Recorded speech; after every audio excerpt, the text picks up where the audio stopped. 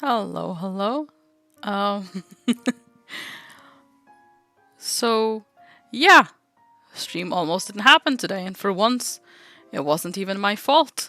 OBS just would not play nice with me. Mundle, hello, welcome, and hello all the cherries. But yeah, it finally didn't freeze, so here we are. So success at last. Well, glad to see you here. How are you doing? I'm glad to see you too, Mundle. And yes, finally success.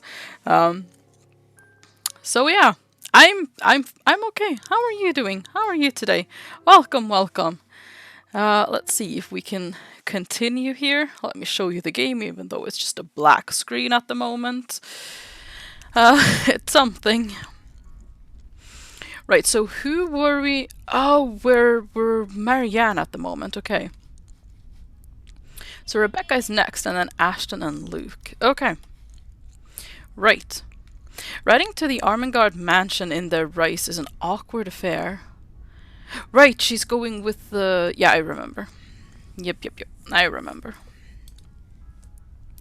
Not only am I worried about scuffing the expensive leather seats, but I'm also worried about getting in the middle of another couple spat.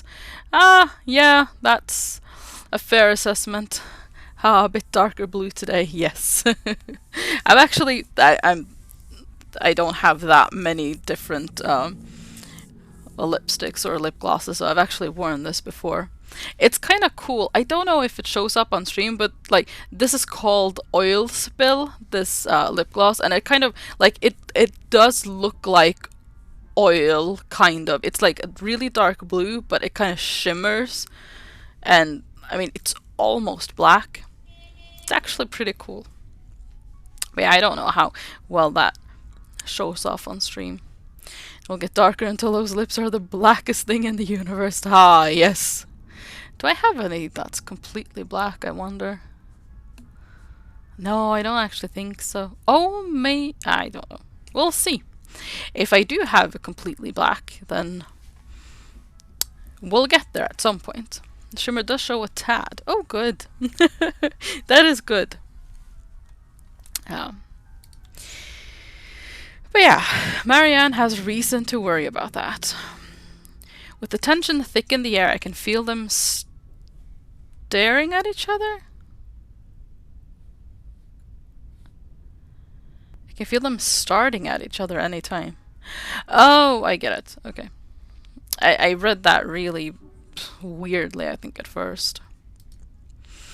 Nobody's saying anything. Up until Mr. Wright tells his valet to turn the damn radio off. And for a moment, I think that he might start.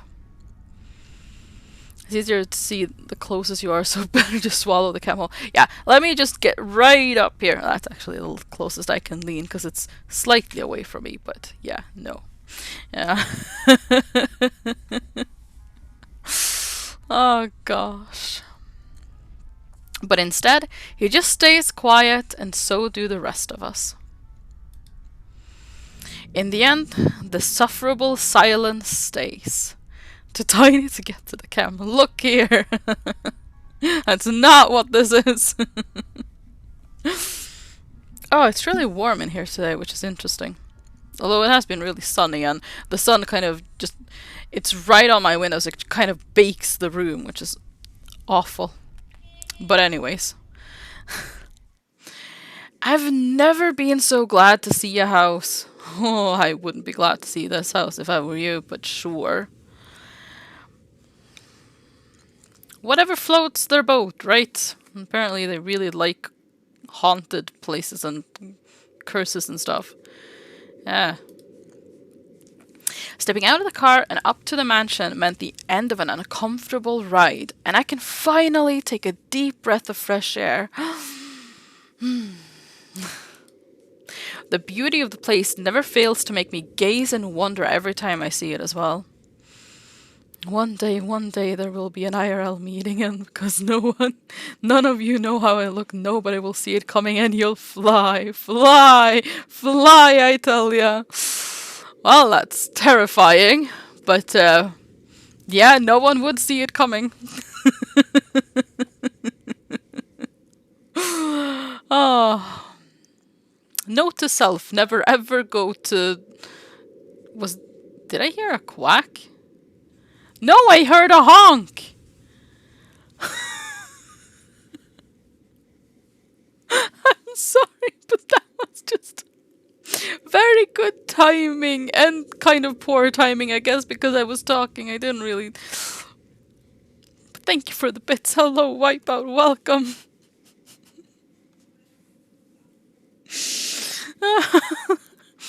Yeah, that fit really well.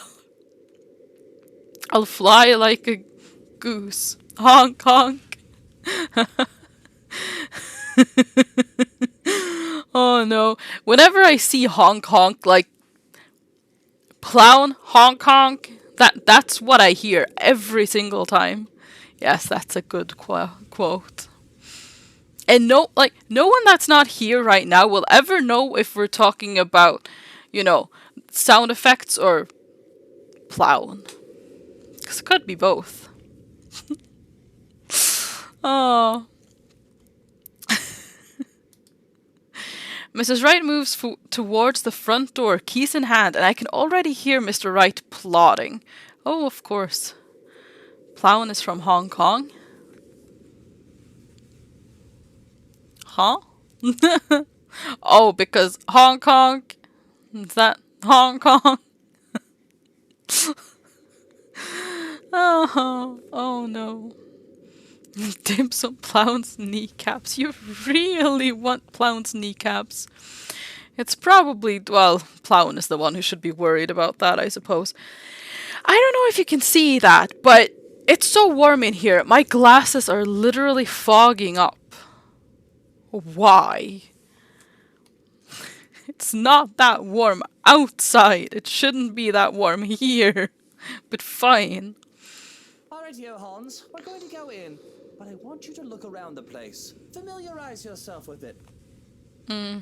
Maybe all of you should do that? Just, you know, you're supposed to be living there.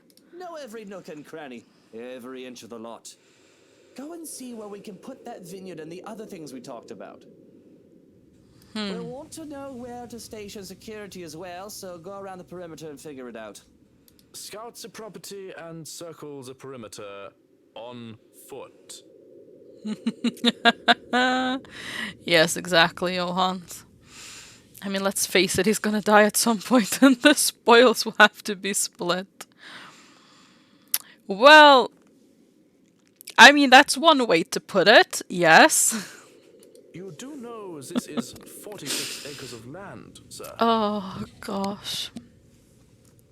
I don't know what's up today. I'm super hot and my allergies. Why? Although I probably shouldn't be complaining when Johans is gonna have to scout by himself on foot 46 acres of land. Although I don't really know how much that is because I don't have a sense of bigness when it comes to acres, but I'm just assuming it's a lot. Well, you are not driving a car over the grass. Obviously, that would ruin the grass. Put those long, spidery legs of yours to good use. I didn't hire you to stand around and look intimidating. What is wrong with you? As a person, what is wrong with you? 4,046.86 square meters. Yeah. Johans is about to get his exercise in for the day. He's gonna get his 10,000 steps, that's for sure. Go, mush. Go mush? Is that... Okay, sure.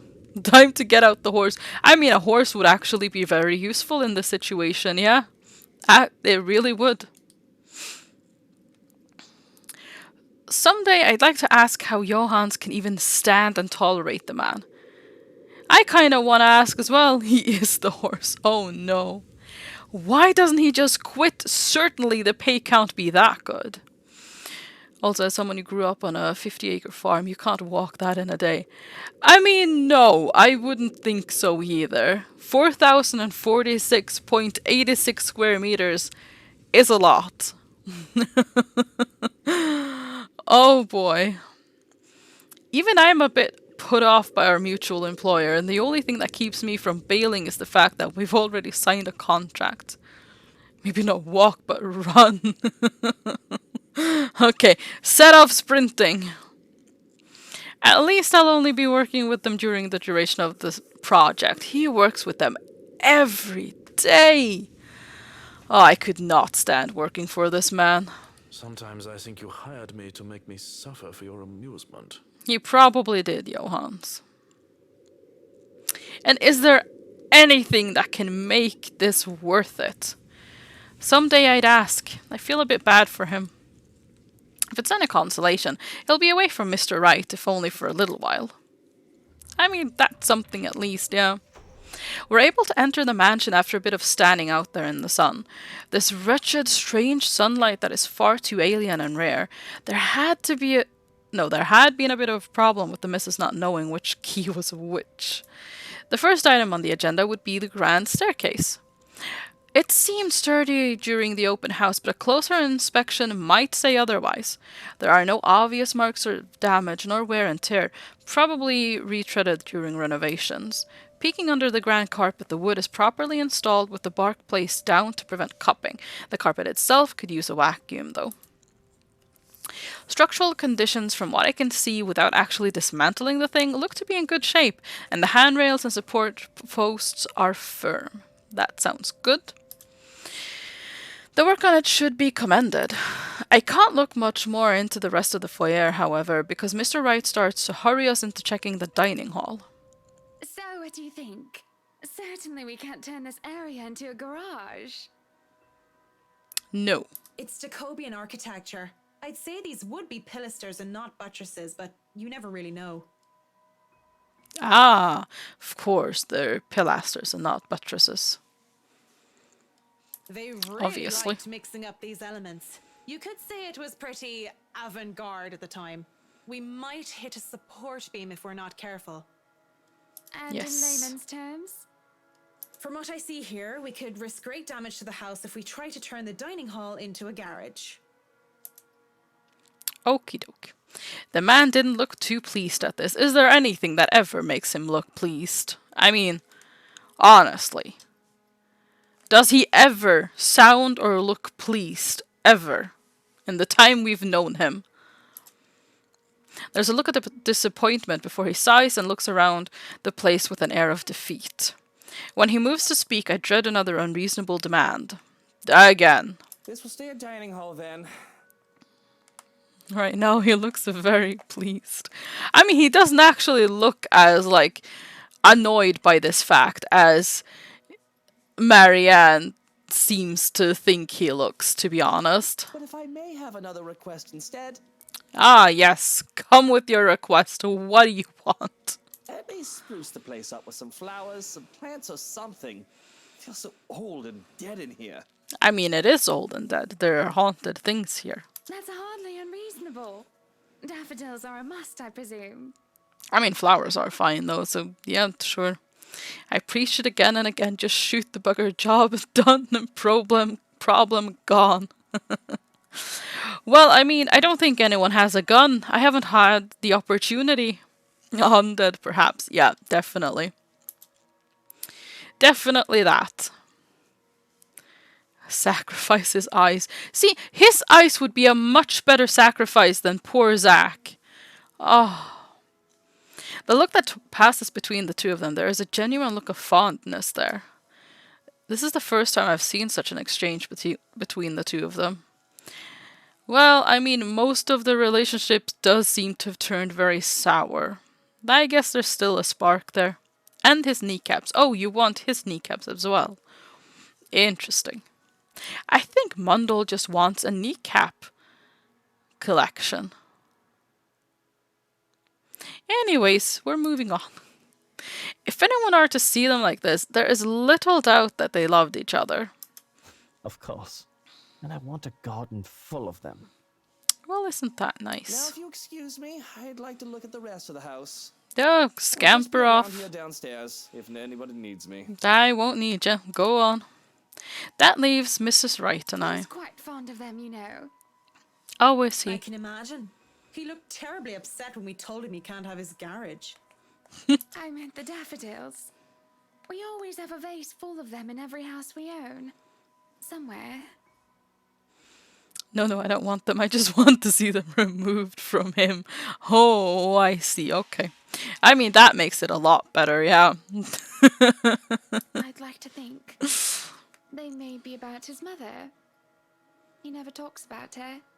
I don't even know her name. How much do you actually know about him is what I'd like to, because I'm pretty sure that he's like the con man or whatever that Ash is investigating. Like, I'm still really sure about that. So, how much does she actually know about him? He likes to flatter, claim that they remind him of me, but he's always loved the flowers, even before we married. Much like the piano, I didn't take him from for a person who liked flowers. Daffodils, least of all. Why least of all daffodils?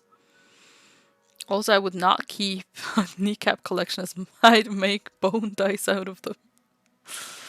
Well, I mean, you're kind of keeping them then, just not in their original form.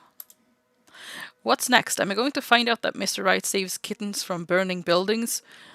No, he would never do that because a burning building could actually hurt him. So no, I doubt he would ever going to a burning building to save kittens. I don't see him as that kind of person. I'll go and snoop about upstairs. Ah, yes, go snoop You upstairs. go and do whatever it is that you have to do. Yep. When she goes without even asking if I need her here, I'm left standing to stare at the walls. Really, I don't need to do a thorough inspection of the building itself. It isn't really part of an interior designer's job. But the architect in me is committed to doing this task with every project. If I'm going to make a living space that have both form and function, I might as well make sure that the entirety of it is safe for my clients. Since I'm already here, I roam around the dining hall to check things off my punch list, if you will. When it's time to move on, I hesitate. Mr. Wright said he'd be somewhere around here on the ground floor, and I really didn't want to be alone with Whiskey. I have to look through the place eventually, sure, but on the other hand, I can do it later when he's gone. I can go upstairs first if I want to. Which floor should I go first? Yeah, check the first floor. I want to spend as little time with him as possible, so we're going upstairs. I've already seen enough of this floor during the open house. Of course, I know it's. Of course, I know that is just a convenient excuse. I just don't want to be in the same room as a Whiskey anytime soon. So I might as well go upstairs first. The banister on the grand staircase landings are solid and at proper height. Any lower and they would be trouble. There's a small catch on the carpet though, but as long as nobody tries to run down the stairs until it gets fixed, it should be alright. And the stained glass? Art. Restored no doubt in the image of the last Lady and Lord of Ermengarde. Or it was supposed to be until Lady Charlotte's fiancé was brutally murdered. Ah, yes. That doesn't sound nice, does it? By a witch. A witch of all things from what I read. You'd think the historians of this place would be a lot more scrutinizing, filtering out stuff like that. Okay, so fun fact, you can actually buy bone dice. Interesting. Very interesting. Is that gonna be like your Christmas wish list to your family now? They're just gonna be really, really worried because all of a sudden they get this list and it just says bone dice. That's nice. I'm amazed they bothered with it instead of replacing it with some generic cookie cutter design. This entire piece alone would have cost roughly 500, even £1 million. Lady Charlotte Ermengarde and her beloved. Looking at the mosaic, it's not too far a stretch for the imagination to believe that the depicted images could be Mr. and Mrs. Wright. It can be easily assumed as such if one doesn't know the history of the mansion. Really, a place like this should be protected by the government as a landmark. No, it's €300 per piece. Per dice? Oh my gosh, yeah, that's an amount of money, that is, yeah. Nice. Oh boy.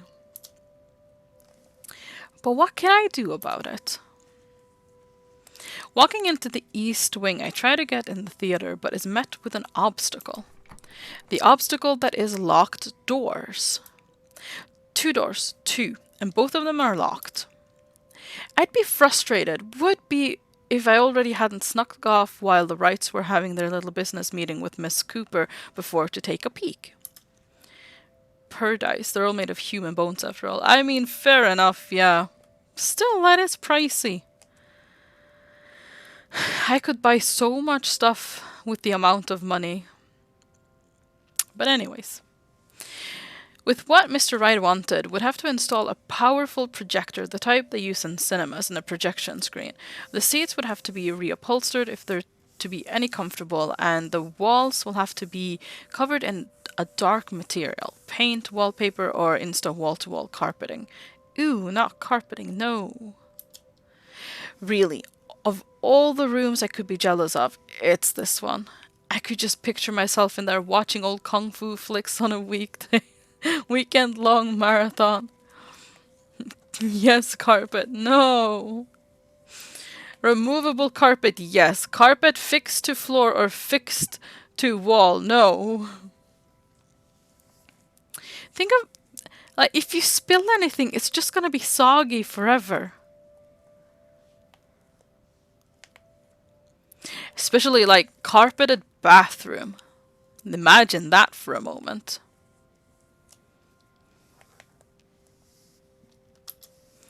Makes me wonder what kind of movies Mrs. Wright would like. Fixed carpet is a no. Exactly. Rom-coms, perhaps? Her husband, on the other hand, I'd rather not think about it.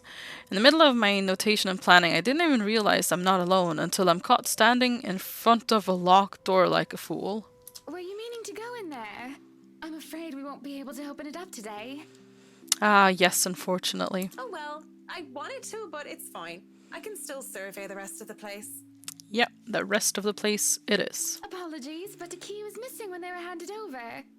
They told us that they'd get right back to us with it. Fantastic. What? But aren't they supposed to hand over all the keys once property changes hands? That can be grounds to file a complaint. They were already kind enough to let us move in so early. There's no need to raise a fuss about it.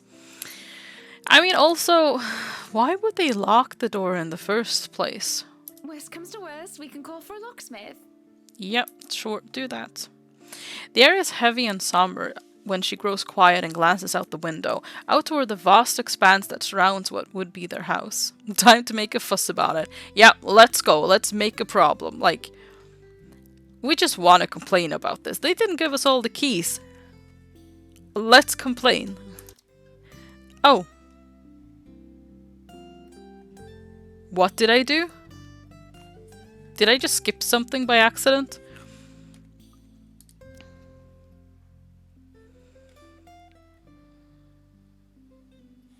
No, I think that's their home.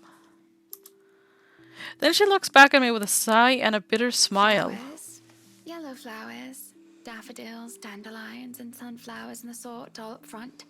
Just a whole garden of them. Get a door maker and replace the door.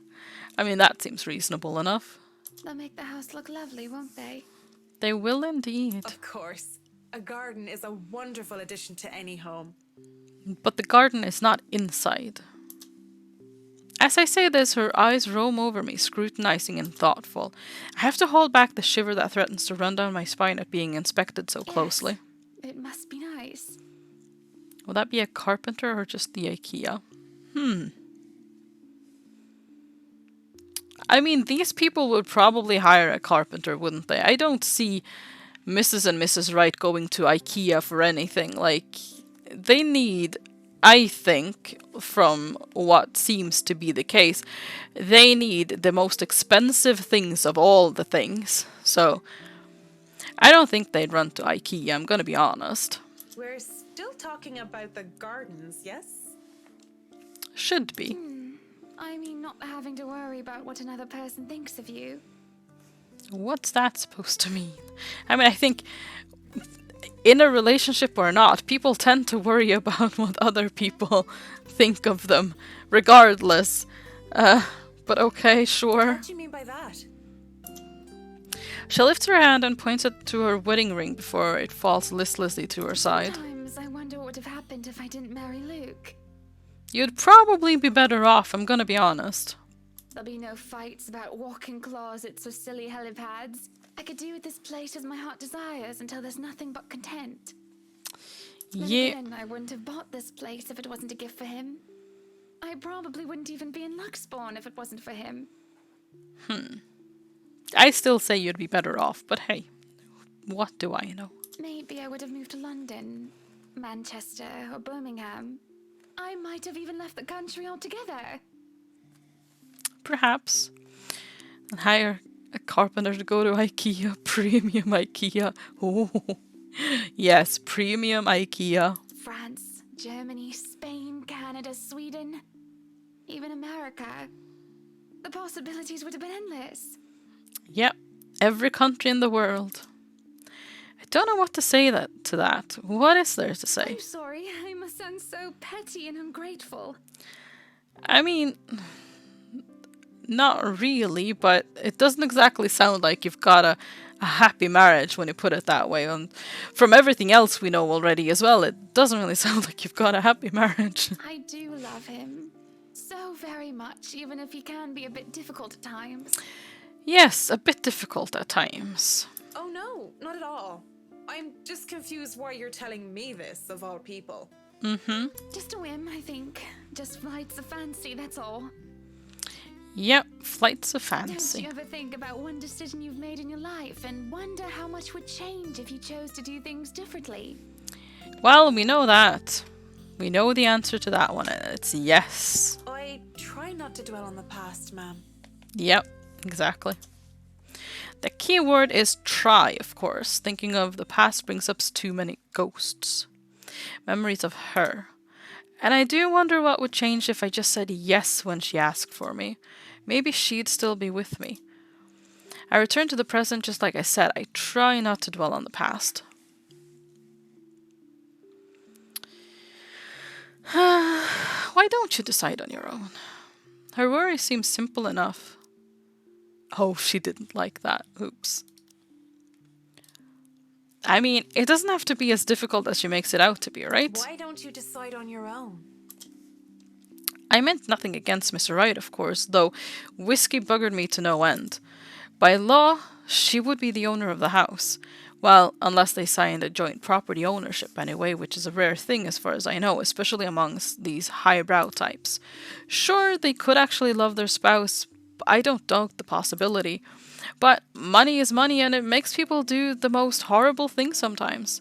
Take your time, Mundle. It's your house. You can paint the whole place pink if you want, and there's not much he can do. I mean, yes, but I suppose if you are a couple, you do want to try to make compromises, although there doesn't actually seem to be much compromising on his part. It's kind of just like, okay, I want this, I want that, I want this, I want that, and also that thing over there. And then she goes, okay, well, can I have this? If I can have that as well. So, I mean, she probably should be a bit more like, okay, well, this is what I want. But hey, what do I know really? The somber expression she had changes to a look of I contempt. could, but we are husband and wife. Equal partners in marriage, Marianne, though I can see that you don't understand. Well, yes, but also you don't really seem like equal partners now, do you? When he makes most of the decisions, like, what have you yeah, no, it's none of my, everything's fine, sure, yeah, no. This is his home as much as it is mine. I'm not going to go behind his back over a room. Well, And how dare you suggest that? okay, well, sure, yeah, I guess, fair enough. That's not exactly what I was thinking, but fair enough, yeah, sure. How do I even talk her down without causing further offense? It's in my attempt to shake off my own drama that I end up tripping right into theirs. Because really, I have no business meddling in the affairs of my clients unless it involved interior design or architecture. Yet here I am opening my mouth and yapping. I do hate to see a good woman That's down. not what I meant by it. I just mean that maybe you don't have to get the approval of your husband all the time. I mean, I'd say no, Or, but well, okay, fine. I know nothing about married life, Mrs. Wright. You're right about that. But I still think you're allowed your indulgences every now and then. I mean, yes, a good marriage should be a bit give and take for both parts.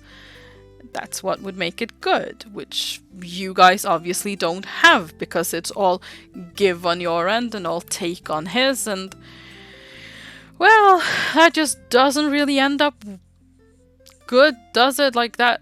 No, that's generally generally just bad. Then yeah, but oh well. Of course, my form of indulgence meant buying old slate 78 RPM country records which I don't even dare use with my gramophone. Fair enough, it's a collection, I guess. For her, it could very well be buying entire houses. That's just my take on it. A perfect relationship is as rare as hen's teeth. You got what you got. You're not I wrong. mean, you're doing well enough without my advice. Sure, look it. Yeah, that sounded very Irish. That looks to placate her somewhat. She looks away and starts to favor the view outside once more with a faraway look in her Feel eyes. free to look around the rest of the house. Everything but the theatre should be open. Fantastic. Just call if there's need of me. Of course, Mrs. Wright. I really shouldn't have opened my big mouth in the first place. This sort of thing only gets me in trouble. Keep it clean, keep it simple, and stick to business. That's it. Be professional. But I failed to do that just because of a pretty face. When she turns to leave, she glances back at me before disappearing into the foyer. I look out the window from where she was standing, and I move on, alone with nothing but my thoughts and her. Finally, some peace and quiet. Thought the old biddy would never leave. Oh. It's utter madness, this hearing things. I reckon it's the stress, though I don't know what exactly I'm stressed about. If meeting Mrs. Wright has really thrown me for a loop, I'd be worried. If I'm developing some sort of psychosis or disorder, well, I'd call a doctor. But hopefully it isn't that, not here, not right here and not right now. I mean, it could just be that personal talking cricket, the conscience, so to speak, and I'm only noticing now, though if it is, it isn't very helpful. Pushing the dilemma of voices in my head aside, I go back to work. This is the first time we've heard about this, but apparently it's happened before. But I can barely make it a few steps before everything tilts and shifts. I don't really stumble, but it feels like I'm being thrown off my feet and the rest of the world just follows. Though my feet stay firmly on the ground, and even if I stay mostly upright, I feel like I've been heaved and put off balance. I have to close my eyes in the hopes of willing the sudden sense of vertigo away, but when I open them... Uh-oh... Well, I don't feel any less sick because of the sight that greets me. Blood drips from the walls and the ceiling, pooling downwards and seeping into the curtains and the carpet. A wave of nausea, stronger than last, hits me along with the overpowering stench of blood and gore. I want to bolt. The rational part of my head is telling me to flee. And I would have gladly done as it asked if only I didn't hear her. I'm here, Marianne. Come on. I have something to show you. I could have ignored it, would have ignored it, if only I heard it in my head. But I swear this time it's coming from one of the rooms, much further into the study, and I feel compelled to pay attention. I can't just turn around and leave, not when it's her. I don't even think as I follow the sound of her voice. Oh. This isn't gonna be good, is it? Lorraine. Lovely Amanda Lorraine.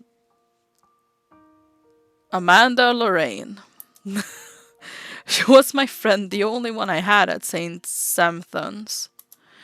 I was a scholar, the charity case, in a school for privileged and prestigious young girls. They all looked down on me if they cared to look at me or acknowledge my presence at all. All except her. Ugh, stop your crying. You know better than to listen to Maeve. Why, I gotta teach that butterface a lesson. Ah, yes. Wait, no, lass. I don't want you getting into trouble with the sisters again. Relax. It's not like I'm going to stomp her and her lackey's arses flat like last time. Oh boy. Come on, let's just go back to our dorm room. I don't want to be on my Tobler while you go get yourself punished. You'll be fine. Gip's there with you. Lorraine was there when I needed her through my highs and lows. Having her as a friend made being in a strange school away from my father all the more tolerable.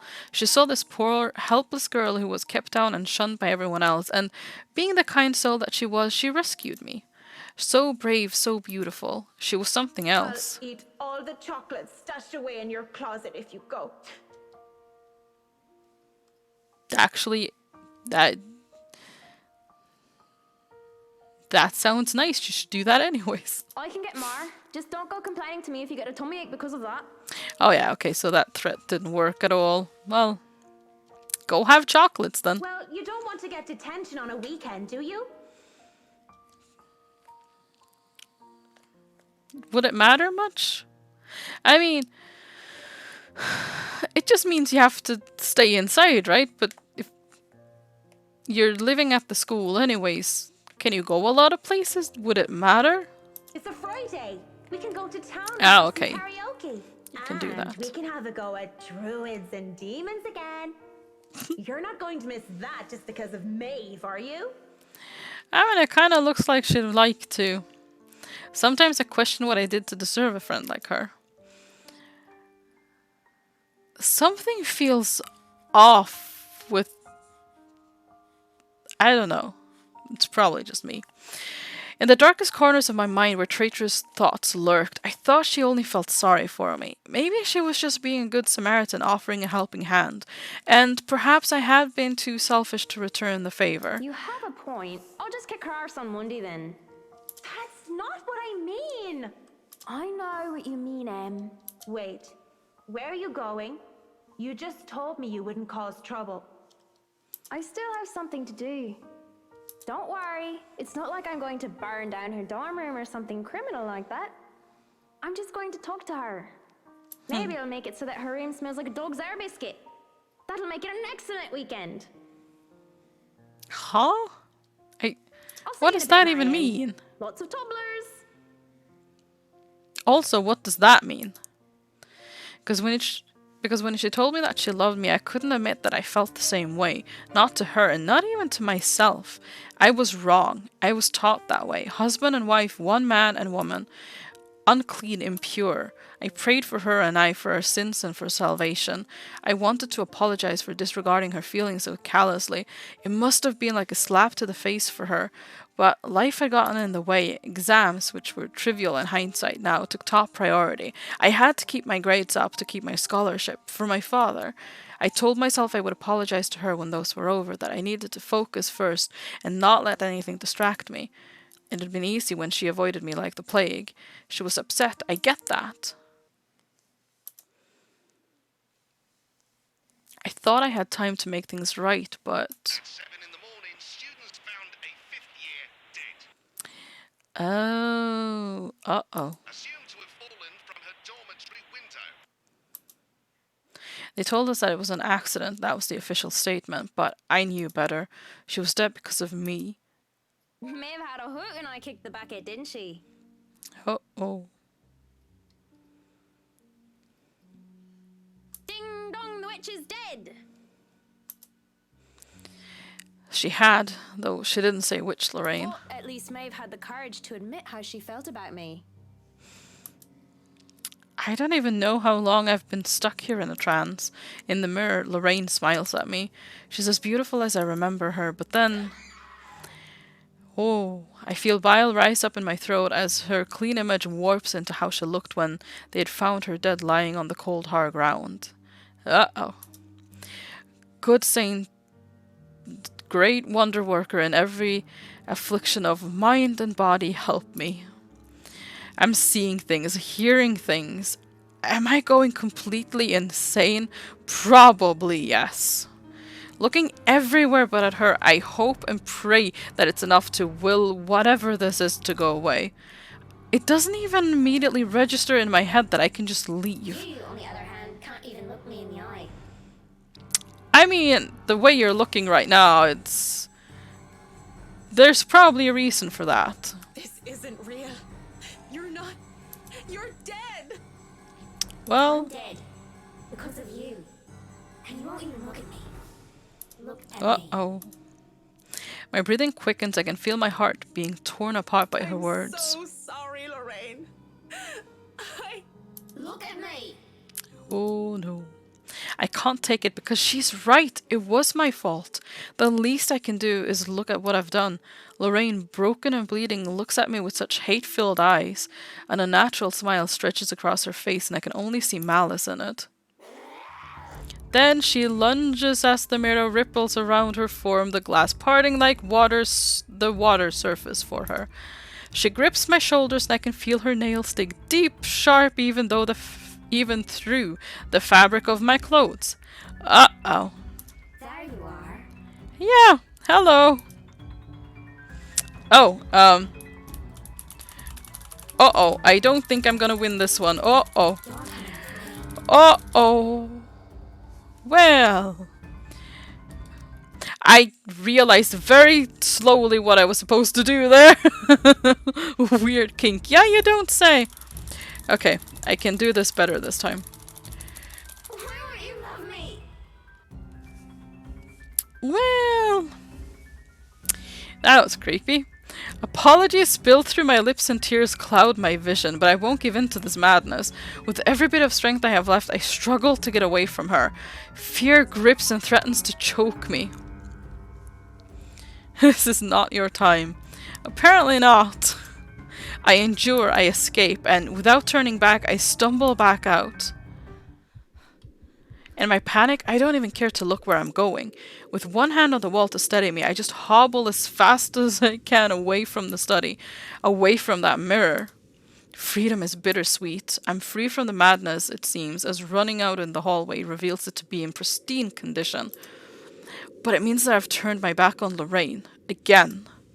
I've no plans of stopping, not until I know I'm safe. Oh, there's nowhere that's safe. And if it means walking back to Luxburn, as ridiculous as the idea is, then so be it. I mean, it's pretty far from, like, the town center to... as far as we know. Well, good luck to you. Have a good one. Someone suddenly grabs hold of me, however, fingers digging deep into my shoulder and my heart nearly stops. My body seizes and I nearly scream. Man, you look awful. I mean, not awful, but did something happen? Are you alright? Well, Mrs. Wright, without thinking, I sought comfort seeing that it wasn't her. It's a sudden impulsive thing to do. Had I been in better condition, I wouldn't even have dared do such a thing. But I didn't know what else to do. Though I know I shouldn't, her warmth, her scent, they grounded me. She is intoxicating. Man, what's going on? I mean, I would be a bit surprised as well if someone just suddenly hugged me in such a way. Oh, you're shaking like a leaf. Rip that contract. Uh-oh. Motorboat time. I mean, she doesn't seem opposed, so sure. Tremors run through my body as soon as my mind realized I'm no longer in danger. I wanted to cry, scream about what I've seen, but like a scared child, I couldn't control myself. My mind couldn't reconcile with what I'd seen. I should just write it off as a figment of my imagination, yet I can still feel her nails cutting into my Are skin. you sick? Should I call for a doctor? I'm sorry, Mrs. Wright. Just feeling a little woozy and lightheaded is all. I mean, understandably enough, after seeing what you saw, but, you know, death is coming for us all at this point. Let's get you somewhere to sit down then. Come on, don't worry. I have you. Yep, a lie. But a whole less complicated than telling her I was attacked by a dead girl.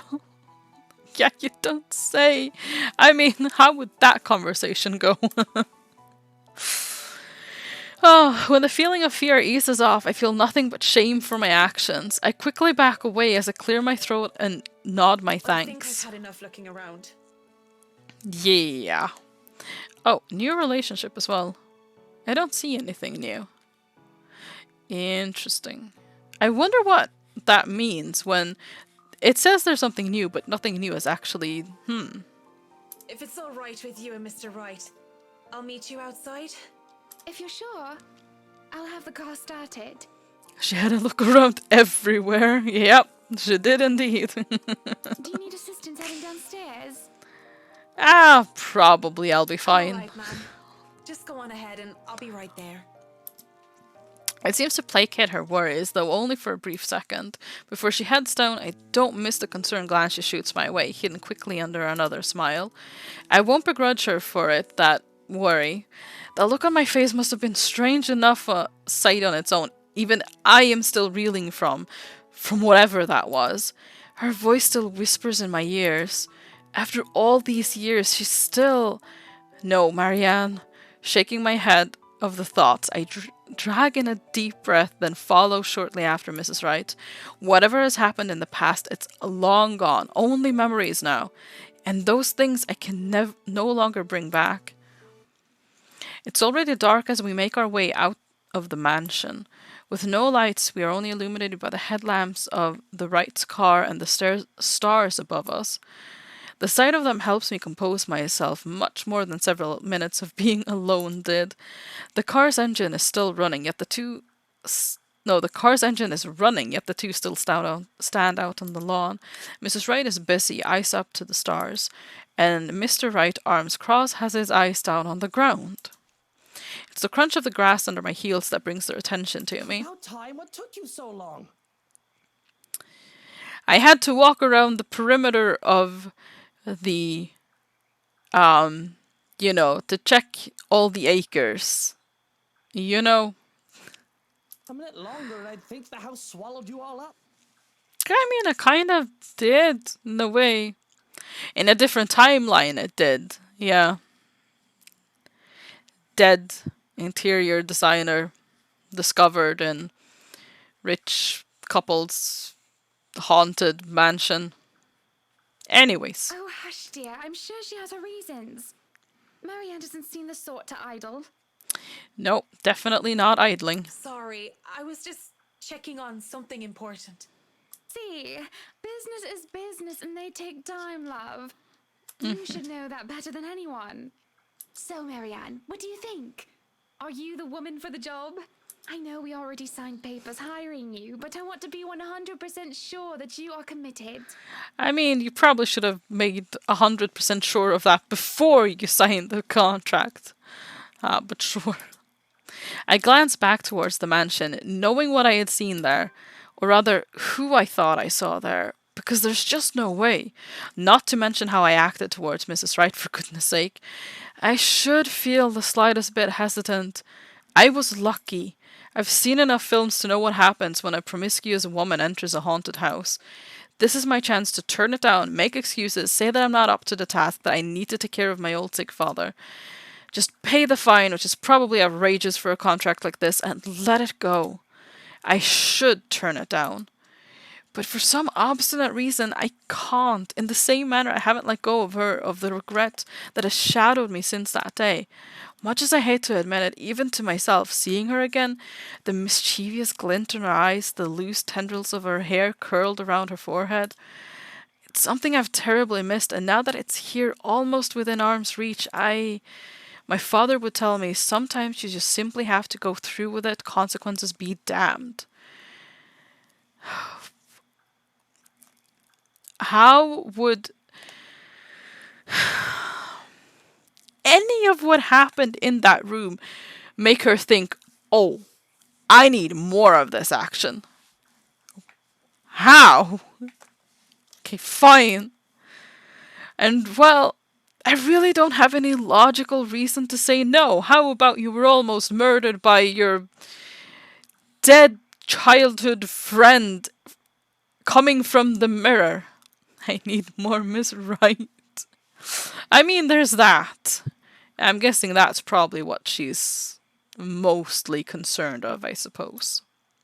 At least not something a client like the Wrights would want to hear from a professional designer. Certainly an interesting project. You can be sure I'm seeing it through the end. Of course. Such dedication. Oh, I do love the determination.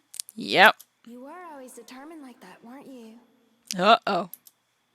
Hearing her voice again sends a chill running down my back. I can't wait for this day to be over. From the mansion and through Anselm, I rode with them in silence. But as soon as we hit the city proper, I asked to be dropped off and bid them good night. I thought it best if I didn't stay too long in confined spaces with either Mrs. or Mr. Wright.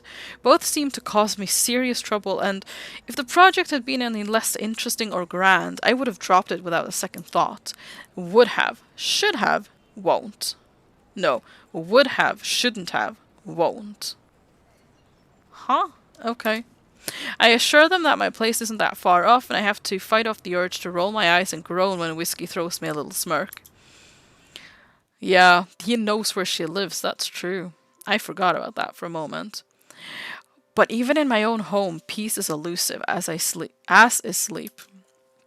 I lie awake thinking of what I saw in that mansion, of who I saw.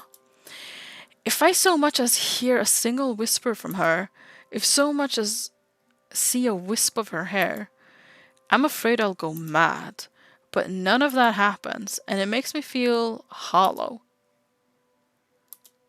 For 2 nights I've had trouble sleeping, but it's only one morning when fatigue has already let me rest that I am reminded of what terrifies me so. What terrifies you so? In my restless dreams, I see that mirror, the one in the study, and in it I see her, I see them. Lorraine and Hannah. Hannah and Lorraine. Poor, pathetic Marianne. Work, work, work. Gal. She'll work herself to death. See, she doesn't listen. That's all she did. Look at what happened to me. They talk amongst themselves with cruel smiles and venomous tongues, or rather, to themselves, 2 heads, 1 body. A horrible mockery of these women as if they were one and the What's same. the pity? Life goes on and goes out, and she doesn't even see it. Do you think she'll even realize when she's kicked the bucket herself? When they say a person has a hard time telling when they're in a dream, it was true often enough.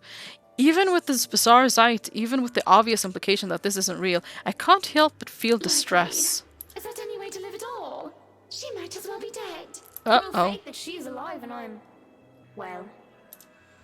True, they speak into each other's ear, tones low and hushed. I can still hear them clear as day, with their whispers pervade the air, heavy and oppressive. They bury and dig into my head like tiny maggots, worming their way into my skull. It's only then they take notice of my presence. Eyes turn towards me, and I can only feel small under their scrutiny. Yeah, this isn't creepy at all. Caricature smiles etch on their faces, mimicking each other grotesquely. Oh, Marianne, how long have you been standing there, dearie? Come join us, Marianne. We won't bite. Unless you ask, that is. Looking at us, spying. How scandalous. Such a naughty girl. I'm sure you were just waiting for something lewd to happen, weren't you? You know she will not admit it. She thinks it wrong. You've said it so yourself. This is worrying. Yes. She thought me wrong, impure, abnormal, because I loved her. Uh-oh. My breath hitches and I open my mouth to protest, but they stop me, screeching. The mirror that holds them cracks like spidering across its surface. Lie.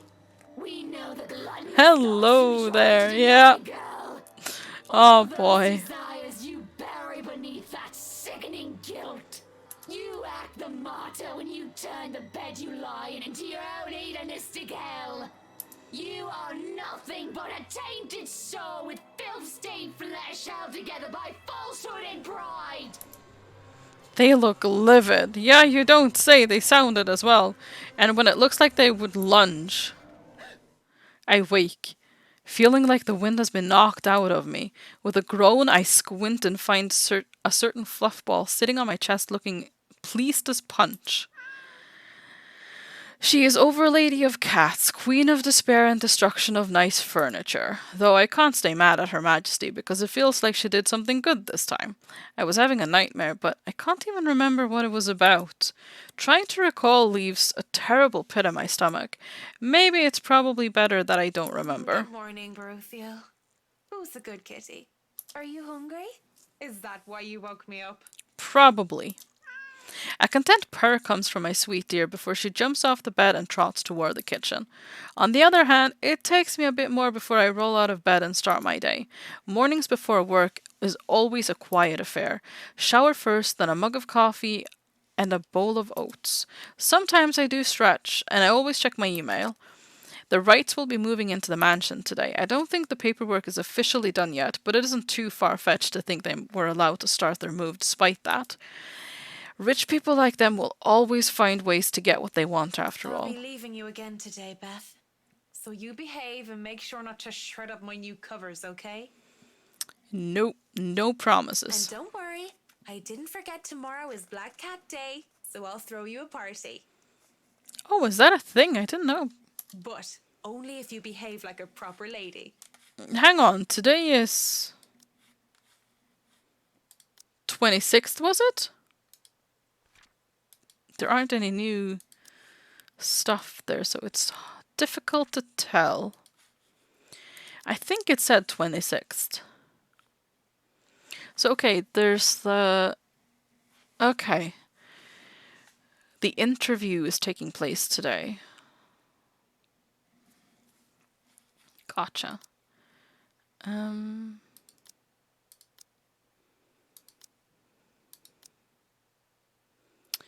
Oh, no. Well, yeah. Of course, Black Cat Day is a day, I mean, there's a throw short people day. When you put it that way. She barely gives me a glance as I say that before going back to her own food. Cats. Still better than humans most of the time. Too bad I have to work with humans. The place is already... Yeah, it's the 26th. The place is already busy as soon as I get here.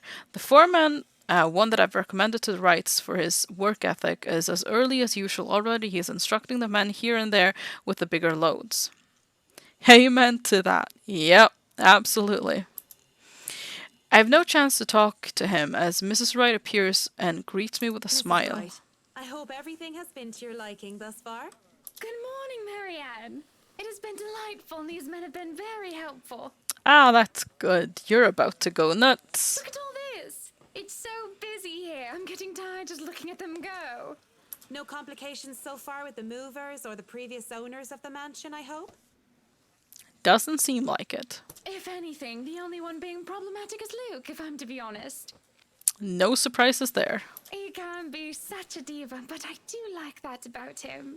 Oh, you do ya? She stops looking up at the upper landing where Mr. Wright comes through with two other movers and the mirror from the study. Do be careful with that mirror. We wouldn't want anyone getting hurt because of broken glass. No, we wouldn't, would we? Why are you even having it carried around? Oh? You did say you didn't want the mirror, and I keep getting distracted by it. Oh my god. Okay, right. If I'm going to turn the study into my office, I'd rather not have it there. Yeah, no. It would be too distracting if you could see yourself while you're doing your work. Where can we put this? He's a dog. Well, no, actually, that's an insult to dogs. Dogs are clever. Well, this guy is just... There's nothing really you can call him that won't insult what you're calling him. Anyways. No, you are not putting it in our room. Okay. Why don't you go, I don't know, put it in the wine cellar for now. We can figure out if we'll store it in the attic or somewhere else later, yes? Why is the wine cellar somehow...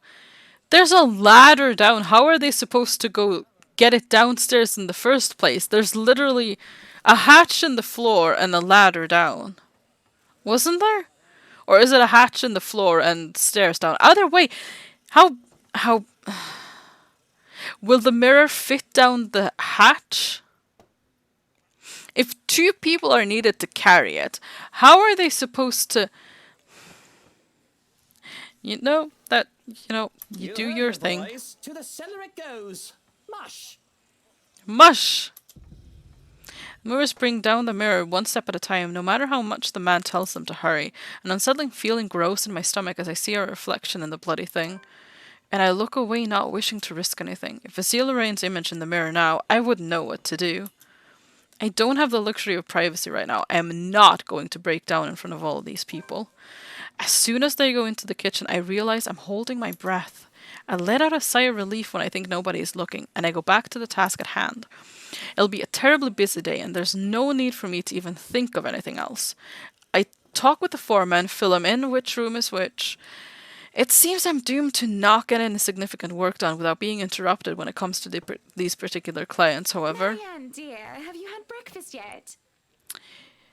Well, I do believe it would be considered brunch at this hour. Oh, yes, Mrs. Wright. You must join me. Johans has already been breaking in the kitchen, as they say. probably literally. He does a lot of kung fu fighting. I do not see the others settling down for a meal anytime soon. Someone might as well enjoy the food while it's hot. Yes, indeed. And that someone might as well be us. Well, sure. I should say no, I really must say no. But the way she smiles at me makes it difficult to do so. Look at how ridiculous I'm being, acting like a silly, nervous schoolgirl with a crush. It's just brunch, and who am I to say no to a client? It would be unpolite to do so. No, actually, it would be polite to continue doing the job they're paying you to do. Honestly. It's not like I'm going to agree because of anything other than propriety. I'm not agreeing just because she batted her pretty eyelashes at me. Yeah, that's exactly why you did it. If you insist. It really isn't any of those. But it is something about her eyes, rather. She looks like she needs a good talk, a friend. And although I'm not supposed to be chumming with my clients, there's no harm in pretending, right? Of course, I've been wrong on many occasions before. Maybe there is plenty harm in pretending that I care. Because pretending I care might lead to actually caring. Being alone in the same room with the missus leaves me reeling, as I find myself paying too much attention to her. It seems so borderline unhealthy how much I'm getting obsessed, even if it's just by looking. Heaven forbid. I know, right? Caring about someone. Oh, the horror. And it's this little insignificant things that I notice, like the way she plays with her hair or how she smooths down her dress. Come on now. Whiskey's annoying voices in the other room helps pull me back to the ground. Screw heaven, go for it. I'm just looking, aren't I? I know that someone like her wouldn't even look at someone like me. Still, there's some time to turn around this bad decision. I'd really like to thank you for inviting me to breakfast, Mrs. Wright. But I already ate, so I should really go back to work. Nonsense! You arrived so early. You must not have gotten a proper meal. Sit. Sit! I'd situate us in the dining hall, but it is a mess right now. Her concern is sweet, as is her smile, but I'm really not here for idle chit-chat, something I keep forgetting. We're both just distracted when the food arrives. It's enough for me to stay, at least until the meal is over. That's still not a poached egg. That's not how poached egg looks. No more, no less, just to be polite. Thankfully, the conversation steers into a topic I'm comfortable with, work. This goes on for a bit, and I can't be more relieved. Most people don't understand calling me a workaholic, but I chose to work in a field I'm enthusiastic about. So what if my career is also my hobby? But no, really, how have you liked it so far? Oh, it has been wonderful, believe me. Everything is going smoothly too. We ain't gonna make it to heaven, at least not the Christian version anyway, so let's enter hell with a bang. I mean, okay, so if we are having this discussion, if you're going to hell anyways, you might as well do all of the things that you want to do that land you there, because if that's where you're gonna go, anyway because of one thing. You might as well do all the things. Now, that's not to say, obviously, we should be nice to each other and all of that stuff. But you know, it's a thing. It has been a long time since I've worked on something on this grand a scale. Nowadays, everyone is about condos and flats, living in the city where every room is an identical box. Well, that sounds boring. So you have every room is an identical box. So you have the TV, the sofa, the computer, you know, the workstation, and then the bed in every single room. Why would you need that many beds? Or sofas, or TVs, or, well, workstations? That sounds... Oh, and you would have to have the kitchen and as well. Also the toilet. That seems worrying. Because you'd never... If it's going to be classified as the same room, that means it can't be, like, boxed off. Yeah, that seems complicated. Anywho. That'd be really nice and hell just to infuriate Satan. Uh-oh. Believe me, this is very refreshing. Ah, yes. We lived in a condo before this, Marianne. Ah, yes, so this should definitely offend you. I didn't mean any insult. It's fine, sweetie. Look at you, all frazzled. I was just pulling your leg. Yes, it's very pulled. Luke wanted that penthouse when we got married, and you can thank him for purchasing this place as well. Mm-hmm. Nice, nice. Wait, doesn't she own the house? I'm pretty sure. I have no business with it, though. It's theirs to hash out. But apparently the momentary confusion has been visible on my face. Don't be fooled. I'm just the treasury. Ew. Well, yeah, won't be I able to make a remember that. purchase this grand without his seal of approval. Yeah, that's a thing as well. I see. That's it. That's all you have to say. Well, I mean, how much comment could she actually make, to be fair? Yes, what else is there to it? Without warning, this really nice friendly chat evolved into something horrible. Something sad. But I really don't know what to say, Mrs. Wright. We were talking of no topic in particular, and Luke. We were talking about Luke. about him not eating breakfast with you? Okay, now, it's, well, yeah. About him treating me as if I were some treasury. Despite my general dislike of the upper class, I sometimes feel pity for them. They may have all the money in the world, where material things aren't a problem, but they don't even see what they've become, where they've ended up, or what they've done most of the time. They're shut in by their own traps, forced to play along with society's expectations, and do anything to stay where they are and to keep what they have. A world where people feel or are treated like they're mere possessions. When someone is at the top, it's the only way for them to go is down. I've worked with many Hannahs and Lukes and Whiskies, but I've never been one of them. I don't pretend to understand their world any deeper than that. I merely know that what I've witnessed before. She looks lost, speechless at how she betrayed herself. My pity for the likes of her returns. Nothing but pity moves me as I speak before she can say anything else that might ruin or break her. I won't speak a word, Mrs. Wright. Not only am I contractually obliged to, it would also go against my principles. This is no one else's business but your own, and it should be kept between the two of you. Yes, so between the two of you should technically not include. But hey. And whoever you wish to seek counsel from. Yep. Please, Marianne. You have to understand these sort of affairs. If anyone were to know this, they could just twist it and we'll be ruined. All I ask for is your silence on the matter. The way she practically begs me to keep quiet about it is disheartening. I have no plans of speaking about anything I hear, especially if it's about their private affairs. But the way she looks at me, the way she just expects some sort of fallout because of this makes my heart clench. Well, I'm keeping that information confidential as well. It's not like I have any other choice, do I? Thank you.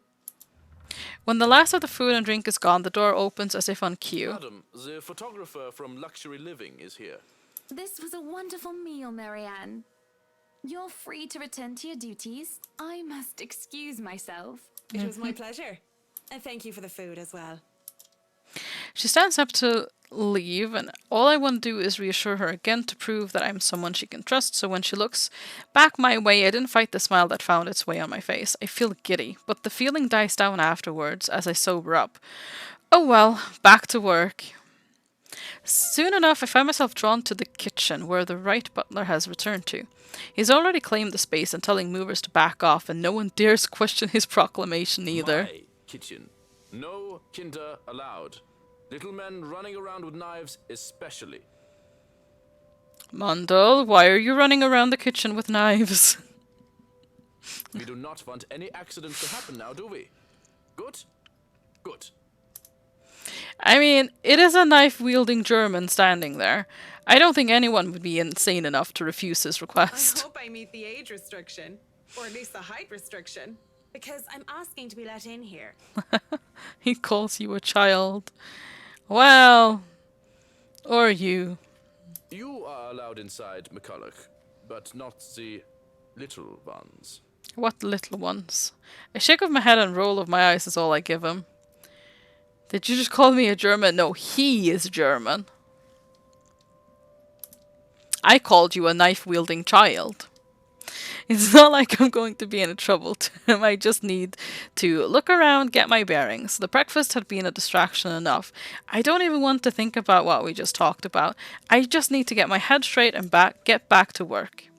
The movers work efficiently, even when they're left alone, and they do quick work of the responsibilities. The head foreman comes, standing in the doorway to consult me on this or that, and I have to go help every now and then. I somehow like that more. That I called you a knife-wielding child? Good. I actually... It's... I mean, it's on the topic of knives. I used to have this friend who sleepwalked. Yes, very good. Oh, it's the Nothing Else Matters music as well again. But yeah, I used to have this friend who sleepwalked, and he told me once, because like he didn't sleepwalk often, but he did sometimes, and I think he did it more when he was like, you know, little. We were around 13, 14 maybe at the time. I think he used to sleepwalk more when he was a child, and he told me once he just you know, he'd gone to bed like usual, and his parents had gone to bed, and they woke up in the middle of the night, and he was just standing there in their room next to their bed with a knife. And he'd sleepwalk, got a knife, and then just come into their room apparently, which was just really creepy for every one of them. And it's like that was incredibly dangerous, to be fair, but it's also a little bit, since it has a happy ending and nothing bad happened, it's slightly funny to think about also. Sleepwalking can be dangerous. Oh, most certainly, yes. Definitely. But they pretty much have everything up to standards. They skip lunch entirely, not even realizing when they do so. Nevertheless, all is well as the butler gets to heating up the leftover bubble and squeak from breakfast and makes a generous batch of fish and chips for them. Most likely simple in comparison to what he serves the right, but well done nonetheless. That smells good. Want to wrap up some for me to go? That's a bold question. It's an idle observation more than anything, my thoughts, as they are preoccupying me. If there are any left. One can't go wrong with fish and chips. Everyone loves them. Even my husband. And he's American. Interesting. I really do hate getting so up close and personal with my clients. It's a distraction. Bad story about sleepwalking in our school, but they're no topic for here. Oh, uh-oh. Gotcha. It is obvious to me that I've gotten my priorities all wrong here when I can't help but think what I've heard, what I've learned about the right couple. These things have a way of creeping up on a person. Thoughts, ideas, whether they're fact or fiction. They creep up and fester, crawl and writhe in a way that twists. I hear giggling, delighted and mocking. They creep up and the sensation of fingers ghosting briefly on my arm causes me to freeze and hiss. Don't! I half expect her to be there. No need to scream bloody murder. No, honestly, if you're the one touching me, I would scream bloody murder. So, yeah, I completely understand. It's just me. Quiet down before you break glass. But it's just whiskey. I'm not sure if that's any better, I'm gonna be honest. Don't do that again. Ever. I don't like being scared, though I don't believe in the likes of spooks. Being startled is not on the top of the list of things Marianne liked. You know, fair enough. Lucky for him, I've nothing within reach, or he would have gotten on friendly terms with something like a rolling pin. Uh-oh. I mean, there's a row of knives and stuff up there. Like, there's a couple of cleavers. You could introduce him to those. What was with that reaction? Were you really scared? It kind of looks like she was, yeah. Kind of looks like it. Has Johan's been telling you ghost stories? He just loves to scare people. Oh, very good. Yes, scary stories are, yeah, lovely. Isn't that right, Brother Gurium? Oh my gosh. The butler's expression is unreadable. I hardly see any emotion on his face to begin with since I started working for the Wrights, aside from vague amusement. There must have been something there, though, judging from Mr. Wright's own content look. The expression on Mr. Wright's face is almost cruel. But neither of them spoke, even as Johannes leaves the room to serve the workers their late lunch. So that was a reference to something.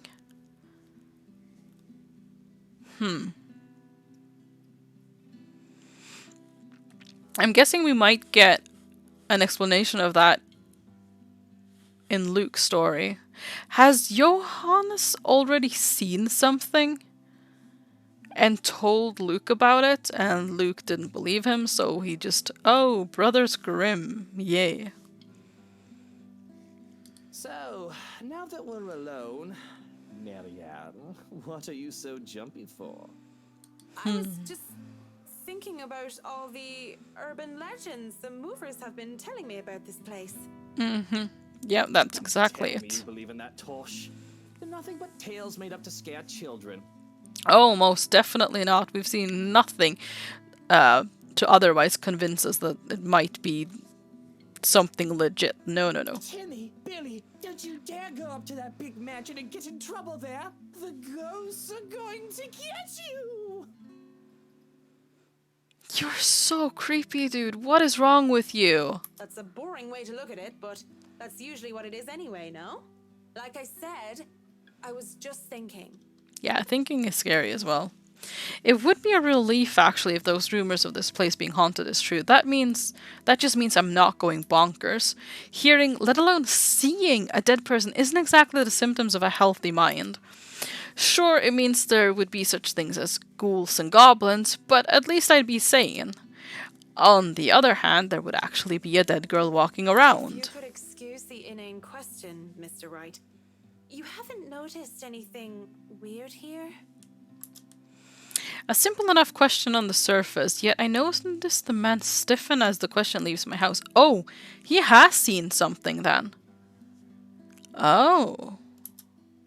I wouldn't have noticed it if I wasn't watching his reaction intently, but in his eyes I see something dangerous. It depends on your definition of the word weird. Are we still on the topic of this place being haunted? Or is there something else? Because no, things have not started to fly around and we have yet to require an exorcism. I don't think my head would like to do the whole 180-degree turn thing. I mean, you could always give it a go. That's one way to get rid of you. Well, maybe that, but no strange people? Strange people. Aside from my usually weird butler and all the weird men traipsing around touching my things. Not really. Traipsing around, touching my things. That just makes it sound like all these weird men are just here and just going around stroking his things, like touching them. Like, ooh, lamp, ooh, cupboard, ooh, linen closet. Sure. Why do you ask? Have you noticed anyone strange while you were here? Because you must report it to Johans and he'll have security handle it. You don't stroke your lamps. Not on a daily basis. I mean, sometimes they seem lonely, but for the most part they're fine, I think. So these reports Oh, better not be no. about ghosts and things that go bump in the night. I don't want to waste manpower on the boogeyman or senseless witch hunts. I would like to waste manpower on the boogeyman and senseless witch hunts. Well, actually, maybe not that one. That one is a bit dangerous, but you know, the other I'll one. keep that in mind, Mr. Wright. But no, it's nothing like that. It's just a dead girl from my past, like from when I was in school. That's all. I guess the mansion is just strange for me. It's a unique project. That it is indeed, yeah. No strange men or women lurking about then? Are you expecting strange men or women to lurk around? Like the police, for instance? A date teenager would technically qualify as strange. True, yeah. But yeah, the whole I see dead people thing isn't going to go over well. Not that I Probably know not. of, but I'll inform Johans immediately if something comes up. I'm serious, Mint. You see anything, anyone suspicious, and you report it. Immediately. He is expecting there to be someone, isn't he? I mean, he... Oh, you know you're being investigated. Ooh. Or it could be zombies. One or the other. I think that goes without saying. Yeah, you would think so, and you would think that he wouldn't be that worried about it, I guess you could say. Unless he actually knew that there were rather a good possibility of that happening. The concern he have on the talk of security is quickly gone. The concern he has on the talk of security is quickly gone. His arrogant, smug smirk returns, if a bit subdued. Whatever smarmy remark or innuendo he has at the ready never comes, though, as voices from the dining hall ring out. Nah, I just freelance mostly for magazines, newspapers, and events. So you can't really call it a full-time job. It's fun and it puts food on the table, but it's not what I really want to do. At least not all the time. That would be the magazine photographer, I presume. As always, Mrs. Wright talks in such a kind and cheery fashion, no matter who she's talking with. It certainly puts people at ease around her. It sounds like it's working on the photographer too. Hearing them, though, seems to put Mr. Wright in a sour mood. At least if a small scowl is anything to go by. Is he jealous? I'm going to ask if he's alright. I feel like that would annoy him more than if I try to lighten the mood. Hey, are you alright there, Whiskey? You're looking like you need a serious drink. Ah, sugar, he liked it. I should have gone for the other one. Can I change my mind? Film. Documentaries mostly. But cinematography is a lot more difficult than photography, right? I was working on the thing, actually. I'm fine. Just a bit winded from all that moving about. It's been a long day. And, okay, yeah, And sure. the day's not over yet. So if It's you can not. excuse the bloodness, you either shape up to help or ship out back to your room and let us do the rest of the work. Ooh. Yes, good. He hesitates, eyes locked firmly on the door that led to the dining hall. Even now, we can still hear as Mrs. Wright and the photographer chit-chat in between shots. Not my place to say this, but she really does seem to care a lot about you, you know? He doesn't seem to care that much about her, though, is the problem. There's no need to remind me of that. Okay. A strange smile appears on his face before he shuts his eyes and Tell sighs. the workers that you're all dismissed early. That's nice and all, Whiskey, but we really shouldn't just take off. Delays aren't a good thing when it comes to big projects like these.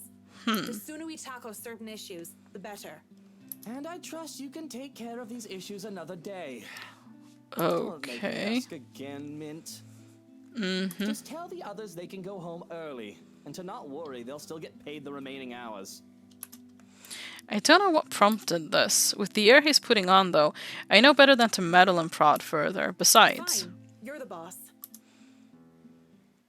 walking out of the kitchen, I just accept the fact that whatever he says will go well under his roof. Mrs. Wright and the photographer are still too busy in conversation to notice me, even as I make my way through the dining hall. Besides, I didn't want to ruin their fun. Well, it wasn't really a big thing. People didn't like Blue Foncé very much. People don't like a film about colors. I suppose they would have liked Blue Baby a lot more. Going to the foyer has me stumble upon the family butler once more, who raises a brow at my And presence. where are you off to in a hurry, Miss McCulloch? The foreman is looking for you. The Bratwurst wants us off the clock. He's dismissing us early because of... Oh, I don't know. He just wants us out of here. I'll go and call a cab for you then. It would be for the best that you leave when he asks you to. I don't doubt it either. My ride back to the city doesn't take too long to get here. Granted, there were some difficulties at first because the driver didn't know where the Ermengarde mansion is. He tried to have us hand over GPS coordinates from a smartphone or some other technobabble I didn't care about, but the butler didn't understand. And as soon as we told him it's that haunted mansion over in Anselm Village, he knew just the place. And finally headed over, albeit with some hesitation.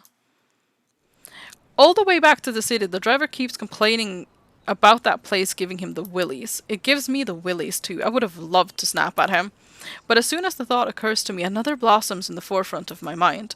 One that has somewhat bothered me greatly, more than my exasperation over whiskey and this project, or wanting all of it to stop. There has been no Lorraine whispering over my ears today. Worse, I find myself searching for it, searching for her. Loose ends. Fucking bloody loose ends everywhere. I thought I've already moved past this years ago, and it does nothing to help me curb my frustration. If anything, it only ensures that I want a stiff drink. And where else do I go to drink? Tuesdays are for karaoke, and Wednesdays, improv. Oh, is Marianne going for improv? Usually it's these four guys who did hilarious games. The one with the Irish drinking songs are always a crowd favourite. Though I love a good laugh, stand-up comedy isn't my thing, and without Cam or Haruna or any other distractions, I end up drinking a lot more this time. And when there's several bottles of beer in me, I get really, really embarrassing. Hey! G! Psst! G, come over here. Who's G? I need you for something. It's a good thing that the bartender is a nice fella. I'd probably have been kicked out of other places by now. Or worse. If push comes to shove, all he would do is give me an easy smile and shake of his head, even while he's attending to other customers. Just like now. Moment, will ya? I gotta go check on her. He's some Asian guy, and I'm pretty sure I've seen him here before a couple of times, although he never talks to anyone else except G. The girls used to be all over him too, but he always turned them away. I'll be here. You go do that before she falls over. Oh, it's Ash. Asian Joe. All right, Fantastic. all right. What is it? Oh. Do you need someone to help you get home? Bartender, pour the wine. I think that's enough alcohol for you, little missy. I'm cutting you off. Yeah, sounds like it's about time. A whine comes from the back of my throat as he pulls my bottle away. I have no hope of getting them back once they're behind the counter. Even in my drunken mind, I don't dare hop over it for them. Because what little sense I have left knows I'd sooner take a floor dive than succeed in wresting a bottle from a sober man. But that doesn't stop me from trying to reach out with my arms like a stupid idiot anyway. He smiles and shakes his head, just like I know he would before going back to the other guy. Right now, where were we? How you holding up, boy? With no drink and no one to really chat with, I would have gone home or gone to sleep or in the bar right there and then. But I'm not ready to stand up and try to trek back home just yet. Same old, same old. I'm still on the Luxborn firm case. Those blokes they talk about being in dark suits, whisking people into the night or some shit and all that. Didn't the media call it some ridiculous name in the morning news? They probably did. They tend to do that. What is it this time? Wait, don't answer that. They've called it a lot of things. As long as people don't start running around claiming they're the Illuminati. It's the Illuminati. So, what have you got for me this time, G? Anything good? No, probably just bad alcohol. Slow down there. You haven't even told me what sort of dealing dosh we got. Who are you looking into this time?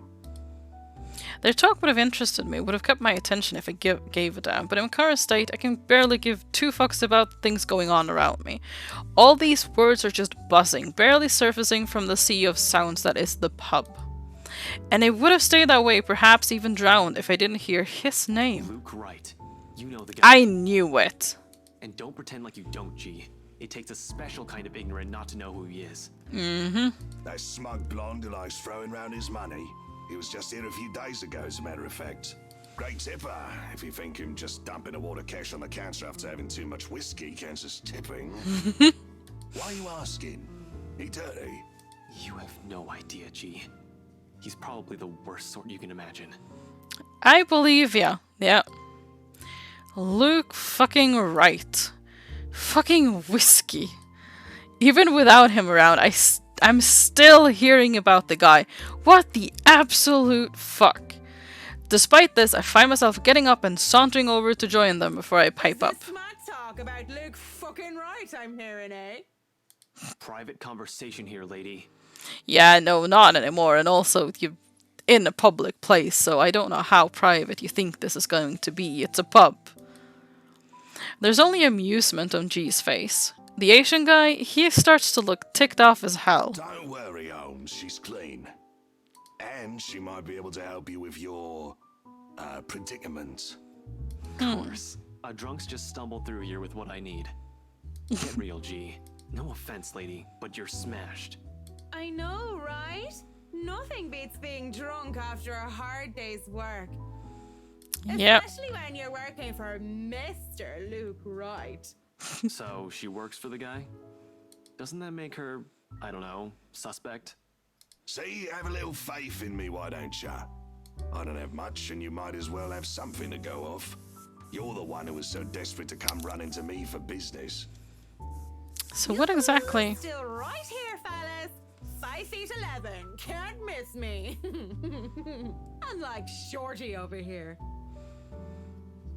Is that Ash who's shorty? What's with that mad look? You want to dance, boy? You don't look like you can bust a groove. Maybe a leg, but with that fancy coat of yours. Oh, good lord. To add insult to injury, I moved directly behind him and used the top of his head as an armrest. But when he shakes me off, I plop into the seat right next to him. Don't try me. You can hardly stay on your feet. We don't want to ruin your fancy coat, do we? No, wouldn't want that. But you're still standing after all that, are you? Matt, you see this giantess? She's a legendary regular here. Been treating like there's no tomorrow. I'm a bit jealous. Can't do that anymore or my liver will give out on me. Good with the mic, too. Don't see you much recently, but I guess you're always busy, aren't you? Yes, very busy. Having hallucinations and auditory hallucinations as well, and almost getting killed by, well, some sort of undead entity. Busy Bieber, yeah. You're some fancy designer or something, if I remember correctly. Yep. Wait, I know you. You were at the open house for the mansion. I was. Yeah, that's right. Marianne McCulloch. I'm a famous interior designer extraordinaire. Ooh, that rhymes. Does it? Anyway, you guys were talking about that weenie Luke Wright, right? Or something. Can't really talk about it. Oh, I don't even know if I can trust you. that's Even just if his she said name you're now. Clean. I didn't notice that. Well, I don't gossip about my clients, if that's all there is to this. Yep, gossip. You wanted to gossip about him a few minutes ago, Marianne. And that was the beer talking, not Marianne. Okay, the beer can channel its speech through her, apparently. That's You don't nice to mind know. if we ask the beer a few questions then? Maybe. Depends on who's asking and what they're asking. But seriously, that guy is abso-fucking-lutely frustrating. One moment, he's an absolute dickhead. And then he's acting like an actual decent human being the next. I just can't figure him out. When does he actually act like a decent human being, though? I cannot remember a single instant where he actually acted like an actual decent human being. I really can't, and I'm actually trying right now, but he's just an absolute idiot in any given situation, as far as I'm remembering anyways. I can't imagine how that pretty wife of his can put up with him. If I were her, I'd dump his flat arse straight up. And I'm not just saying that because I think Hannah's pretty or anything. Luke is a catch too, they both are. No, he's really not. But I really cannot, for the love of all things holy, see how they even work out together. I mean, they're not working. So, Luke Wright, have you noticed anything strange about him while you were working with him? He's a mean kind of fella. Anything peculiar? Of note? You're the one being peachy right about now, Holmes. Right, But okay. nah, nothing that comes to mind off the top of my head. He's just like most rich, smarmy arseholes and then some. A giggle bubbles up and I press my cheek against the cool countertop with my eyes shut tight, just because. Eventually cracking one eye open, just in case they thought I fell asleep, I grin at Holmes. So, Holmes, I'm guessing you're some private detective or something. Yep. Is it Hannah? Did she pay you to look if he's been cheating or some such? I mean, she should. Hannah really should. Hannah's the wife, right? What about her? How is she? How is she or how is she? Well and good. Definitely the nicer of the two and sexy as sin to boot. Not a private detective then. Are you from one of them tabloids wanting to know if the Luke Wright doesn't know how to put his pants on right? He probably doesn't. He does get help to do those things in the mornings. Yeah, poor Johannes. Pants. I'd take the pants off of... Ah, here we go. Slipping. I haven't been this drunk in such a long time. It's a miracle I've been coherent for as long as I have right now. I'm asking you if you've noticed any odd behavior from her. Odd behave... You what? I wonder how she'd be drunk. I can just imagine her like the giggly sort. What do you think? These are serious questions, Marianne. Lives might just be at stake here. Yeah, well, Zach is about to have a bad day. What do you expect? She's smashed. I mean, G is right. How can you really expect anything more from her right now? She is very, very drunk. Why am I even doing this? This is getting me nowhere, G. She's not a reliable source. The chief, let alone the courts, aren't going to take the word of a drunk. This will be dismissed, and I might be in trouble if they try to argue that I coerced a testimony out of her. This is a fucking train wreck. Uh-huh. You're a fucking train wreck now, if you ask me. Maybe it's Nice. time you apply the brakes and stop for a bit. The wave of despair that comes over the both of them is palpable. If feelings had a bad taste, it'd be bitterer than the beer I'm full of. And it gets me thinking, though thinking doesn't get me far with too much shite in my system. You know that's not an option. Thanks for being patient, McCullough. Good luck with your work on that mansion. Speaking of that mansion, there's something going on in that place. Something. As och day! No wonder Mr. Wright likes it so much. It's as fishy as he is. Rotten bloke. I mean, he's not really the one who's a fan of the house, though. That is actually Hannah. Maybe that Santos girl is really onto something, eh? Suspicious shite, I'm telling ya. Explains why she's so reluctant. Yeah, fair enough. What do you mean that Santos girl is onto something? Before I get another word out, there's hands on my shoulders and everything starts to spin. I quickly slap his hands away the best I can and send him the foulest look I can muster. Take your hands off me, pipsqueak.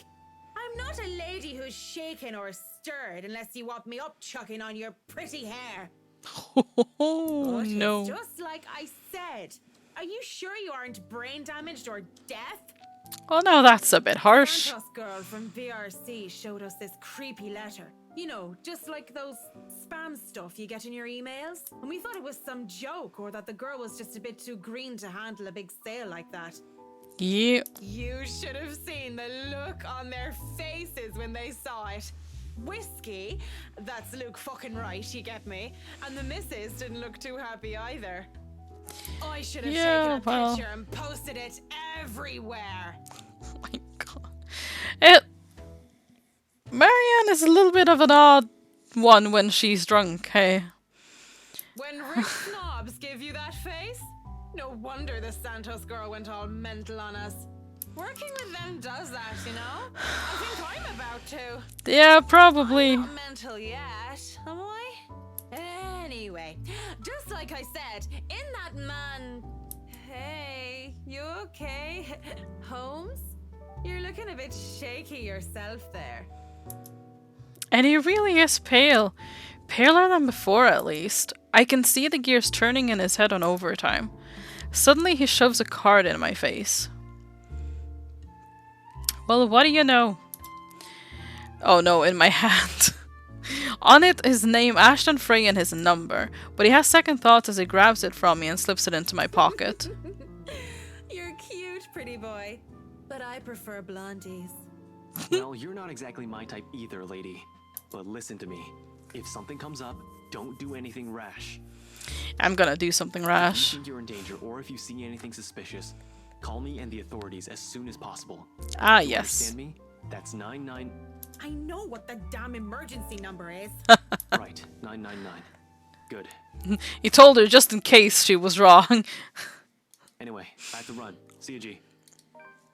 The guy's quick on his feet, already up and at him as soon as the numbers leave his lips. Watching him as he maneuvers through the crowd of other pub goers is enough to tire me out. Fast as he can, he's at the door and throws us a smile. That's all we get before he's gone. Just like that. I'll go put it on your tab then. Oh, he's probably never coming back. He's... oh, bad police person. Holmes boy always like that, G? Pretty much. But what about you? I suppose I'll put your drinks on your tab too. Don't want you to spill your wallets when you look like you're close to spilling yourself. Uh-oh. Yeah, and if it's fine by you, I think I'll go take a bit of a cat nap here. Just for a sec or two. Go right ahead. I'll wake you when I close up shop. Oh, nice. Swimming in cocktails. Mumbling a sleepy thanks, I doze off on the spot, face pressed on the counter. Already, I dread the pain I'll have for sleeping in such a position. But when you gotta go, you gotta go. You don't normally say that about sleeping, though. Oh, Marianne! How long have you been Oh. standing there, dearie? Yeah, this is Come join us, creepy. Marianne. We won't bite. Unless you ask, that is. Not that I can get much sleep to begin with. Yeah, that is very, very creepy. Do people ever have the feeling that they're working on something they really enjoy, but still eventually it tires them out? Because honestly, I've been feeling like You have this. certainly exceeded expectations, Marianne. Everything looks so marvelous, and in such a short time, too. It looks exactly the same as it was. The moments like these make all the hard work worth it. Definitely. Well, I can't take all the credit. People have certainly been enthusiastic about the idea of working on the right mansion. Well, I guess that has a better clink to it than Ermengarde Mansion, because that one... But I mean, it's still the same place with the urban legends and the dead people and... no, I would not go in within 10 feet of this place. There won't be any more problems unless Mr. Wright has any more objections about the second bedroom. I mean, he might. You never know. He kind of seems like the kind of guy who suddenly finds a reason to complain about something. Oh, no. We proceed with that room as planned. Mm-hmm. I already agreed to him having his greenhouse and his vineyard and his stables. You may as well let me have this one thing. We're only about halfway done, but the honest satisfaction on the client's face is enough for me to push through. Let's face it, in between my exasperation at Mr. Wright and Mr. Wright's antics and her, I've been burning the candles at both ends. Have you now? I can't even close my eyes without seeing a dead girl's face. Dead girl. Dead. She's dead. I have to keep reminding myself that, burying my feelings as deep as they've buried her body, 6 feet under. I shouldn't waste so much time on someone who's supposed to be gone. I've wasted so many years thinking about her already. There should be no need to bother myself with the dead when I should be bothered with myself with the living. Too bad the living are usually as complicated, if not more, than ghosts of the past. Don't you have a party? Yes. But Luke's Right. just being a sweetie, you see. That friend he's visiting. He's having marital problems and he's just trying to cheer him up. It's even more complicated when the living in question is a pair of rich and famous socialites way past their honeymoon phase. And I've been somehow roped into being their relationship counselor. They've been married for a long time and they've hit a... how do they say it? A rough patch. A rough patch, yes. His wife has a drinking problem and can be very neglectful. The poor thing really does his best to be a good husband. But it's never enough for her. We're getting a lot of repeats with this chapter, which is Sometimes I interesting. think it's the years. Maybe it's been so long that they've lost that romantic spark. What do you think? If I'm going to be completely honest, I need to ask. This is about you and Mr. Wright, isn't it? Suppose it is. What would you tell me? Then, I tell you it's none of my business. I tell you that I don't want to meddle. But if the troubled husband with the neglectful wife asked me for my honest opinion, I'd say that he shouldn't base his happiness and his self-worth on someone else. Maybe he should try being independent for a while. See what it's like when he isn't trying to please someone else and doing things for himself. Everyone's supposed to be their own man or woman, right? A bit of breathing room never hurt anyone. I mean, the advice is actually We sound. shouldn't let our fear control our lives. Why she thinks a single woman like me would be the best source of relationship advice is beyond me. Still, I can talk and answer to the best of my abilities. Without realizing it, I'm already pouring out a part of me that I thought were long gone. I'd like to believe my words will be of some help to Mrs. Wright. If I'm honest, though, they are of some help to me, like some weight has been taken off my shoulders. Lorraine. I really should handle what's left of the work. You won't be attending the party. Oh, you really must, Marianne. The weight of what happened to her hasn't left me yet, did it? Maybe... Try to stay and chat. Maybe grab a few bites and a drink, but I can't be around for the entirety of the event. My apologies. Busy, busy, busy. You must stay a while. I'd love for you to meet some of my friends, and they're ever so excited to meet you. Oh yes, Rochelle especially. You need to say hello to the Lees at least. If it wasn't for them, I'd never even heard of you. Maybe it's about time I change We'll that. see. So, if I can be excused? Certainly. You'll have to excuse me as well. I must attend to the party before any early birds arrive. Because, believe me, they will throw a fuss if things aren't ready, even when they're not supposed to be here until an hour later. Though I shouldn't dwell on the dead, I shouldn't just callously forget about them too. Saying that I have work left to do is an easy enough excuse to make. I know how other people see me. They see me as someone... They see someone so obsessed with her craft that she would easily miss things like a party for it. Outside the parlor, people hurry about here and there in preparation for the Wrights' grand housewarming party. None spare me a glance as I slip past them, each working on their appointed roles and not daring to slack off while they work for what is probably the most powerful couple in Luxborn. I don't know how that... Anyway. I make it to the kitchen with ease, the wine cellar being my final destination, but when is a great task ever simple? Probably never. And this is a great task, isn't it? My greatest one yet that is worthy of being called a quest. I'm not acting as Marianne McCullough, the professional interior designer, when I choose to lie about being too busy for a party. I'm Marianne McCullough, a lawful, neutral cleric with 9 points in wisdom and 8 in charisma. Just thinking of it like that makes it a bit cheesy. You don't say, but it helps with the fear. It helps overcome the insane thought that I'm actively seeking out something that has been plaguing me for years.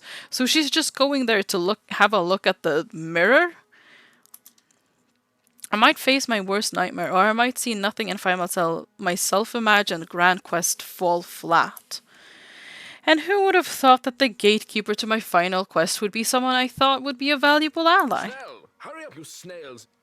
We are on a deadline and you are wasting my time. The butler comes from the cellar and into the kitchen, tailed by a couple of others, who I assume are most likely chefs and bartenders. He raises a brow, seeing me just standing there by the hatch by the trapdoor. It almost looks like he's going to throw me out for being in the kitchen without permission. But then he motions for the other people to disperse and familiarize themselves with their surroundings. Meanwhile, he continues to stand there, preventing entry into the darkness beyond. What are you doing here, Fraulein? This is not the place for guests or in an architect right now. I request you leave. I was just looking around for any last minute things, yes? Yes, you have been doing that a lot. Looking around, snooping about. Ooh. Now is not the time for such things. If you're not careful, people might think you are up to something. I think Johannes already thinks she's up to something. The look he gives me, as they say, is almost chilling. No, the look he gives me as he says this is almost chilling. Never mind. If life was a gamebook, he'd probably be the true neutral warlock guarding the treasure room. A difficult opponent to beat with 9 points in wisdom and 8 in dexterity. Well, I'm not done yet. I actually need to go into Wasn't the it wine cellar. charisma? Just need a quick go at the place. So just don't mind me. I'll be out of your hair soon enough. Go outside, enjoy the party. Bask in the praise and adulation they will no doubt shower you with when the madam speaks highly of you. Yep, sure. Surely you've had enough of this stuffy old kitchen by now. You do not want to cause trouble. No, I think she wants to go down into the cellar. Both the Bratwurst and Hannah want this to be perfect. It would be a disservice and disrespect to toe out of line and risk it being anything otherwise. And more importantly, I will be blamed for any failure that happens tonight. His intervention almost turns me away. Maybe this is a sign that that I'm not meant to seek out Lorraine, but... Please, it's really important. 15 minutes. 9, 10 minutes. Any longer and I'll pull you out of there myself. The Bratwurst would be furious if he thinks anyone is touching his precious wine without his permission. I love the fact that he's just calling him the Bratwurst because she did that once. Thank you. This seriously means a lot. Oh, yes, wonderful. He steps aside begrudgingly. At this point, it looks like there's no turning back. The cellar greets me ominously as I descend. The space feels smaller with a lot more bottles lining the walls compared to before, and knowing what might be waiting for me here makes things worse. The mirror that had been moved from the study is my goal. I did not return to it after my initial discovery, but the thought of Lorraine, how much I want to see her again, even if it's just one more time, keeps coming back to mind. Why are there so many cobwebs, though? Like, they just cleaned stuff up, right? Why are there so many cobwebs? As I walk through the cellar, I have to stop when I feel something crunch beneath my feet. Whatever few bottles were left behind here are now nothing but glass under my heels. Spooners are fast, apparently.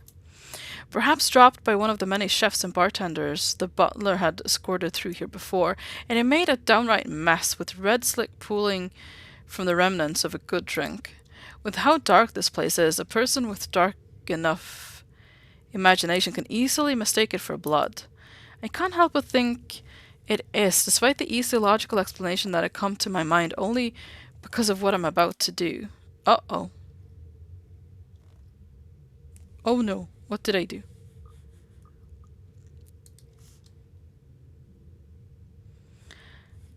It's merely a momentary distraction as I continue to the end of the cellar where the mirror stands. Oh, did she just step through a bottle with heels and not trip? Apparently. Or was it broken from, like, did she step on the broken pieces? I'm not really sure. It's merely a momentary distraction as I continue to the end of the cellar where the mirror stands. Propped up on the far wall, it gleams innocently while pretending to be simple and ordinary mirror. How for how morbid to think this thing can show a person their deepest, most desperate desires and then twist it into an image so dark. That's what I had seen that day, though I heard Lorraine many times. I'd only seen her here within its frames. My headcanon is she stepped through it. Why not? It makes sense. I wonder if people have discovered it before. How many were wasted away in front of it, enamored, and how many were frightened away by what they saw? Oh, so it's the mirror of Erised. Yet, as I stand before it now, nothing.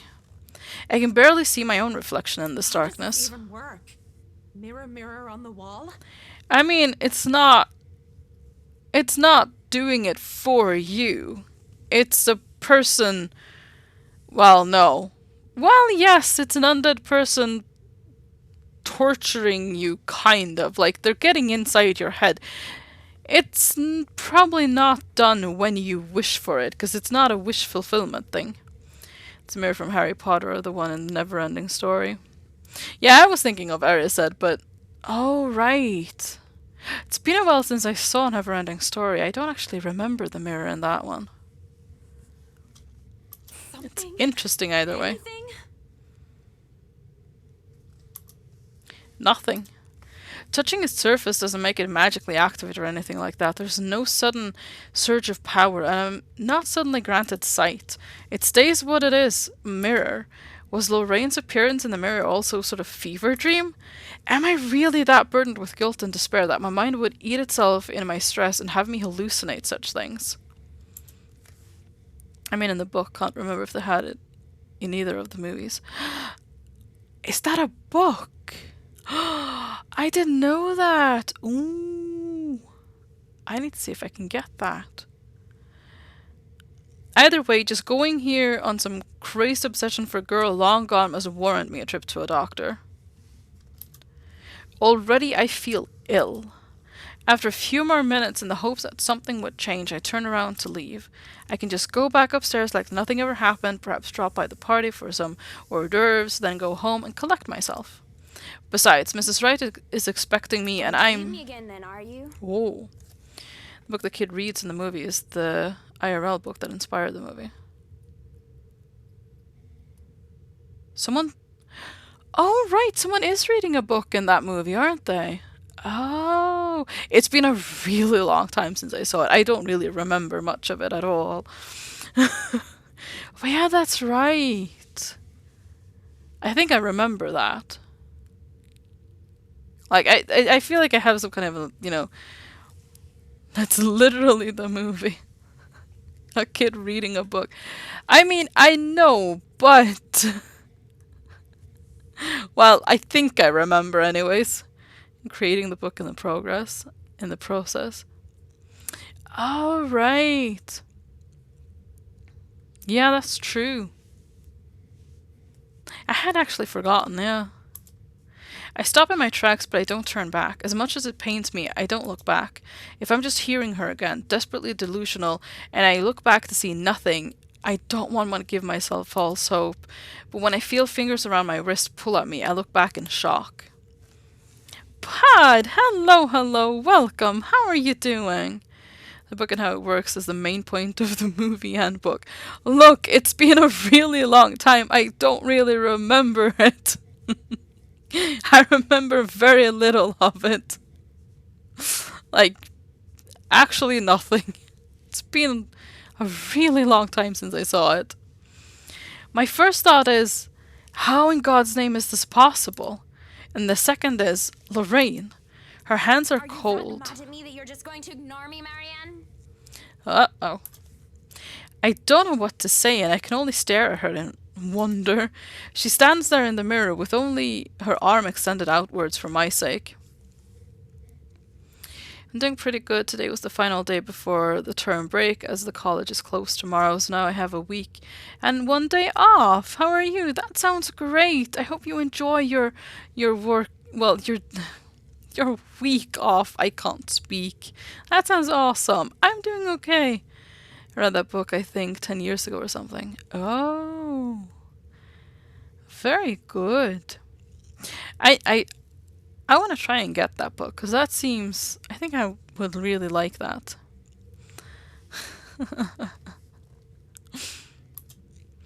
I look at the hand still holding my wrist, and when she sees me looking at it, she moves it so that our hands are intertwined, fingers weaved together. Seeing her there and feeling her touch meant I'm not crazy, though however impossible and unexplainable this is all to me right now. It just takes my breath away. Pulling her out from there is tempting. I can imagine doing so with ease. We can be together again, Lorraine and Marianne, like nothing had ever happened. But that would all be a great big lie, wouldn't it? What? Pack out your tongue. Don't just look at me like that. Say something. Well, what's there to say? Dead girl. Even if this were some magic portal that could bring back the dead, that doesn't erase anything. Also, I'm still trying to get used to the different size of these new keys. Expect me to misspell more often than normal. Ah, that is quite... Yep, I know how you feel. So, very, very understandable. Just looking at her, still a young teenager, while I'm already a grown woman, it serves no other reason than to break the illusion that blinds me. Quite a lot smaller than my old ones. Ah, yeah. It is very different when you go from one keyboard to another. Like, your fingers don't really mash the proper. Do you have the new any key? I hope so. I hope he has the any key. I've seen her twice now, always behind the mirror. If this is real, if this isn't some delusion, then why can she only exist behind the glass? You have no idea how happy I am to see you. It's been so long. You don't look happy. Well... I really am happy. But at the same time, I can't help but think about what happened. To you. And what does that mean? What are you saying? Well, you're dead, Lorraine. She gives me this peculiar look.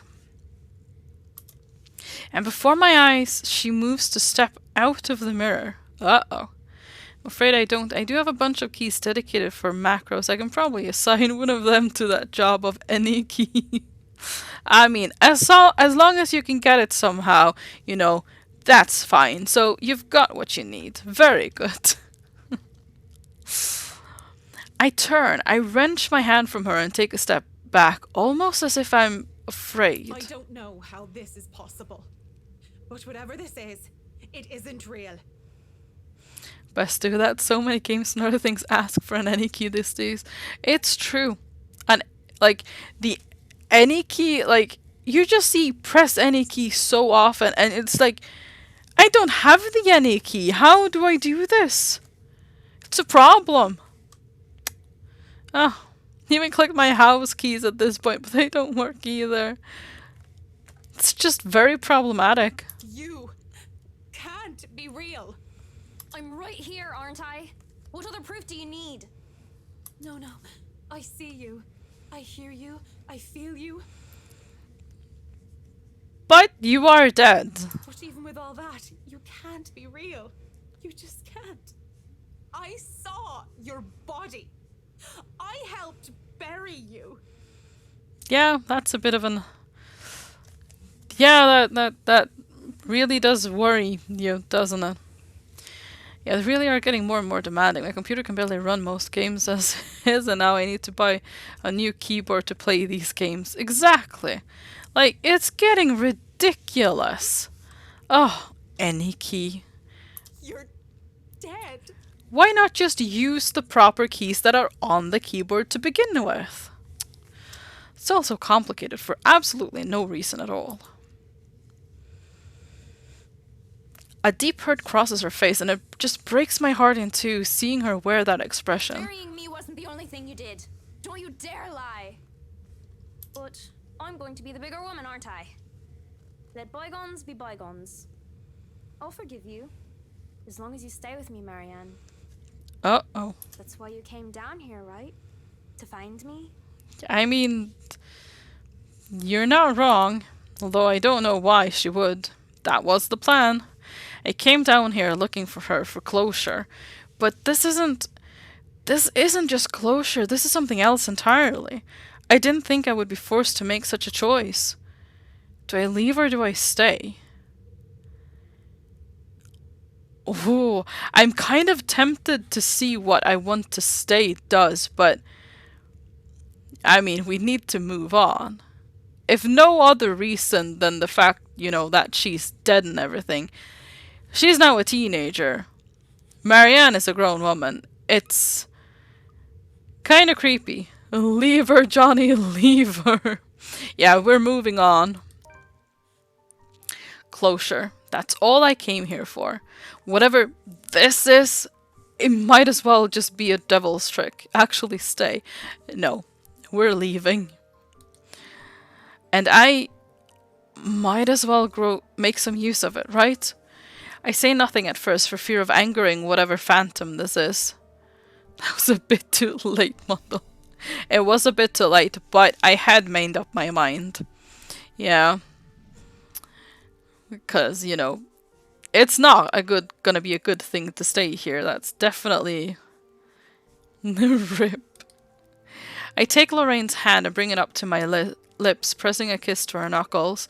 She takes it as some sort of invitation to pull me along, to step back into the mirror until only her arm is extended again. I should have been more honest back then, both to you and myself.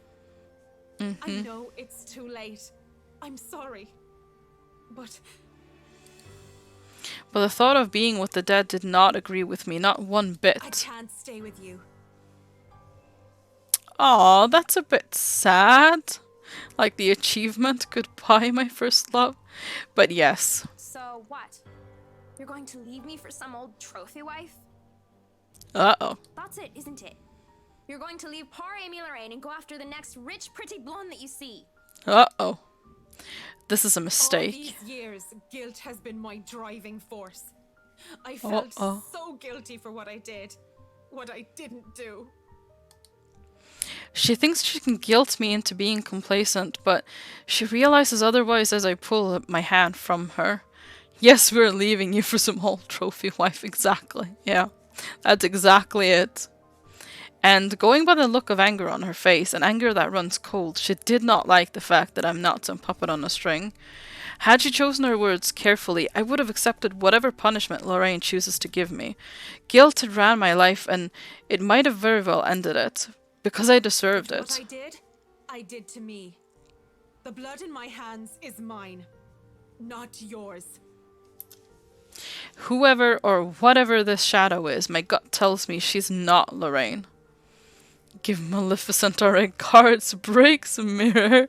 I mean, that's probably what she should do here, although I don't know if that would actually help her, because she did just step out of the mirror, so maybe she'd just be standing there anyways. I don't know. Yet I keep talking as if she is. I broke your heart, not your neck. Ooh, yeah, well, fair point. You dare deny it. It was your fault. Because I loved you more than I dare to admit? Yes, that was my fault. But I never meant to hurt you like that. Oh.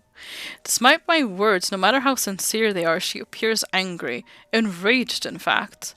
Is that why she should break the mirror to close the door? True, yeah.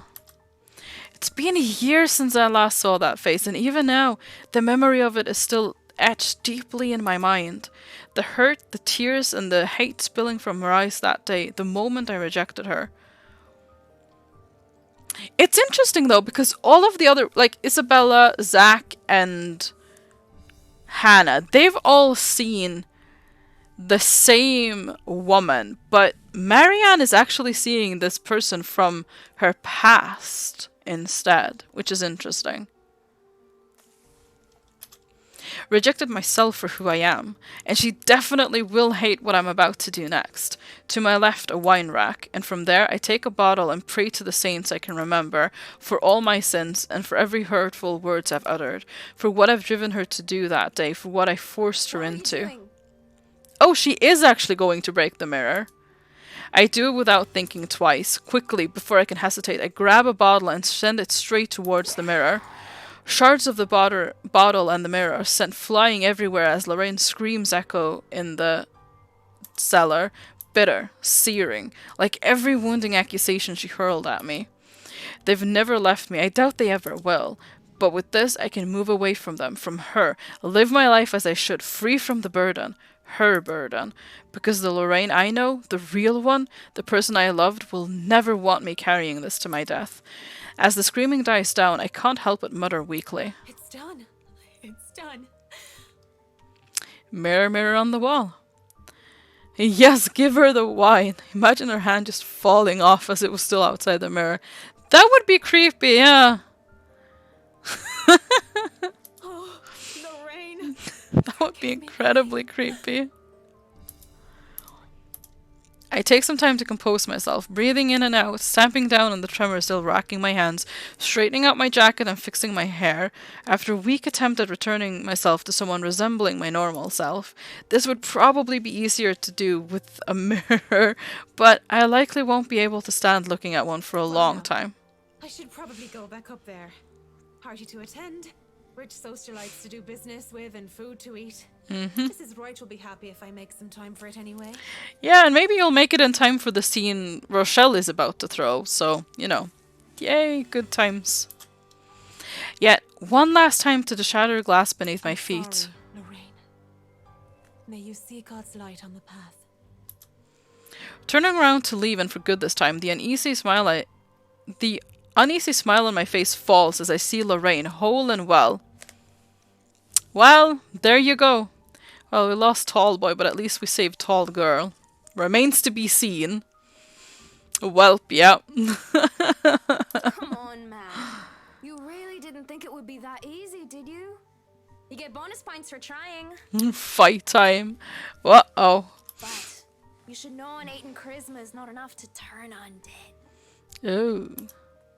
She advances towards me, backs me against the wall. I can't even reach for another wine bottle without putting myself within her reach. Despite my earlier bravado, I didn't think she'll be able to exist at all without the mirror. I mean, why though? She stepped out of the mirror. Although, I guess, yeah, so Marianne thinks that she is linked to the mirror, but since we've seen all of the other stuff, like, it's more just the mirror was one way she chose to, like, communicate through thing more than anything else, so, yeah. Break a wine bottle and stab her with it. Do you think she could? Can you blame me, though? It's not like I'm an expert on the supernatural. You shouldn't be. Well. Out of the mirror, did you think just moving on will erase what you did to me? You're nothing but a murderer, Marianne. A murderer! Yikesies. Stay back. You're not real. Leave me alone. Stop. I'm trying to move on with my life, so why won't you let me? Please.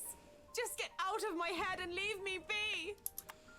I try to find an exit when there's a click. The next thing I know, I'm falling back into darkness.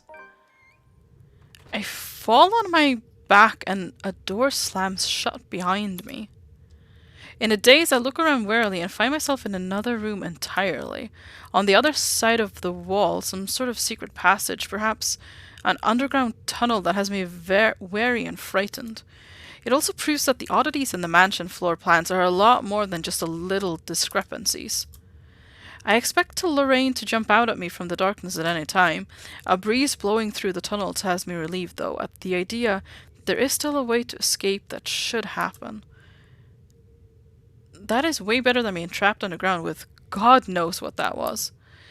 A funny thought comes to mind as I start working to where the exit might be. I think of how Mrs. Wright would be so disappointed if I didn't show up to the party. I imagine how furious Master Wright would be for breaking one of his wine bottles. Even Johannes' reaction comes to mind, though I don't really know with that guy. One thing's for sure, I would be calling Cam and Haruna for a drink as soon as I get out of here. That noise has me wary. Yeah. That noise has me wary as well. Okay, so now she's seeing... Well, no, this isn't quite what the other ones have seen, is it? Or is it just that we're seeing her from a different kind of angle? A ghastly thing, a corpse of a woman leans on the wall. Her arms and limbs, almost every inch of her lithe body is peppered with wounds and rotting flesh. And it's then that the putrid smell of blood and gore hits me, making it so that I don't even question how I missed it in the first place. How long has this been here? You're a nasty one, aren't you? I flinch as the thing twitches. Yeah, it is the same. Okay, right. And as soon as it opens its eyes and looks at me with a smile, there's nothing on my mind but horror. I break into a run. I try to keep on running, no matter how much my legs and feet scream at me to stop. I keep going, even when I look back and see nothing of her anymore, because I can still hear her. The scampering of her feet, the words she tries to form with her bloodied mouth, and the painful sounds of bones grinding against each other as she moves closer and closer to me. How long are these damn tunnels? I'm guessing they might go on forever. There's a split second where I know the thing is right behind me, a strange sensation creeping over my limbs when her presence looms over me, and then suddenly, I can't even do anything before I'm yanked by the hair and pulled back. Still, I struggle up until I'm thrown to the side like some rag doll. I hit the ground on my side, and the musty smell of old hay that reaches me is my only indication that I'm still alive. Please don't hurt me. My body hurts and I keep my eyes shut tight, afraid of what might happen What's next. wrong, Marianne? Are you really afraid of little old me? Oh! So Hannah has been taken over. Oh no, it's her. I thought that was Hannah's voice for a second. There's only dread, seeing how she's followed me even here. Okay, I think this is just a you're all gonna die, let's find out how kind of deal. It very well might be, yeah. She looms over me, backs me further in the cell that I was thrown in. It's so cold. I don't want to be alone, Marianne. Although it does look like we managed to save Isabella and... Who was the next one? I don't remember, but there were two of them that it seemed like we saved, weren't there? Oh no, I think I'm thinking of Hannah, but... I mean... It doesn't look like she's dead, but... She has been taken over or something, so I mean... Is she really doing so good? No, she got possessed. Yeah, it's true. And yeah. I mean, we don't really know that Zack is dead, but we know he lost his eyes, which is disturbing enough. I mean, he's probably dead. I'm assuming he's dead, but... Why won't you stay with me? Why would you leave me? Why? What are you? Well... Lorraine turns and shifts into that thing from before. What's this? Wait, is that a camera? Oh no. Is Zack also in this cell? Uh-oh. Looks like Zack's cam. Yeah, that's kind of what I was thinking as well. And last we saw him, he was in a cell as well. He thought he was in, like, you know, the police, but, maybe not. Maybe he was never at the police station. Maybe he just hallucinated that. I don't know. Oh boy. Smile, you're on candid camera. Yeah, it was all just a big joke. It's just a... Oh gosh. And with that same gruesome grin, it takes a step forward towards the cell, towards me. I barely scramble to my knees when the door to the cell slams shut, and it just stands there, staring. Shouts for help ring out into the tunnels, but none of them are coming from me. I'm more paralyzed and shocked by what is happening. My throat tightens at being fooled by the image of Lorraine, at thought of being trapped down here. So then, where... Help me! Help me! Oh, help me! Are you getting all this on camera, Carl? Huh? Yeah, but are you guys sure this is a good idea? We're breaking and entering here. Oh. So the letter... Is the letter actually just nonsense? Don't worry, the owners of this place haven't been here in a long time. Look at this thing, though. It has writing in blood like some cheesy 80s horror prop. Oh. I have an No. idea. Oh man, that's genius. Mother brat. Kind of butthead would even take this thing seriously. Maybe we can stick this in Rowan's backpack. Then Suarez kid would panic. Wait, that sounded like Hannah though, didn't it? Uh-oh. Achievement unlocked, prank gone wrong. Uh-oh. There in the corner of the cell, a digital camera comes flickering to life and a video has played back on the screen. It was hard to even consider paying any attention to it when my life is on the line. Ah, my nose is itchy. When the ghost doesn't move and the teenagers' mocking shouts of "help me" filled the cell, I just had to watch. And what I had seen, the students judging by their St. Goretti uniforms, they were holding... Uh-oh. And that thing, the woman, she... Uh-oh. Anna, hello, welcome. New lipstick, yes. Beautiful style, hello. Oh, thank you. Welcome. Hello, hello. How was your stream? Did you have a lot of fun? How are ya? Ah. Oh. Is that... Oh. Yeah. That's the end of that story. Right. Okay. So this is how it begins, or so they say. With a gentle wind drifting through the wide open windows, muffled laughters and footsteps fading behind empty hallways and the light kiss of the afternoon sun. Soon there will be a call, a crossing of the threshold into the unknown. Maybe we are off to some grand adventure or diving into another gripping mystery. One can't really tell. For all I know, a hero might even come sweep me off my feet if I'm lucky. Not exactly a bad thing when you think about it. Oh, that means we can have a look at her height. Oh, so hang on. I just need to see. Right, that's when she met the police and then... Oh, right, yes, exactly. Yeah, so something is off with her already then. But yeah, so... 105, okay, no, 16.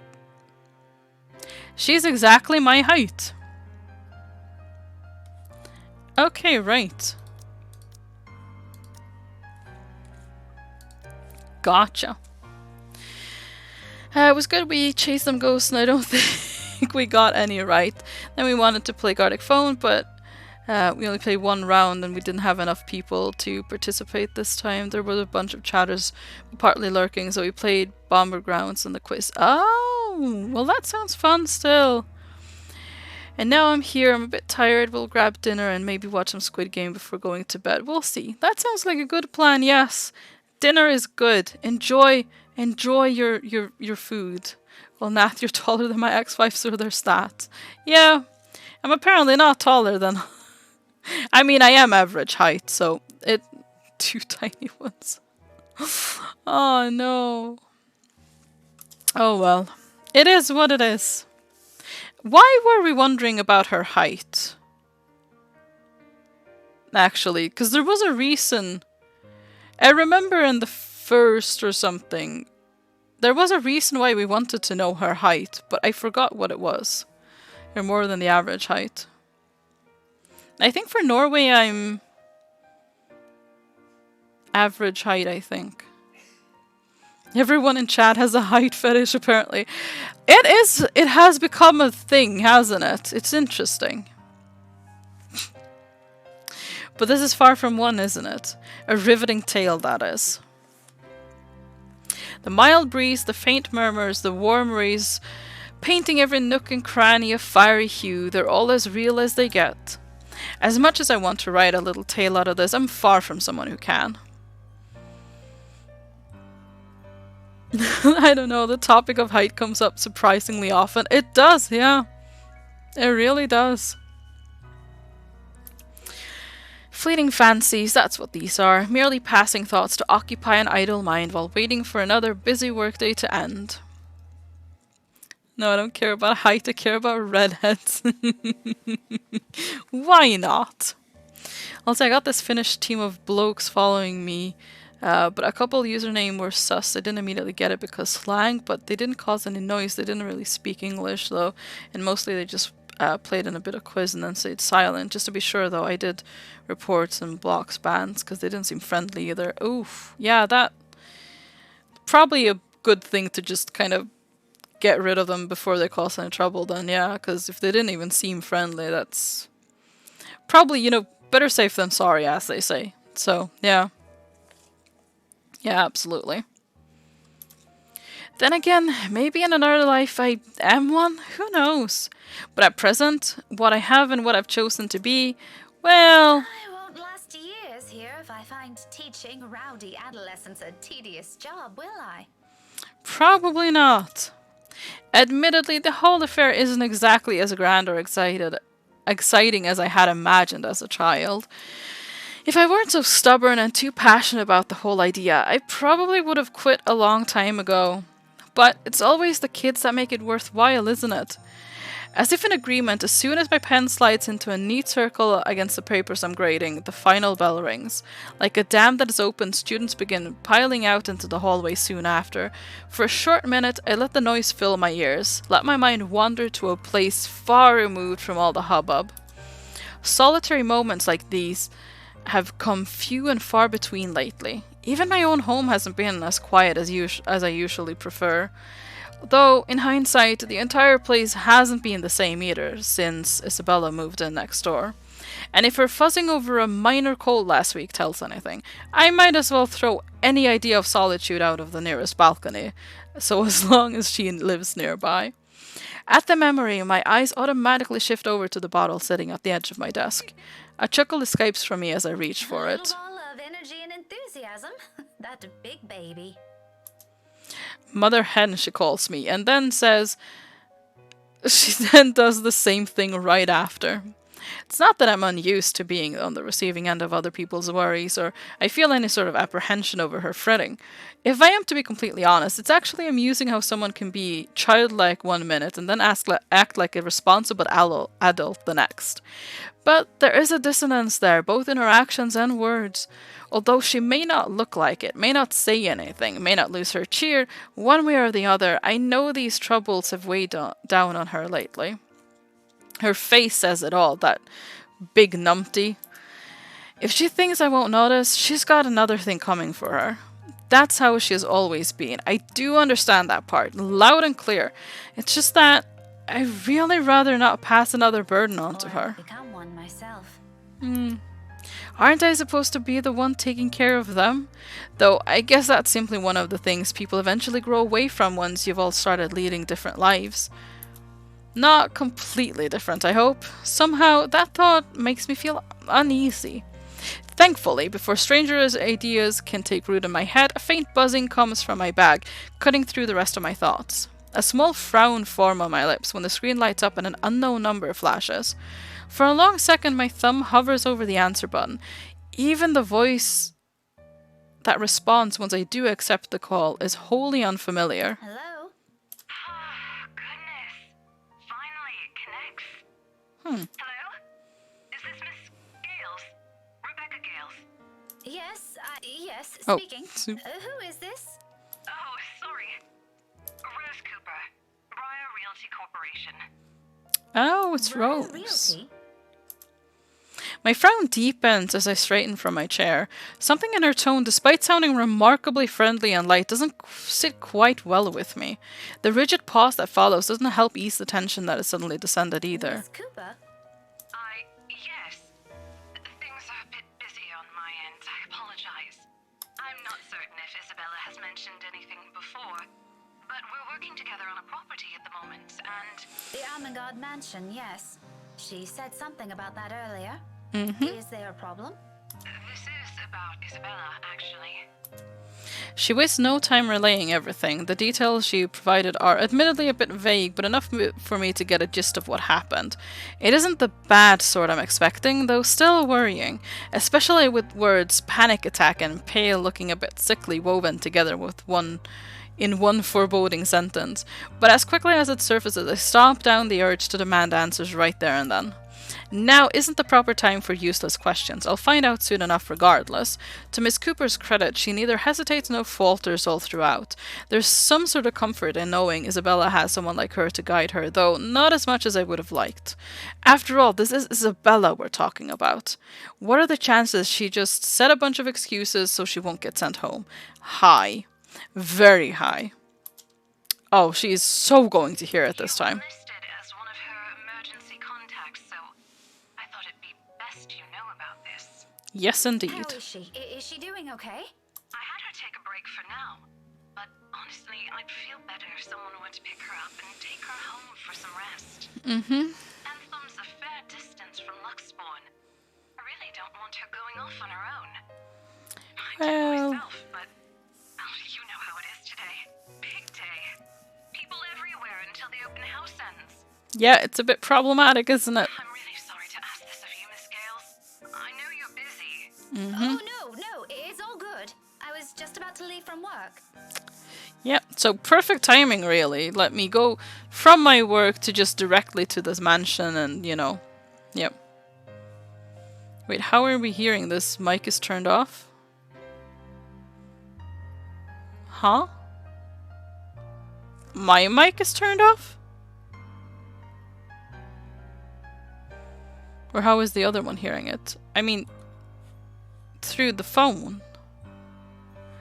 I mean, she probably has it up against her ear, which is how we're hearing it as well.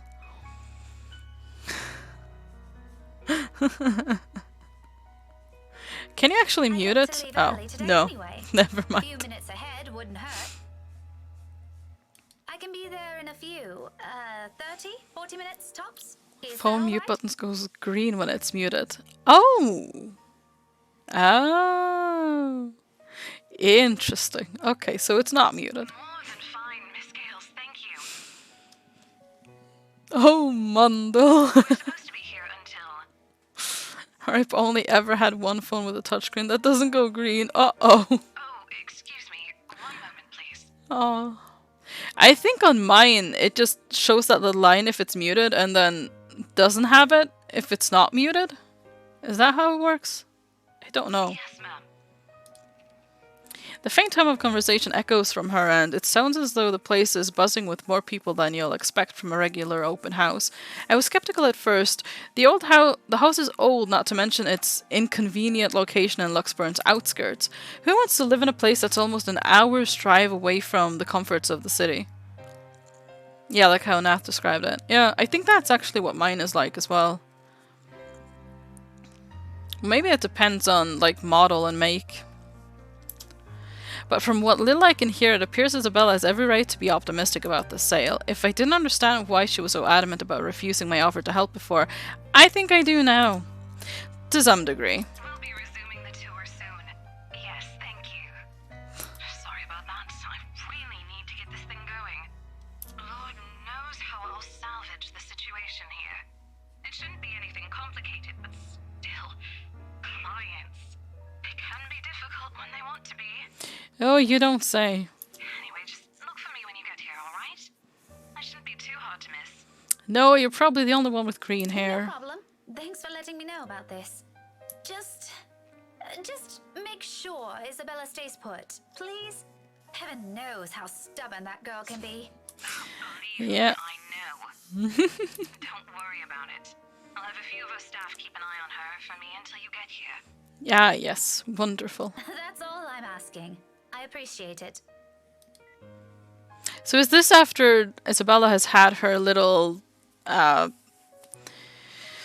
thing like in the middle of the tour? After the letter and everything when hang on. Wait, what day? Not this. No, this. Yeah, this one. So I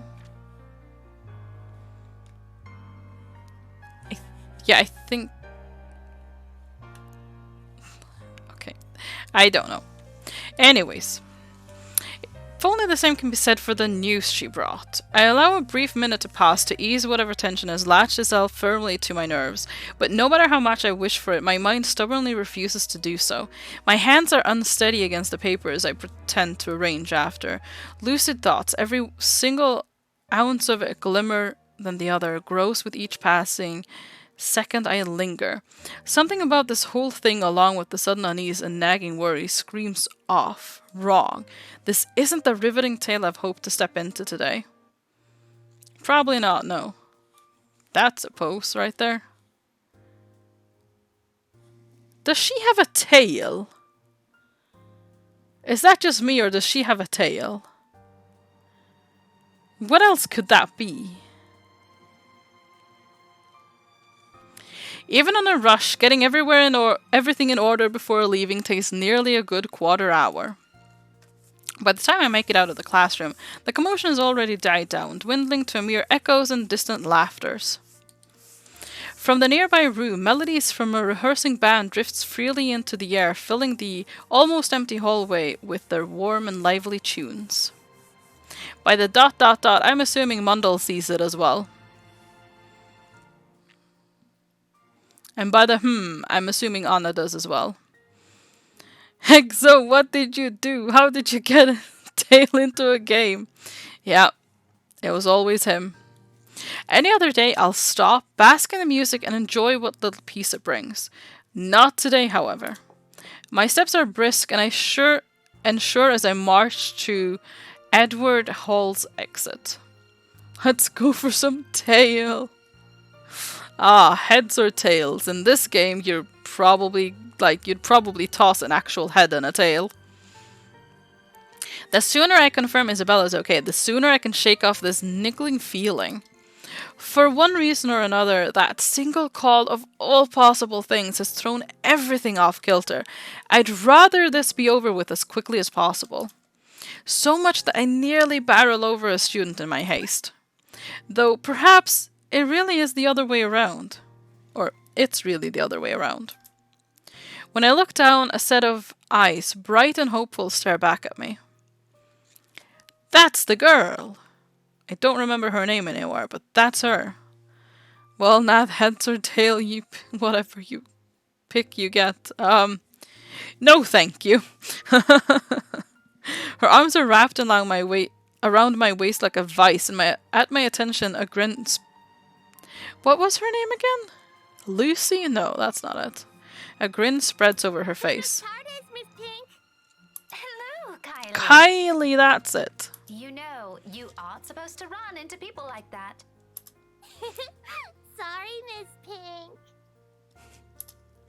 She loosens her hold on me, but not a hint of guilt or regret appears on her. If anything, it seems my remark only amused her. A smile appears on my face before I can help it, matching the one on her own. Remember not to do it again, alright? You could get hurt. Ooh, this girl is creepy as fuck. Yeah, you have no idea. You sound like my mama when she's scolding Rowan, Miss Pink. There's something really weird about her voice as well. Like it just makes the whole situation uncomfortable. I don't quite like her voice. Kylie is the best. Well, I don't think Zach feels the same way. Take her head. Oh no. I'm sure your mama only means well. I know she'll be worried sick if one of you were to get hurt. Oh. Where's your brother anyway? Aren't you two supposed to be heading home now? Probably. Rowan said he's got some stuff he needs to do before we go. Oh. I think he's taking too long. Oh, I'm sure you do. Insert female anime villain laughter. Yes. Yes. I can hear it now. He promised to buy me jelly babies today if I keep what he's doing a secret from Mama and Papa. Wait, ponytails is head and tails in one. Uh-oh, you're actually right. Any chance you'll tell Miss Pink about it? Oh yeah, what is he up to if it's a secret from Mama and Papa? She shakes her head, both her hands going to her mouth as if to keep a precious secret from spilling out. He said it's for Tia Luke. Wait. Oh, right, yes. Oh. In Hannah's story, Kylie was mentioned, wasn't she? Tio, is that uncle? Let me do a quick little Google. I need to know, is Tio uncle? Tio meaning uncle. Yeah. 10 Spanish expressions.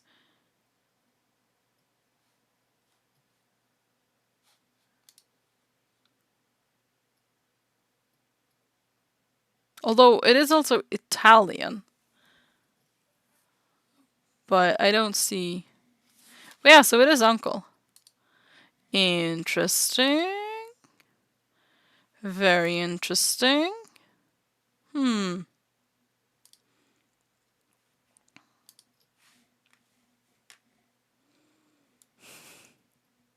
Take the head, it just puts her out of her misery. Also, why are you ha-haing after uncle?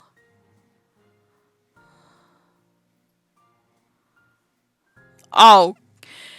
Is Luke her father as well? Because it really wouldn't surprise me. Good lord. Oh, something like a gift?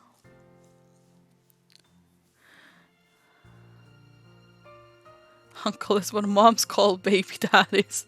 Yeah. Oh, jeez. Oh, good lord. Also, why is this girl in the background to the right striking such a dramatic pose? Yeah, good question. Although, the guy back there is really kind of just... He seems to be on the verge of tipping over, if we could see him. Take him somewhere cool when he's old enough. Rowan's gonna prove he's a grown-up.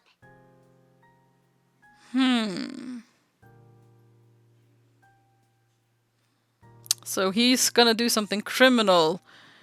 Well, he's gonna take Rowan to do something criminal. Laughter slips free from my lips. The teacher in me wants to give whoever this Tio is a reprimand for bringing about this kind of behavior in children. But if both Suarez kids are so fond of him, there shouldn't be anything to worry about. Okay, so Suarez, that is probably a Spanish name, so yeah, it's definitely uncle. Although, well, not your uncle. At any rate, they're nothing but well-behaved, both Kylie and her brother. This girl, I just want to bash that head in so bad. It just looks so punchable. Oh no. Poor Kylie. Rowan, the eldest, may have the occasional odd streak in and out of class, but their parents taught them well. I see no reason to cast any suspicion of bad behavior on them. As long as it isn't anything dangerous, alright? Like, her head does feel like very big proportionally to her body, so I kind of just think of bobbleheads. Like, I expect her to be going like that. Is that just me? Oh. It's not. Cross my heart. Okay. My drawings are a lot prettier than what he's doing anyway. Tio said so. What does that have to do with anything? You want to see? I drew one earlier at class. Okay. Is that why you're here? Not really. Show me, show me. I was gonna show it to my friend first. But since it's you, I'm sure she wouldn't mind if you see it before she does. Oh no. I can't stay right now, Kylie. Her face falls immediately after the words are out. A small part of me feels responsible for that crestfallen look. But as much as I want to stay a little longer, there's another place I need to be right now. And frankly, another child to look after. Taking both of her hands, I kneel in front of her and muster the most rueful smile I can give. At her age, I'm quite sure she already understands what I'm about to say before they're even out. But remarkably, she doesn't look away or pout as I'm expecting her to. You know what? Rowan has a class with me on Monday around this time. Why don't you drop by again next week? After class? I'll even make sure to wait for you. It's just that I absolutely must leave now. My friend had an accident earlier, and I'm the only one she has here. What about her mama and papa? Yeah, no, they're off in a faraway land. Her family lives really far from here, I'm afraid. I think I said that in a much more fun way. Look at it, it's too big, smug as hell, and only spouts nonsense. Also, she's way too young for this school, it's just a punishment. Yeah, this seems to be like a first grade to like 10th grade school. Because these teens are clearly not like, this is a child. Do you remember where Asia is? The southeast part? That's where they are. Her eyes immediately light up at my question. Just like that, I know I've earned the girl's forgiveness. Oh, just like Takako. Yes. Who? My friend. She said she used to live there, only just a little higher than southeast. But she hasn't come home in a long time, so she doesn't remember much about it anymore. Melody says it's weird I talked to her, but I think she's just shy. They could be good friends too. Don't you think so, Miss Pink? Maybe Definitely. if you introduce them properly, they will be. That's what I think. Takako's just lonely. If she makes more friends, she won't be anymore. Is your friend like that too? A little, possibly. To be honest, sometimes I can't tell with her. After all, Isabella has always been the kind to hold a smile even when things have taken a turn for the worse. 5 years and one will think it's enough time to know a person, but when you consider it, come to think of it, all these years I've never, not even once, seen her cry. Not over a trivial matter, or even when things are tough. Okay, you can go to her. I'll just show you my drawing next time. Thank you. Remind me to buy you a huge glass of parfait, alright? No, I'll get a stomachache. Takako says so. I'm having trouble with the kid's voice acting. Am I weird? It feels too forced and no kid would talk like this. Yeah, I feel like her voice is very much like an adult pretending to be a child. You know, kind of like this. Kind of feels like that. I don't know. That's another part why I want to punch her. Oh no, Mundle, violence is not the way. But yeah, it doesn't feel like a small girl talking. A small one is okay. Yeah. I'll remember that. Say hi to your friend for me. I will. I'm sure she'd love to meet you too. See you, Miss Pink. I'll see you later, Kylie. Violence is always the way. Uh-oh. Violence is not the answer. It's the question, and the answer is yes. Quote from something somewhere, I don't know. She doesn't look back or wait for any sort of goodbye from me. With a song and an extra spring in her steps, she bounds across the corridor with as much spirit only a child her age can have. As if the conversation has never taken any downhill turn for her at all. As if there wasn't a single thing to worry about in the world. Okay, off to watch some Squid Game. Have a lovely stream. I will leave you a lurk for a while. Oh, thank you, Anna. And enjoy watching Squid Game. See ya later. Not long after, she disappears behind a door, leaving behind strains of an old familiar rhyme lingering in the air.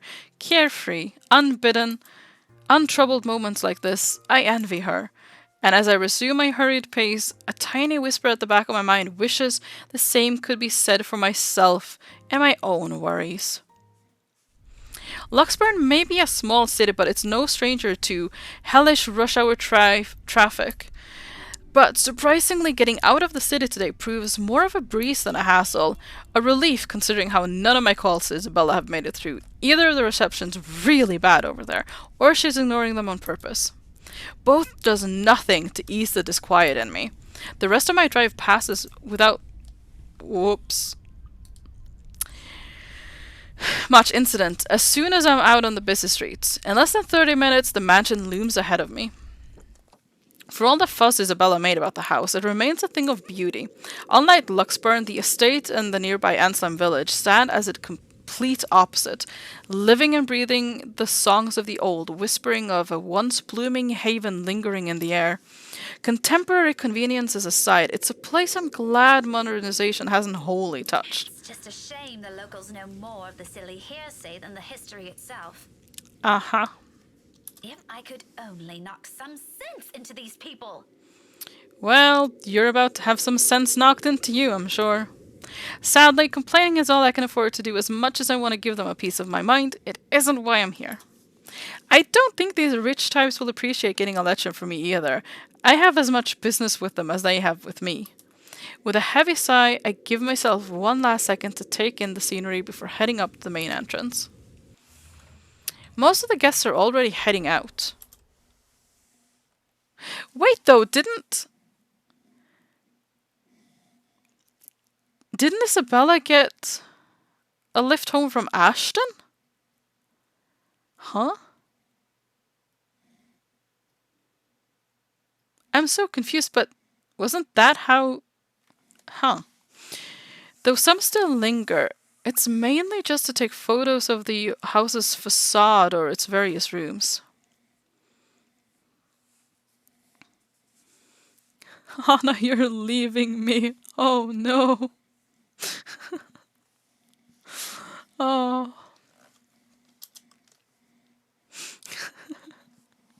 I pause for a moment, scanning the small crowd gathered at the foyer, looking for any sign of that familiar ponytail among the sea of hats and heads. No sign of her. No, because I'm pretty sure she left with Ash. No sign of the other staff or Miss Cooper either. I can certainly look for Isabella on my own, but in a place this big, I'd be lucky if I didn't end up lost or find her before we need to meet up with Zachary and Ash tonight. Sighing, I reach for my mobile and redial her number, the gesture familiar now after so many attempts earlier. Sup, Mash from Deluxe City. Oh, he's never gonna live that down, is he? If she doesn't answer, I can still try contacting Miss Cooper. I just hope the network reception will cooperate this time. This side of the country has never been popular with the tech savvy after all. To my relief, it only took 3 unsuccessful tries. At the 4th one, right as it's about to switch to another intercept message, the line finally rings. Silence follows while I wait for her to pick up, the ringing going far too long for my tastes. By now, most of the visitors have already cleared out. All I have for company are the faint murmurs and an eerie calmness left in their wake. A sudden hush settles and gives way to noises louder than they were ever meant to be. Doors creaking and slamming shut in some distant part of the mansion. Floorboards groaning under the sheer weight of the house's history. In the now empty hall, they all reverberate with the special clarity against the walls. Just remember that Isabella is the cause of all this. True. Yes. Like this, those old stories seem to almost have a ring of truth to it. I don't get to stray far into that ugly line of thought, however. Not a second later, a click sounds from the other end. Hello? Isabella? Miss Cooper called earlier and... That doesn't sound like Isabella, does it? Help me. Isabella? Belle? Are you alright? Oh no. Katzen! Thank you so much for the raid. Welcome, raiders. Hello, hello. Hi, Wardo Guru. Oh, hey, I'm in this. Hello, twice, Wipeout. Hello, Demonio and Wipeout. Thank you for shouting out, Katzen. How was your stream, Katzen? How are you all? Welcome, welcome. I beat Mundle for once. You did. Yay. We're doing some spooky visual novel at the moment. Busy notes blare sharply against the heavy silence. How was your stream, Katzen? Did you make any headway in Final Fantasy? But above the noise cutting through the mute air remains the faint cries of a woman. From beyond the foyer, my hand falls to my sides as I cast a wary look around, waiting for someone to come running. Great, I go to the toilet for one. No, I go to the toilets once. Oh no. I finally defeated a difficult boss somehow. Yes! Very good. Fantastic. Hey, I'm also in this. Welcome twice, you as well. There must be some staff hanging around, checking things out. Neglecting your duties. Uh-oh. But no one does. Not even when her sobs turn more frantic and anguished. Excuse me? Hello? Yeah, I know, this isn't good. Isabella? So she does see something right away. Why is she so angry then? Isabella? Or something at least. It was a good stream, but not easy. How are you? Well, I'm glad to hear it was good. I'm okay. How are you doing? 11 days and 15 hours. 17 days, 6 hours. I mean, it's fairly close. Case closed. Ah, yes. No answer. Growing anxious, I amble over where her cries came from, each step slow and cautious, toward a door on the other end of the room. How long before we can get Katzen into D&D also? What is her character going to be? Very good question, Katzen. We're waiting. 1 day and 17 hours. I'm far, far away. Well, fair enough. I mean, that's still quite a lot of watch time, though. Thank you. How long is this game? I don't know. We have 2 other characters after Rebecca. Yeah, so Ashton and Luke at least. I don't know how much else. 22 hours on average. Oh, I see.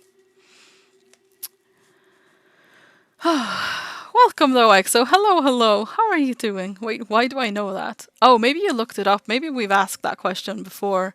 Not even sure where to begin. No. Cannot remember why I know this. I mean, probably just looked it up for some reason before then. Maybe we were talking about it earlier as well. While I'm far away from someone who readily while I'm far from someone who readily gives in to fear or stories lacking factual basis, the vague, restless feeling I have earlier immediately returns to me. I think you looked up average runtime. Probably, yeah. And despite myself, my heart begins to race and my breathing quickens. Belle, it's me. Usually I remember when I do look that up, but my mind is blank now. Maybe it's just the curse. I'm sure it's going to take us 44 hours though. I mean, I am exceedingly slow in most games, so probably yes. Miss Cooper called. Is everything okay? Plus, we do take a lot of talking breaks, so, you know. That probably adds to a little bit of playtime. Especially, you know, with all the theatrical pauses. Abruptly, all of it stops. My whole body tenses, mouth dragging in a ragged breath, ears straining for any other sound yet to come from the other side. But nothing follows. Instead, the quiet only lends itself to the heavy tension in the air, as if every small movement will disturb the fragile stillness hanging in the room. I wait for another second. Then, with a caution, I reach for the knob. My fingers barely graze the brass handle when a hand falls on my shoulder. Excuse me. Ma'am? We need a get back to the game button. Uh-oh. Also, is Wipeout just a D&D missionary? How many of us did he get in already? Ah, you never know. Just going more insane. Probably. No. Oh. I am so sorry. I didn't mean to startle you. Oh, look, it's Rose. No, Oops, sorry. Still reeling, my gaze shifts back to the door, as if any second now the cries will start again or whoever's inside will burst out of the room. But I don't get to dwell on these. The woman's worried voice breaks through the haze in my mind again, oddly soothing in the thick of my unease. Even if the concerned look comes from a total stranger, being finally in the company of someone else is somehow comforting.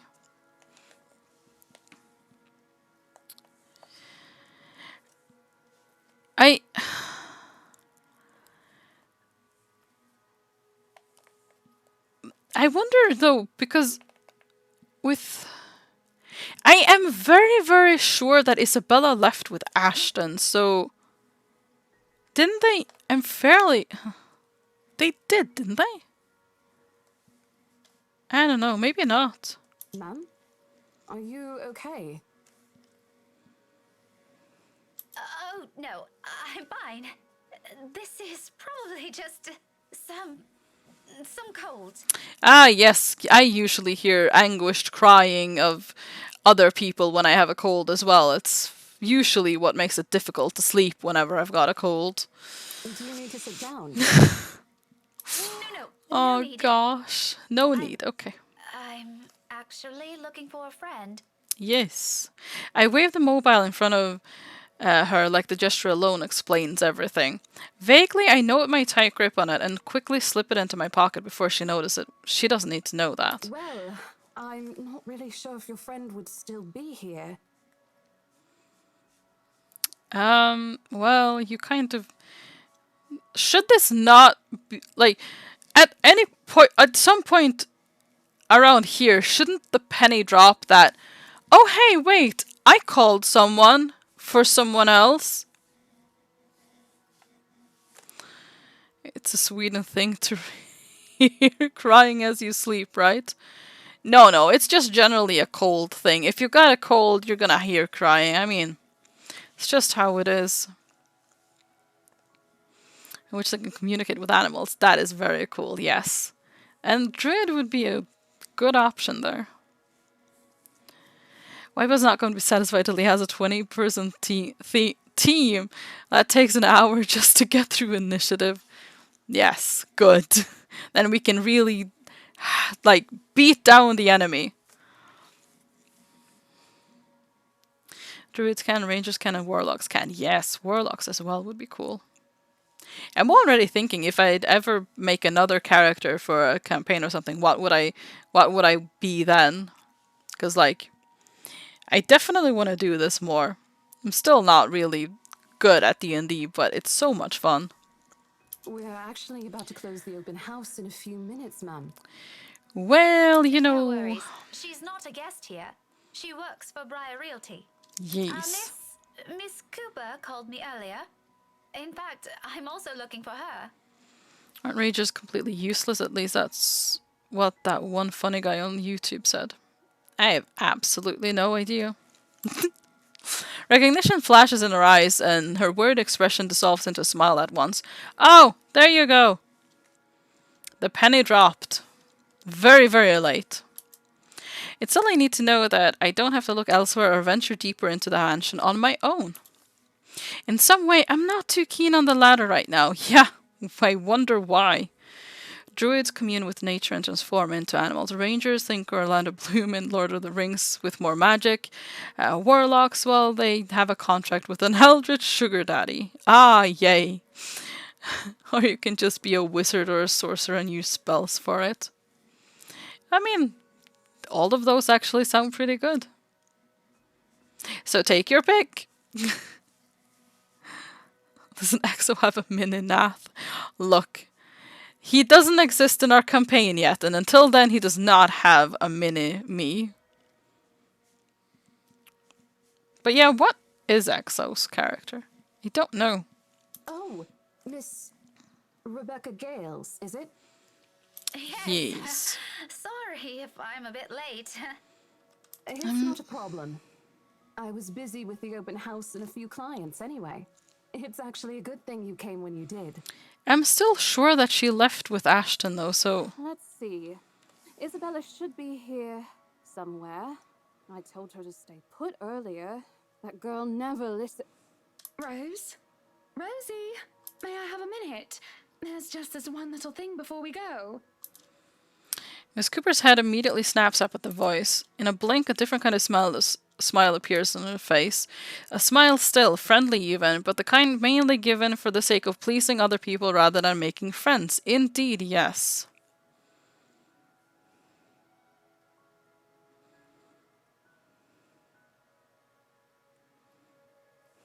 Pretty sure he's wanting to be a ranger, and wait, did you just say she left with Exo? Huh?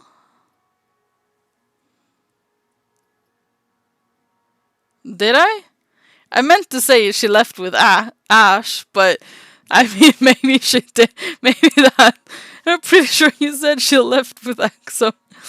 I was reading chat, so it is possible, because sometimes when I'm saying things, I'll just read something in chat and say that as well. So it's very, very possible. I mean, I have done that before with other words, so... This is not canonically a part of this game. Yep. Yes, ma'am. I'll be there in a few. It's an impressive thing to say the least. Excellent, I'm still ingrained in your head. Ah, yes, that level of professionalism. I suppose working years in this kind of business trains you enough to be able to pull that off without batting an eye. It certainly didn't seem to have rubbed off on Isabella, though. Sorry, Uh could you give oh. me a second? I have to take care of this. Don't worry about it. I understand. I can wait a few more minutes. But Isabella's not here. I'm really, really sure of it. Like, really, really sure. Clients, right? Yeah. You won't hear anything from me. Priorities, you know? Priorities, indeed. But if you want, you can stay at the parlor in the meantime. I think we have a few refreshments left. Yeah, have a drink. No, thank you. I'm going out with a few friends after this.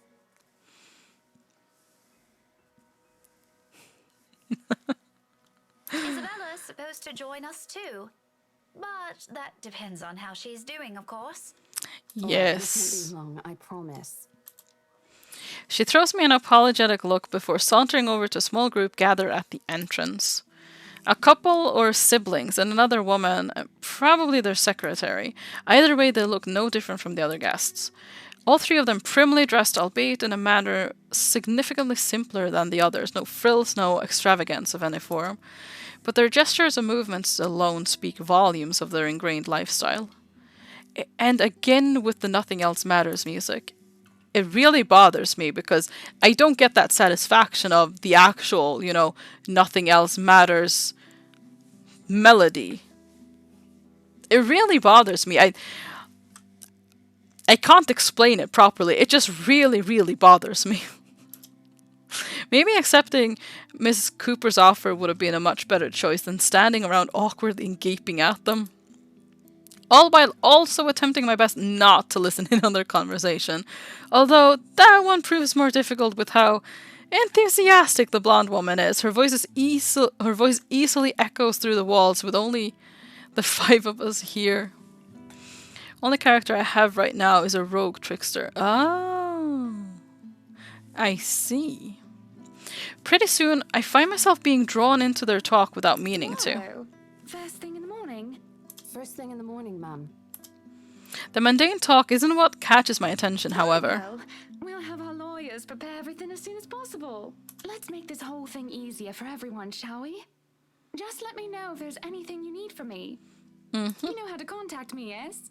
Got your mobile number saved here already. Fantastic. Good. It's just a matter of time then. Yeah, it's just a matter of time. It's a brief moment, a fleeting shift of my eye. Yes, Marianne. As long as you're positive, we won't be having any problems by that time. You can count on my team. You worry too much. Let me handle those things. Do be thrilled, though. I imagine it's not every day you get projects like this, Where you get to work on a haunted murder house? No, probably not. And the instant I turn my gaze on him, I see I'm it. certain Mint's ecstatic, Buttercup. Aren't you, Marianne? You know, we could all Him? celebrate this with a few Oh, wait! drinks. Is it about the aura again? Because he's got that, and he had that. Someone saw like an aura around him earlier as well once. In fact, there's this really excellent Irish pub I visited a few days ago. Oh gosh, really? Whiskey? Looming. Hovering over his shoulders, drawn to him like a moth to a flame, a dark blur. No, a shadow. I think I'll pass on that, sir. I have more important matters to attend to. Creepy, creepy guy. Love, she's busy. Oh, their voices are suddenly muffled. Oh, really muffled. You never let me do anything fun. But as I try to make sense of it, a heavy feeling descends over my whole body. It happens without warning, forcing me to close my eyes. The sensation creeps to every part of me, crawling under my skin and draining me little by little of any strength. Before I know it, my hand is gripping the nearby door for support. The sudden nausea drowns out their voices and what little sound there is. All except for the whispers and laughters, judging, mocking, taunting, muffled, inaudible words bearing down on me like a death sentence. They wrap around my neck and limbs, binds tightening with every syllable, every utterance. and with each draw of breath I take, they drag me down slowly, almost painfully, into a bottomless abyss. Wasn't she just a regular rogue, though? She hasn't gone into anything special yet, right? Oh, yeah, no, I don't know anything about anything like that, so yeah, just a rogue. But yes, also a mimic. Which can definitely be used for, like, I have ideas, but I haven't been good at utilizing any of Era's skills just yet, unfortunately. I'll learn, though. Probably. On, and on, and on, till the sounds turn into mere distant echoes, until suddenly it shatters. Well, what are we waiting for? Are we done here? Cool. His voice rips through the fog like a sharp blade, and my eyes snap open. When I look at them again, it's gone. You can head back to the car first if you want, Luke. I wonder what that's about, because we have seen that before. The chirping is terrific. Well, that's good. Could really confuse people. Yep, definitely. I hope that settles everything, Rose. I don't know what Isabel's problem is, but please make sure she doesn't hurt herself. Yep, we'll try to. Anyway, we're looking forward to seeing you tomorrow. Likewise, ma'am. No shadows or dark clouds. Only amicable smiles and cordial handshakes, the usual pleasantries, as Miss Cooper leads them out of the mansion like a graceful host. None of the group seems to have noticed it, and even as I force my breathing to calm down, keep my eyes trained on their backs and wait for something to happen, it doesn't come back. She returns a moment later. Gently, she closes the great doors behind her, but there's a smile on her lips and an extra skip in her step when she walks back to me. Just imagine you're a guard and hear your buddy screaming in the forest, and as you run to his aid, you just hear more and more people scream in the dark forest, and then they become laughter and then mockery as she stabs you in the back and steals your voice and uses it on your body. And next, she could literally play a horror character for NPCs.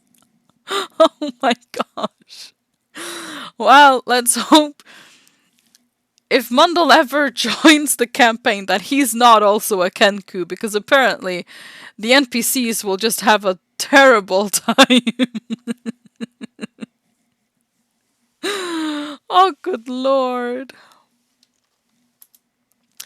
Even she appears to have not observed anything odd. Was I just seeing things? Glad that was over. It's been a long day. I thought for sure we were going to... Mundle's going to have a side job being medicine, my evil consultant. That seems like a good idea, actually. Hey, are you sure you're doing okay? You look a bit green. No, that's your hair. Maybe your bangs are a bit too long. Maybe you should cut them. It's all good. Oh, I'm actually gosh. still recovering from a cold. Mm. The weather's been crazy lately. Yeah, absolutely wacko. That must be it. The weather, the stupid cold, and the friendly warnings I'm too stubborn to listen to. As much as I hate to admit it, Isabella's right. I was and still am a little feverish when she visited me at the school this morning. The medicine helped, of course, but only some. Although it's not like I can function. It did get better after lunch, and I was able to go through my schedule like the usual. Now I'm not so sure. However, I can't keep acting like I've seen some sort of apparition when it's anything but. I simply must have listened too many times to Isabella last week. My fever-muddled mind has started to confuse things.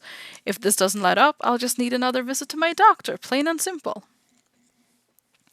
No, I wanted to go and do something completely different and made a fighter that actually has a protective fighting style. Oh, speaking of that, my PC is kind of finished and I would have time on the weekend, so maybe. Ooh. Ooh. That sounds good. Definitely. Though I do hope it won't get any worse. We did promise to watch Zachary's film together. I know what you mean. I've been complaining to Isabel. It doesn't seem to affect her much, though. Must be because she grew up in the tropics. Anyway, shall we? She's probably hanging out with the rest of the catering staff. Oh, I wouldn't be surprised she's there. She eats like 10 hungry men when she isn't feeling well. Cool. Lead the way.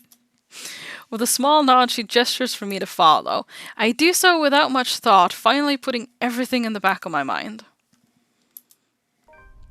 The entire visit took a whole 24 minutes, and my trip to the mansion, as it turns out, is a useless endeavor in itself.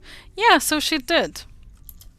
Isabella's no longer there, left shortly before I arrived, or at least that's what the few staff who saw her assumed. None of them knew where she went, but I can take a few guesses. There are only a number of places in Luxburn she frequents, and, well, she's never been the complex kind. It doesn't take a genius to figure it out. Still, it's odd she left on her own. She could have at least waited for Miss Cooper. It would have saved her having to pay for the cab fares twice today. She was told to stay put. I mean, who does that? Who does that? I'm really quite certain Mundell may actually be a sociopath secretly. He isn't too secretive about it. Uh-oh. Please ignore the fact that I put a secret part on the background description. Ah, yes.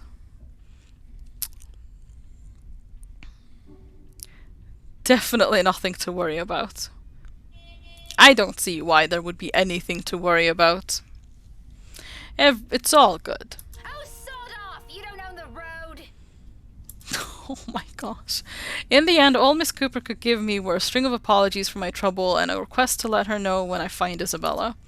The whole affair didn't even last long. I probably spent more traveling back and forth. Soon enough, I'm weaving my way back downtown Luxburn, worried sick, and on top of that, maybe a little annoyed. Actually, I did scale that back. Originally, there was a bit too messed up stuff there. Oh.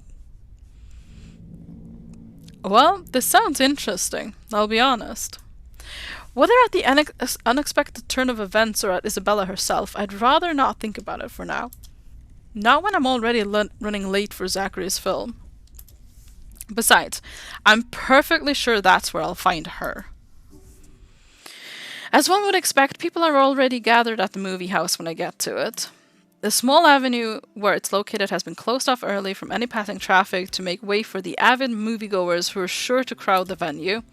I have to park almost a street away and walk the remaining distance because of it. Looking for them has taken a while in a crowd this big, but I eventually spot them near the entrance. Thanks to Zachary mostly. I'm so sorry, Zach. Oh no. And like I've surmised, Isabella's with them. Yeah. Wasting no time, I march over to the little group. Words filled with concern tumble out of my mouth before I can stop myself. Isabella! Oh, thank goodness. Becca, you're just in time. An odd expression crosses her face as I hold it in both hands, but I ignore it in favor of getting a good look at her, forcing her to keep still and fix her gaze at me. Becca, you're squishing my face. How are you? Are you all right? Why wouldn't I be?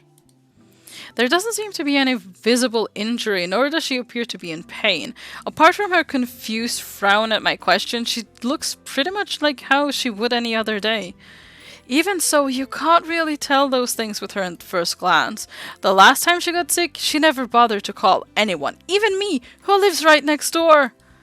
If I hadn't checked on her then, she probably would have died on her bed with the rest of us none the wiser.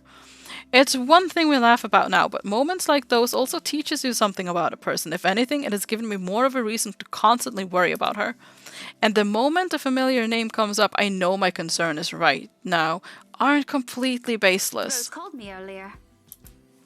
Her expression swiftly changes, and gently as she can, Sibylla pushes my hands away, yet even before she can say anything. I already have a hunch how this whole thing will play out. Oh, no, everything's good. Rose covered for me at work today. She sure did, didn't she? That's not what I'm talking about. How's your head? Then and there, the whole conversation goes down as I have imagined. She dodges my hand when I reach for the back of her head, intending to check the said injury myself, even makes a show of hiding behind Zachary just to avoid me. Instantly, what's supposed to be a simple inquiry dissolves into a shameless game of tag, shouting and chasing like none of us can be bothered to act like the full-grown adults we're all supposed to be. Including Ashton. I won't put it past Isabella, but Ash, of everyone? In fact, if that stupid smirk on his face tells me anything, he finds this whole mess amusing. Oh, for the love of... Isabella, this isn't a laughing matter. She did look pale when I saw her. Wow, thank Thanks a lot, Ashton, you traitor.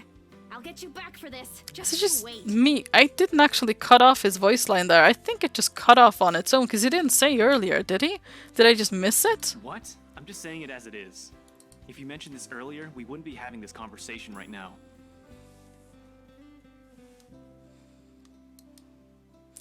There's a moment's pause. Why is it inappropriate when I grab the back of people's head? When you do it, but when you do it, it's perfectly fine. I mean, I don't think Roses necessarily has a right to grab the back of Isabella's head either, but I'm pretty sure that's a very different thing. My hand stills midair as my attention shifts to Ashton and the words he leaves hanging between the four of us. He doesn't meet my eye. I don't think he's even aware of what he said. But the meaning in each syllable is clear, and they echo. They sting. They burn. I'm sorry. Saw her? Yeah, they arrived together. Bella looked fine to me then. I don't know. Of course. Of course. Why else would Isabella leave on her own after being told to stay put, after that little chat about money this morning? Something close to silence falls while I mull over their words, both what's been already said and what's left unspoken. When I do find my voice, it only reeks with nothing but bitter and pleasant thoughts. Thoughts I quickly stamp out before they surface. Yeah, so Ashton has a thing for Isabella and Rebecca has a thing for Ashton, and she's aware that Ashton has a thing for Isabella, and she doesn't like it. Okay. Thoughts I hide the best I can in the deepest parts of my mind, locking it away for no one to see. Oh, that's good. At least she didn't have to travel alone, right? At least. Good. Yeah. Yet, try as I might, the green-eyed monster easily rears its ugly head. Like it always does every time his gaze lingers a second longer. Every time he smiles in a manner far too gentle or far too sincere, whenever he thinks no one can see. Every time my mind suggests his word mean more than they should. Every small little thing. Despite what he says, despite his tone. Guys. For all I know, it may just be the same kind of fondness born from friendship. Maybe I'm simply overthinking like he often tells me, or maybe there really is something there. But in his short display of impatience, I know the whole thing of it is just for show. After all, growing up together with him didn't teach me nothing about him. For whose sake it is this time, though? For him? For Zachary? For her? Or for me? That I can't tell. If she says she's okay, then there's nothing we can do about it. It's not like we can stop her either. Besides, True. She's still acting like the same old Isabella to me, if she can still run around like that. Why are you taking her side? I'm not. But if she wants to watch Zach's movie with us, I'm not going to stop her. She's probably the one looking forward to it the most. Ash, that's... You, of all people, should know... Tell you what, if I notice something amiss with her, I'll take her to the nearest hospital myself. Yeah. Is that good enough for you? My mouth opens and snaps shut almost as quickly, forming a thin hard line instead. I can't respond, not because there's nothing to say. On the contrary, there's plenty, so many things I can use to reason and get him to agree. But because he speaks with so much certainty, with much assurance, it feels like there isn't even a choice. All I can give is a long deep breath and a reluctant nod in the face of it. Before I can get a grip on myself and my own weakness, the mood immediately shifts and I'm being tackled into a hug. I mean, she's a grown woman. Let her watch the movie. It's always been you with him, isn't it? Did you say something? Me? Nothing. Don't mind me. Awkward. A lie, obviously. What else can it be? Each and every smile, a tiny effort to keep things as they are, or so I tell myself. Little do I know, this is merely a preamble. It starts out quietly and without fanfare, amidst friendly jibes and harmless teasing, with a scrap of paper fluttering harmlessly to the ground. And no watching, it's almost past her bedtime. Uh-oh. One that looks suspiciously like a cheap Halloween prank, no matter how you look at it. And yet, despite how ludicrous it is, Isabella stubbornly insists, as if our whole lives depend on it, on acknowledging the truth in her story. Does she even realize how absurd she sounds now? Crivens, even my students wouldn't fall for this. What on earth does that mean? Isabella, aren't you taking this a bit too far? She doesn't give me the time to regret nor think over my choice of words. From there, it escalates, grows into an argument, too petty even for our standards as adults. Before we know it, one after another, harsh, scathing words are being spoken. Not a joke! Will you guys listen to me first? Nope. I saw something in the house earlier. It stood right in front of me. If I hadn't gotten away, that thing might have... Right. And in broad daylight, Isabella. Even someone gullible would find the logic in that screwed up. Oh There's boy. also no way in hell that this supernatural shit is true. But it's real! What do you think I saw? A hallucination? A delusion? Didn't you say you fell down some stairs? So maybe Rebecca's right. I mean, Ash has a point. You gotta give it to him. He does actually, there's a logic there. It happened after, when I was trying to get away. I almost got stuck in the same room with that thing. We're all in danger. I thought you were my friends. Why don't you believe me? Awkward. But someone has to be patient in all this, and however much my own has already been frayed earlier, there is no one else.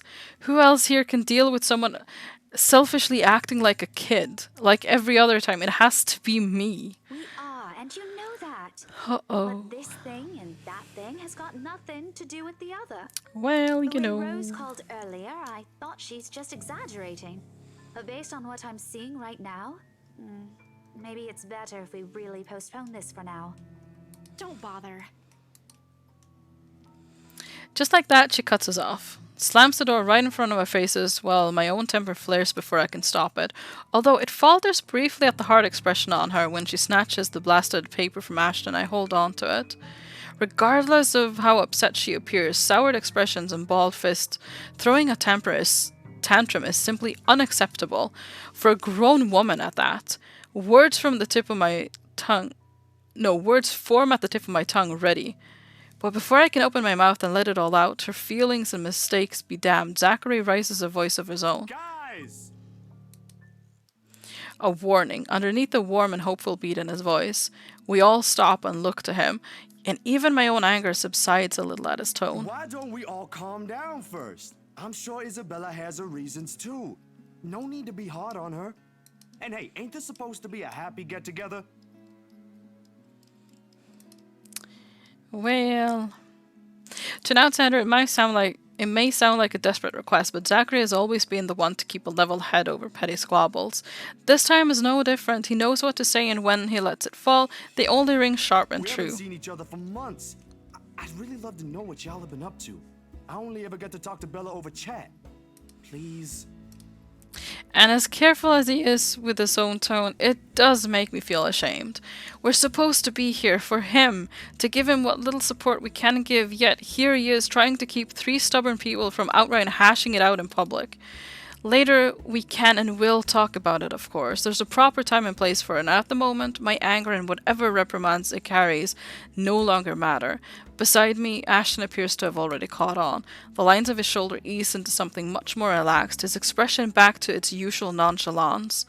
Isabella, however, she stands perfectly still, her hands clasping the straps of her bag like a lifeline, eyes strained at some point near her shoes. There's no anger in her face, only an undeniable hurt. But she's never been good at hiding what she thinks, always the open book, always the one to wear her heart out in the open. And when she looks up, her answer is also as simple. If we keep arguing here, we're going to miss the first few minutes. Her lips are curled up into a smile, though lacking both its usual brightness and glee. It's a smile nonetheless. I've seen it countless of times. It's the very same she would show when she has no other choice, or simply when things get tough for her. But despite everything I already know about her, it still catches me off guard. In all honesty, I expected her to run, to balk at the first sign of losing this time. I won't even be surprised. At 26, she is the youngest among the rest of us, less experienced, less accustomed to dealing with trivial quarrels like this. Yet, here she is holding herself and coping with it like how she would with matters concerning her family. Outside of that, to me, she's always been the childish, naive, and watching the opposite play out right now. Huh? She's always been this childish, naive girl and watching the opposite play out right. Oh! Somehow I find it difficult to wrap my head around it. Right, that's the Isabella I know. Oh, good. I thought for sure you were going to cry. Oh, but I envy her. What's that for? Stop calling me a crybaby. I'm not one. Oh, don't cry. Stop it. I envy her spirit, her warmth, her cheer, the shine in her eyes when she looks at the world, how everything seems to simply fall back to a pleasant, lively rhythm with her around, how easily and tightly she fits into our lives, even without bonds only long years could forge, like a lost piece of a puzzle despite her jagged edges, how she draws people to her with ease, how Ashton, of all people, can be drawn to her. Okay, scaredy cat then. That too. If you repeat that, I swear I'll... Let's just go. I make no effort in keeping the bitterness from my tone. I let it seep, linger stiffly in the air as I avert my gaze from them, from their playful banter, their friendly, teasing remarks, and Ashton's tender, affectionate smiles. Right, time for me to go track down some food. Message you later. Get some good food, yes. Enjoy your meal. Talk to you later, EXO. All before the stabbing aches in my heart changes into something too painful to bear. It's all in my head, is what I'd often tell myself. Yet, the way my heart rends at just the sight of them hurts, and like a coward, I walk away from it all, taking with me a small hope that the movie will distract me from these thoughts. Hunt the food with spear and a gun. Uh-oh. Because, like this, it's easy to find something to hate in her. Dusk has already given way to night when we leave the film fest. Unfortunately, it does nothing to improve my mood like I'm hoping. Neither does the muggy air that greets us upon stepping back into the noisy streets. Too busy, too loud, too many people taking what little space of the sidewalk offers. It forces anyone to bump shoulders with those they barely know, let alone care about. On a normal evening, I probably wouldn't have minded the crowd nor the humid weather. It's not like any of them are bothering anyone. And yet, even with what's admittedly a pleasant company, I can't bring myself to lighten up. You got some other time? Yeah. See ya. Not even to return the smiles Ashton and Zachary give us when we go our separate ways. Perhaps this started with Miss Cooper's call earlier than that. Maybe even the moment I left the bed this morning. Bloody hell, it could have been because of that sodding letter for all I know. I couldn't care less at this point. All I want is to get a warm bath, sleep, and wait for this dreadful day to end. Now, if only Isabella would stop babbling, then maybe this dull throbbing at the side of my head won't turn into a full-blown headache too. Zach did a pretty good job with his movie, didn't he? Even though Ash said he ran into some trouble late into filming. Uh-oh. Is it just me, or does it look like he's kind of loosing his pants or something? But I knew he had it in him. It's not like I didn't believe he couldn't do it. I mean, did you see his face after the credits rolled? All those months he worked on this, and everything's finally... You weren't even watching. Well, true. Only the first minutes. I watched the rest of it, I swear. Besides, Ashton was the one who wouldn't stop asking questions. I think the guy's pissing into the corner. You know what? He just might be, Well, why do we still need to talk about this then? I liked it. Ash liked it. You liked it. Uh-oh. Shouldn't you be telling that to Zachary in person? I'm sure he'll appreciate it better than I ever will. I know that, but... Yeah, she's angry. Maybe there's something you want to say? Zach had you check the scripts before he went through everything, didn't he? You also worked on it, even if it was only for a short time. So, maybe you want to... I don't bother waiting for the rest. The moment I spot my car, I immediately make a quick beeline for it. Knowing her, this is merely another attempt at starting conversation, just so we'll have something to fill the dead air, to replace the strained atmosphere we've somehow walked into. One thing, the very thing, I'm not too keen to deal with at present. Behind me, Isabella also changes her pace to match mine, her soft strides growing brisk and uneven in order to catch up. A small part of me half expects her to suddenly trip. she's not the clumsy sort, but there's definitely times when she can be the least coordinated person on the planet. Hey! Oh no. Wait for me! And people wonder why I worry. They're not really completely unfounded once you've already grown familiar with her habits, though right now, this is also at the very end of the list of things I want to think about. Sometimes it does become overbearing. Even her voice as she calls after me sounds nothing more than background noise to my ears now. Rebecca, slow down, will you? Your car's not going to leave without us. I mean, you never know. It could. The sooner we get on the road, the earlier we can get home. Oh, she's really angry. Friday, in case you didn't notice. Yep. I know what day it is, but the traffic's not going to magically disappear, even if we go there right now. You don't know. I don't want to hear that from you. Oh. Didn't you used to complain how horrendous the traffic is back home for you? Yeah? But that doesn't have anything to do with this, Becca. Okay. What do you want to do then? Wait it out? Walk? I just want to go home, Isabella. That short one sounds more like you, Nat, than Rebecca. Is your overprotective something? I don't know. Is there someone overprotective in your life? I mean, no one who nags me like this. Exo.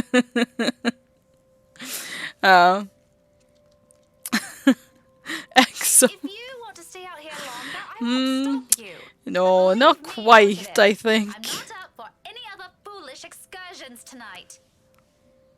Okay, fine. I wasn't thinking about an excursion. I want to go home too. It's already late.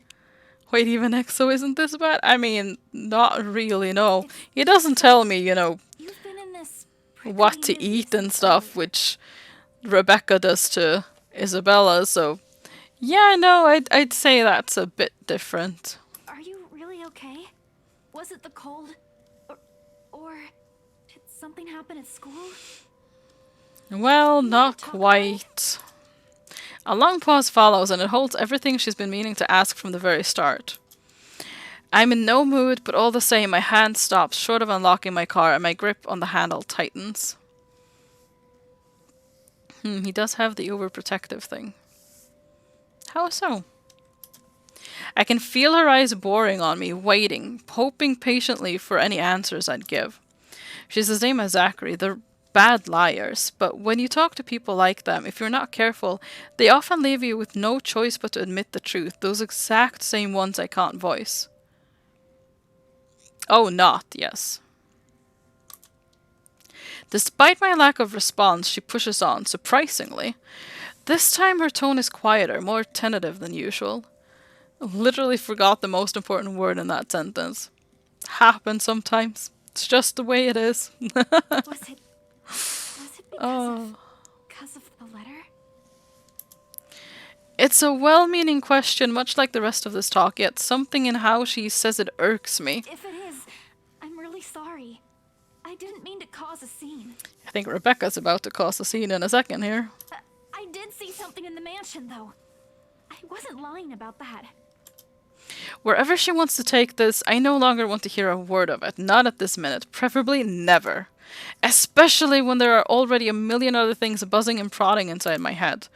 Sometimes my patience can only be tried for so long. As Cole caught up with me, I'm not in the mood to talk. Honestly, I think just be honest and say you're not in the mood, because that's obviously what's going on here.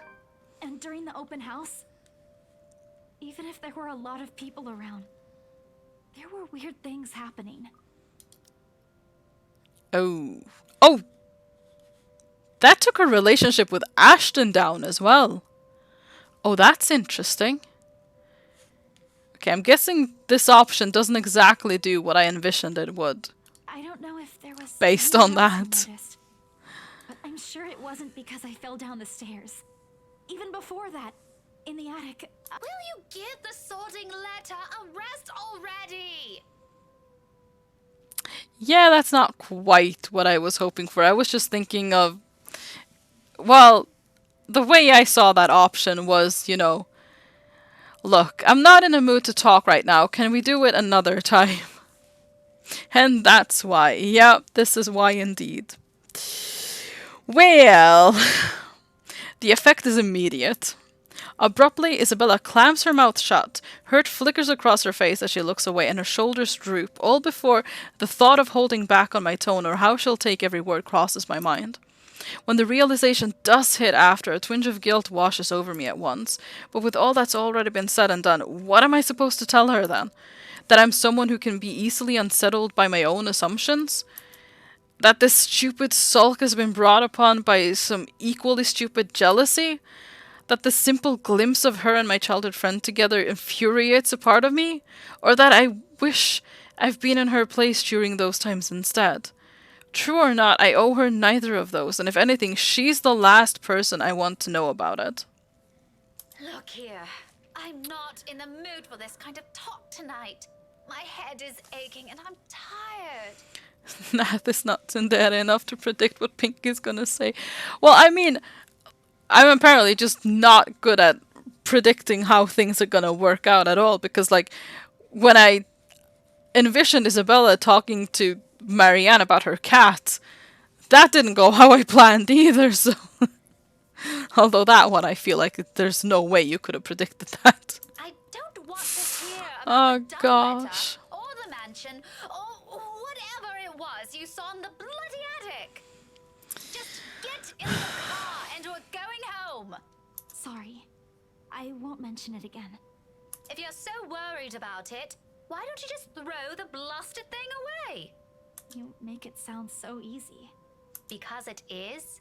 Here, hand it over, and I'll do it for you. Might as well shred it up while we're at it. Oh boy. I hold a hand out to her, though the gesture is without any expectations. She's nothing if not stubborn, and it's not surprising when she turns the offer down with a swat of her hand. Just leave it alone, okay? I get it. You don't want anything to do with it. Good. I hope that settles it. Yeah, just forget I mentioned anything. Yep. It's already forgotten. At least I'm trying to. I'll figure it out myself. That makes me stop again. This time, I turn and look at her, searching her face for an explanation, but all she offers me is a sidelong glance and another one of those pained looks before climbing on the passenger seat and closing the door behind her. Somehow, even with the steady din of traffic around us, the sound of that feels heavier, weighted with everything we refuse to utter tonight. This is what I want, isn't it? It certainly doesn't feel like it. Thankfully, if there's anything left to be spoken between us after, we won't have to discuss it on the way home. Or rather, we can't. Because no sooner than we hit the road, Isabella dozes off. Despite my foul mood, I still end up suppressing a laughter once the first sound of her breathing fills the car. Not your mom, Isabella. Slow and steady, the quiet rhythm so completely unlike her, so far removed from every impression anyone has of her. A few faint whimpers will occasionally come from her, but otherwise it's just us, the silence, and it's so utterly unexpected. Still, a welcome break, of course. Peace and quiet is one thing you'll rarely get with her around, yet it's nowhere near comforting. It merely lends the air this strange clarity, every little sound, every little movement more palpable. And it comes with the unease. A jolt of surprise hits me. It's almost comical if this were a different situation. In my haste, I accidentally dislodge my mobile from its seat on the dashboard when I swipe on the screen. Soon I'm scrambling blindly for it with my other hand while keeping a steady eye on the road ahead. My voice crackles from the loudspeakers before I can put it back. Although muffled heavily by the surface, I recognize the person on the other line from her chipper tone alone. Hello? Miss Cooper? Oh, you're still awake. Evening. I hope I didn't disturb you or anything. I know it's a bit late. Sorry about that. I just want to check on you and Isabella. That girl's still not answering her mobile. Were you able to meet up with her? Yep. Yes, she's with me. We're on our way home. Hello? What was that again? I can't hear you properly. Sorry, let me just fix this dumb phone. Uh-oh. My hand stops dead for a moment. I spare the device a brief glance, waiting. Seconds pass. Nothing happens, though. Frankly, I'm not sure what I'm expecting, but the lines of my mouth forms into a frown regardless. Cooper, Yes, still here. Did you say something? Just that I didn't get the last part. What were you saying again? No, I thought you... Never mind. Must be the signal acting up. Come again? What? Is everything all right over there? Certainly. Is something wrong? What wouldn't? Okay, you seem to be busy. If this is a good time, I can just call you back some, other...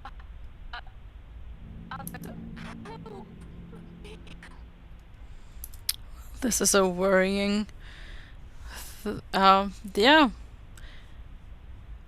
I have to make a conscious effort not to panic right then and there, although my tight hold of the steering wheel tells a different story altogether. Rose? Hey, Rose! Are you still there? Only a burst of static answers me, and... Uh-oh. Maybe this lapse is entirely because of exhaustion. It has been a long day, and I haven't fully recovered from last week's bout of flu, contrary to what I've been telling people. Though perhaps, had I paid closer attention to it, had I not been so occupied with other thoughts, I probably would have noticed earlier that it never came from my phone, but from somewhere right behind me. Oh. Time slows to a crawl. Looking up is a mistake. The first thing I see is its face, a ghastly shade every inch battered, bruised, and bloodied. Even in the darkness and the world passing by in a blur of lights outside, I can still make out the wounds. Blood oozes from it, little trails of crimson running down its face, glistening under what little light there is. But it's the gleam in its eyes that catches mine. The quiet plea, the anguish, and the desperation in them, more than its hideous features and the awful stench of gore now soaking the air. As try as I might, I can't bring myself to look away. Even as its lips contort into a horrific smile, even as sharp, harsh noises pierce the air and silence all around us. Rebecca! Huh? Car! Eyes on the road! Uh-oh. Against everything I've been taught and constantly reminded myself, I close my eyes. Uh-oh. Hello indeed. Uh-oh. It's a brief moment, a short, vivid second of muscle memory and instinct taking completely over, and if I didn't allow it, if my hands didn't move, or my feet didn't hit the brakes in that exact second, I might have... Isabella and I might have... No. I shake the notion away before I lose myself in it. Right now, it's an ugly line of thought that I refuse to venture into. Not when breathing is a struggle and every ounce of strength has been totally drained from my body. Most definitely not while Isabella's panicked voice beside me still rings in my ears. And now for your first blind driving lesson. Exactly. We're alive. We're safe. That's all that matters. But it's not her face that I look for when I finally open my eyes. All gone. I expected stains, little telling marks, and creases on the covers to show where it sat not a second ago. But whatever it is, it left not a single trace. And though courage is a hard thing to gather at this point, I take what little of it remains in me and turn towards the back seat. Even then, there's none. Or was there really something there in the first place? With how empty it is, I'm beginning to doubt it. The stupid flu again. I need a long rest after this. Ah, you and me both, Rebecca. My hands fall uselessly to my sides, numb from how taut my grip on the wheel has gone, yet still trembling from the unexpected rush of adrenaline. Against my ears, my heart still pounds in erratic rhythm, and my breathing hasn't slowed down. But the world has already righted itself without warning for me, and little by little, second after second, as I sit there motionless, colour begins to seep back around me. Along with it are the sounds and voice, no longer the indistinct ringing it was earlier. Becca, are you okay? Answer me, will you? You're scaring me. You know what? I think we should just call a taxi since... Can you keep it down? Well, she's still angry, though. Strange, harsh, and completely unintentional. But with that heat prickling at the back of my eyes and the mouth throbbing at my temple, I could honestly do with a little silence for now. Get down. We almost crashed, Becca. I know what happened. It was a lapse. I'm sorry. A lapse. You call that a lapse? Becca, I really don't want to end up a mangled mess on the side of the road, or a mangled mess anywhere. All I'm asking, if the time ever comes, which I hope isn't right now, is a peaceful death. Give that one to me at least. Not that I'm asking for it, but please. I mean, crashing doesn't necessarily mean death, though. I mean, it's not good, obviously. It's not a fun experience. But crashing a car isn't equal to death. It kind of depends. And in a city like this, would you really be going fast enough? Well, I guess maybe. It would depend again, but like... crashing a car does not equal death, is what I'm trying to say. Isabella. Belle, you're overreacting. A little bit, yeah. I've crashed a car and I'm fine. For the most part. You're so worried, why don't you drive? Well, I didn't crash. I wasn't the driver. But, you know, I've been in a car crash. Don't have a license. Yeah, I feel that, Belle. Right, I'm unscheduling that drowning session then. Would cyanide in food count as peaceful death? I'll get some of that then. Uh-oh. You have what now, Nath? Oh, a long, long time ago. I've actually got a scar on my arm from the car crash. I keep telling you to get one, didn't I? For the past 5 years. Yeah, that's... Well, you know, some people just... Sometimes it just doesn't happen that way. Do you see why now? I wasn't really expecting to stay here this long. I thought it'd just be for a year or two. Yeah. All of a sudden a pensive mood comes over her. Isabella looks away then, while what's left of my little lecture never crosses the tip of my tongue. I don't allow it to, because in each of those words she let loose earlier is a small truth. Her stay has always been meant to be something fleeting. Earn some good money, go home. It's what she'd tell herself during her first year here. Bella's really just British Nath. Well, I mean... oh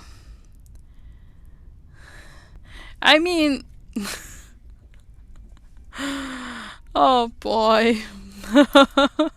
Now, half a decade later, I'm not sure if she still believes that. Even I'm not sure if I still believe it. And if there's something in her reasons that has changed along the way, even if I already have a hunch, it's one thing I'll never bother to ask. Yes, you mean? Well, perhaps a little bit. This music as well, it really annoys me that I cannot figure out where I've heard it before. Those are hers to keep. Be careful this time, I promise. Just please. Can we give this whole thing a rest for now? She nods, and that's the end of it. We spend the rest of the trip back to Salemwell in silence, all thoughts of an overactive imagination playing tricks on a flu-addled mind and of smiles never meant for my eyes abandoned, if only for a brief moment. October 25th. Okay, hang on. I need to know. So, okay, we're here now. Is her story shorter? Okay, whoa, so we went from the 21st to the 25th. Is her story a bit shorter than the others? Because I'm guessing we've never actually gotten to November 1st, October 31st. Okay, well. It begins innocently enough. Tuesday morning arrives like any other day before it, bright and clear. Even though it comes with an extra helping of the unusual October weather, I appreciate being able to catch a glimpse of the clear skies lately. After going through a bout of sickness last week, it does something to lift the mood of what would otherwise be a dreary morning. And despite being mostly a creature of habit, I wind up waking earlier than usual because of it. Still, no earlier than Isabella, it appears. I've assumed she'll be taking a day off because of what happened to Miss Cooper, but that doesn't seem to be the case. The sound of the morning news drifts from her unit when I walk past on the way to my mailbox. Chances are around this hour she's already dressed and ready to go, probably just waiting for the next bus to arrive. I've tried following her example before, but I don't think I'll be repeating that. Really? How can anyone be up before the sun is up? You just wake up before the sun is up, or you just never go to bed. One of the two. It's a habit she got from home, she said, instilled in her by the kind of life she grew up in. Like clockwork, it's always at 4 a.m., either to help with the chores or prepare her little siblings for school. It surprised me the first time. She just didn't look like someone who could. In the end, I've simply passed it off as one of the many things anyone will have to get used to around her. Not that I'll ever fully understand. I'm my parents' only child. We aren't well off, but so far I've lived a relatively easy life. I didn't have to think about bills or food for the next day or paying for any siblings' tuition on top of my own or supporting a sick father's medication. All I have to worry about were my grades, if it'd gain mom and dad's approval, or what we'd be having for dinner. When put next to hers, they all pale in comparison. They look less like problems and more like petty issues this way. Petty issues? Yeah.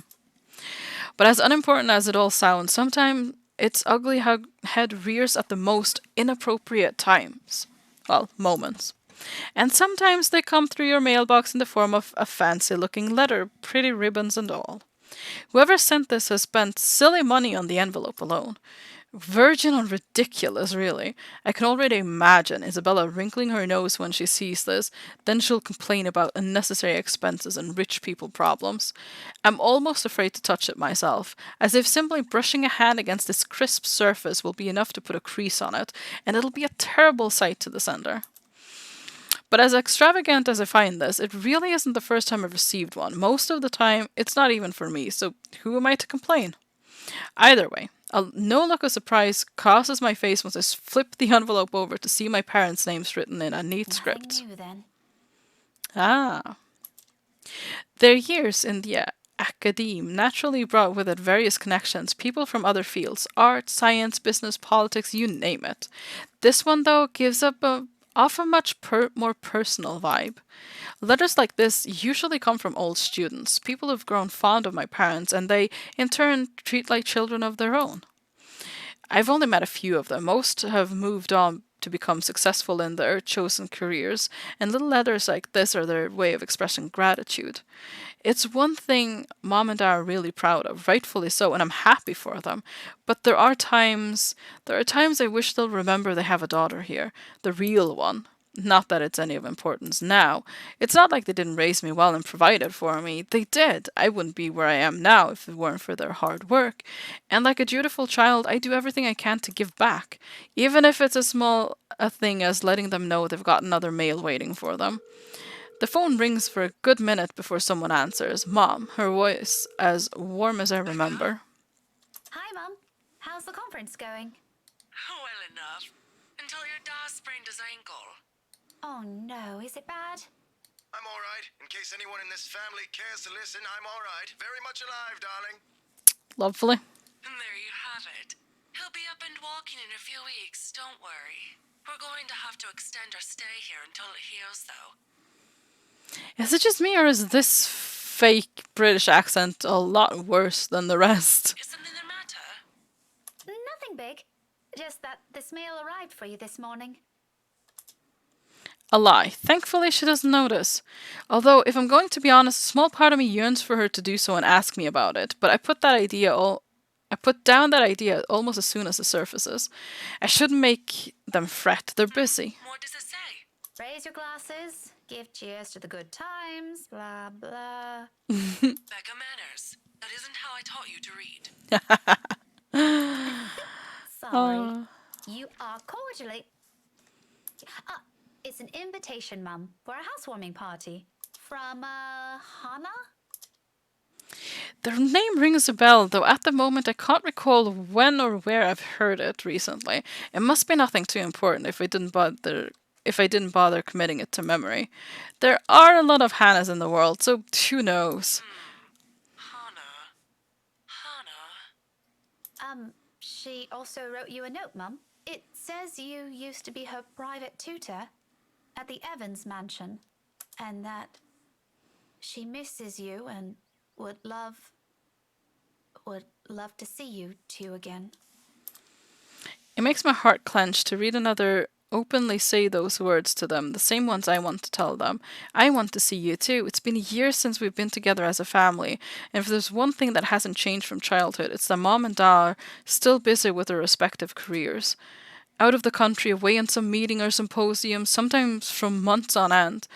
It only grew more frequent with the years until I'm old enough to live on my own. I'd like to think that's how I've become independent at such an early age. They've always praised me for that. At times, I wish they didn't. Honey, it's Hannah! Hannah Evans. Remember?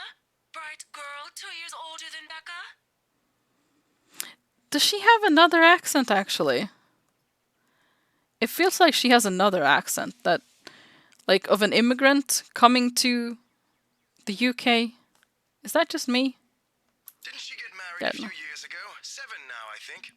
But they grow up so fast, these kids. She definitely does, yeah, because it's not like... I mean, none of these British accents are flawless, but this one seems very, very different to them, which is very odd. Don't she think she's native British? No, I don't think so either. She can't be. Yeah, she invited us to that too. Fonte de Medici. But we missed that one because you had to present your paper in Singapore. We did send her a note after. Still a shame we couldn't attend, though. What is it about Right. this time?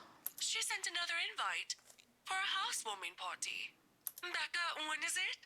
This Friday, Mum. Oh, that's too bad.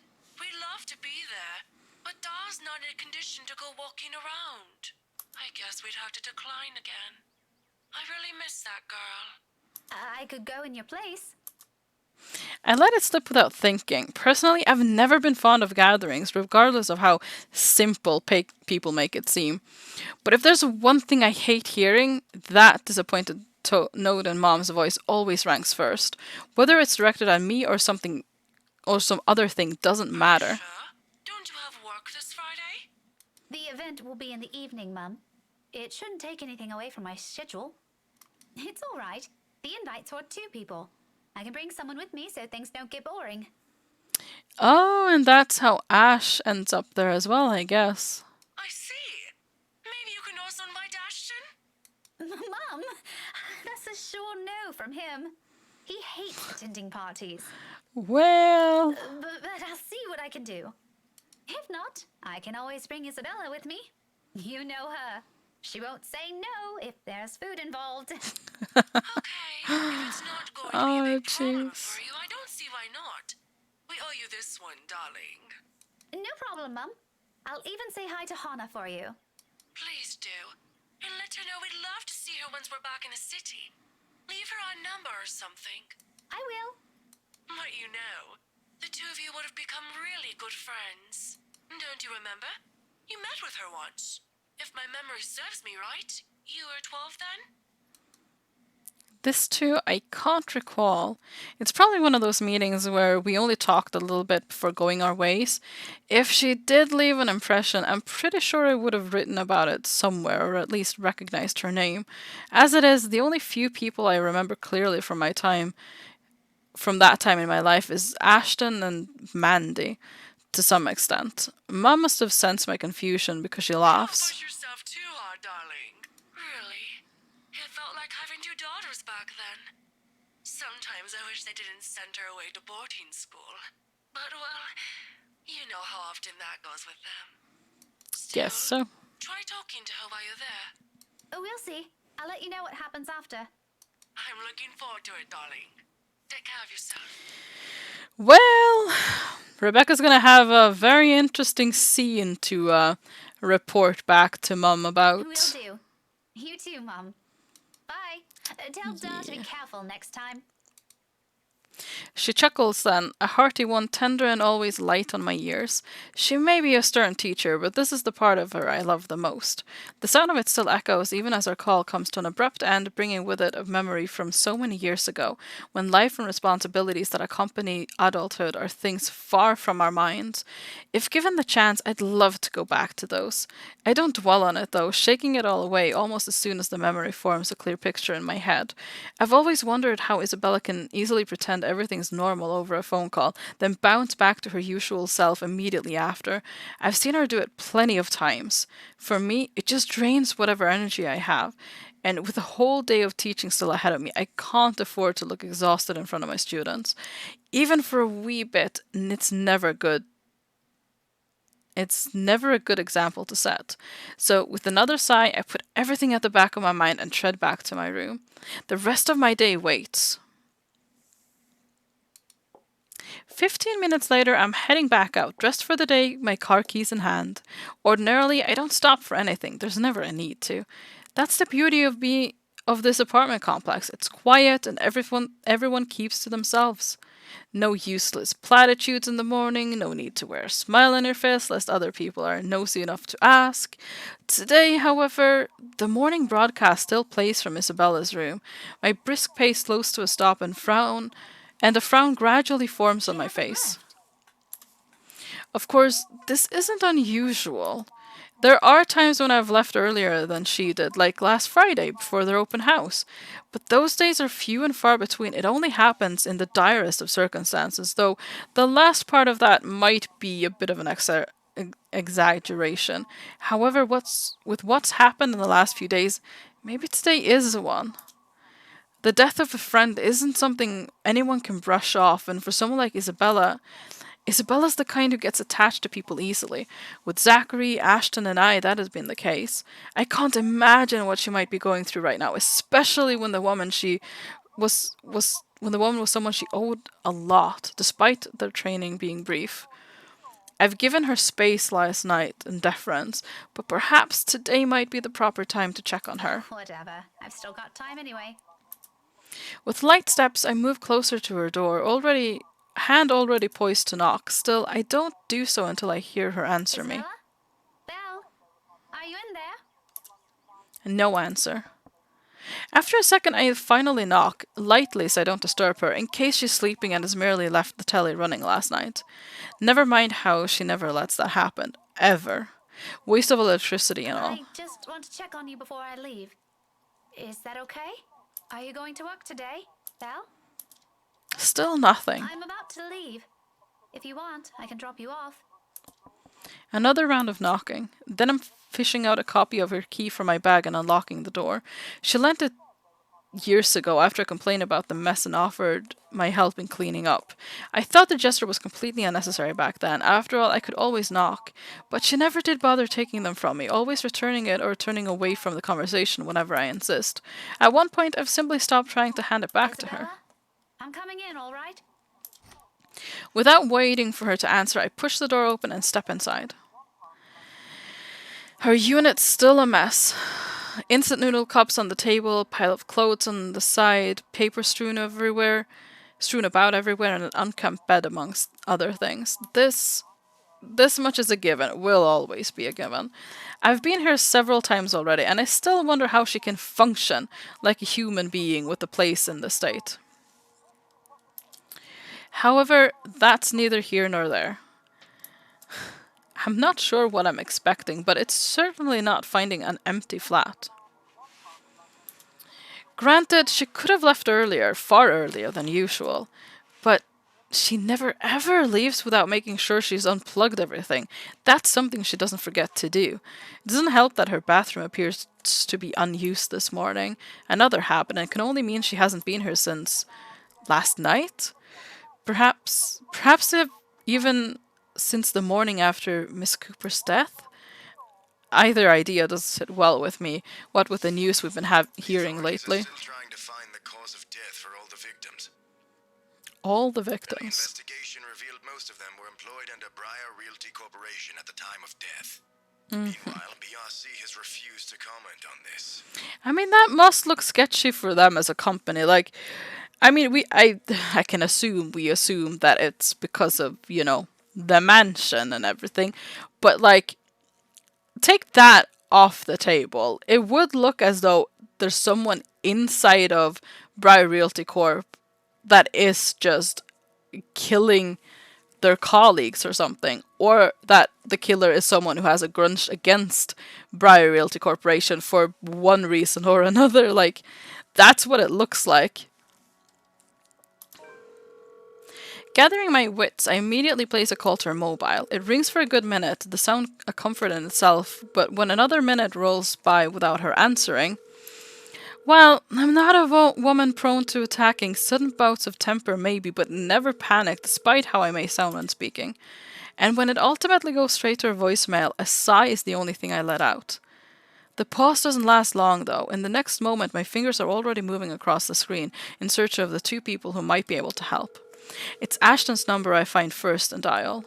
I call that a habit, but even Isabella thinks she's dependable when the situation calls for it, despite how much they give each other grief. That already says a lot about him. There's Zachary, but around this hour he's probably still sleeping. If he has a freelance work, it's very likely he's just gotten himself in bed. He's the last person I want to bother, if anything. The wait doesn't take long. Soon a click, then Ashton's voice echoes through the receiver, rough and still heavy with sleep. He never did grow fond of mornings. Oh, thank you for the posture check and the hydrate bundle. I don't actually have anything to hydrate with, but I will hydrate plenty after the stream. Beep beep, 10 p.m. Okay, thank you. I was actually wondering. Actually, 20 minutes after. Okay, well that works as well. I was kind of wondering what time it is. Not you, apparently. Good one. Did you call us early just to make that joke? I'm going back to sleep. No, Ash, hold on. This is important. Becca, stakeout last night. Make this quick. My analog clock is going wrong. Oh. Uh-oh. That's an easy way of getting, well, being late to things. I've still got a few hours before the chief bothers me. Sorry, I'll go back to yes. sleep after. Wait, you were on the stakeout last night? I'm slightly sleepy as well, actually. You and me both, Ash. Forget I said that. Forget I said anything. Forget we had this conversation. Yes, it's already forgotten. So, My memory is not great. About what? About what? I also have no idea why we're talking so early in the morning, so there's that. He just said about what twice. Somehow that soundtrack played twice. Interesting. No, will you stop sleep talking or whatever for a second? Belle didn't come home last night. She's gone. Who? Isabella! Instead of an answer, a brief pause comes after, followed by something blunt and heavy hitting a hard surface and a string of rather colorful curses from him. The moment might have been one of the many things I'll keep to myself and remember fondly in the next few days, if things aren't the way they are. When he picks up again, there's no trace of sleep left in his voice. Say that again, from the top. Isabella's gone, Ash. She didn't come home last night.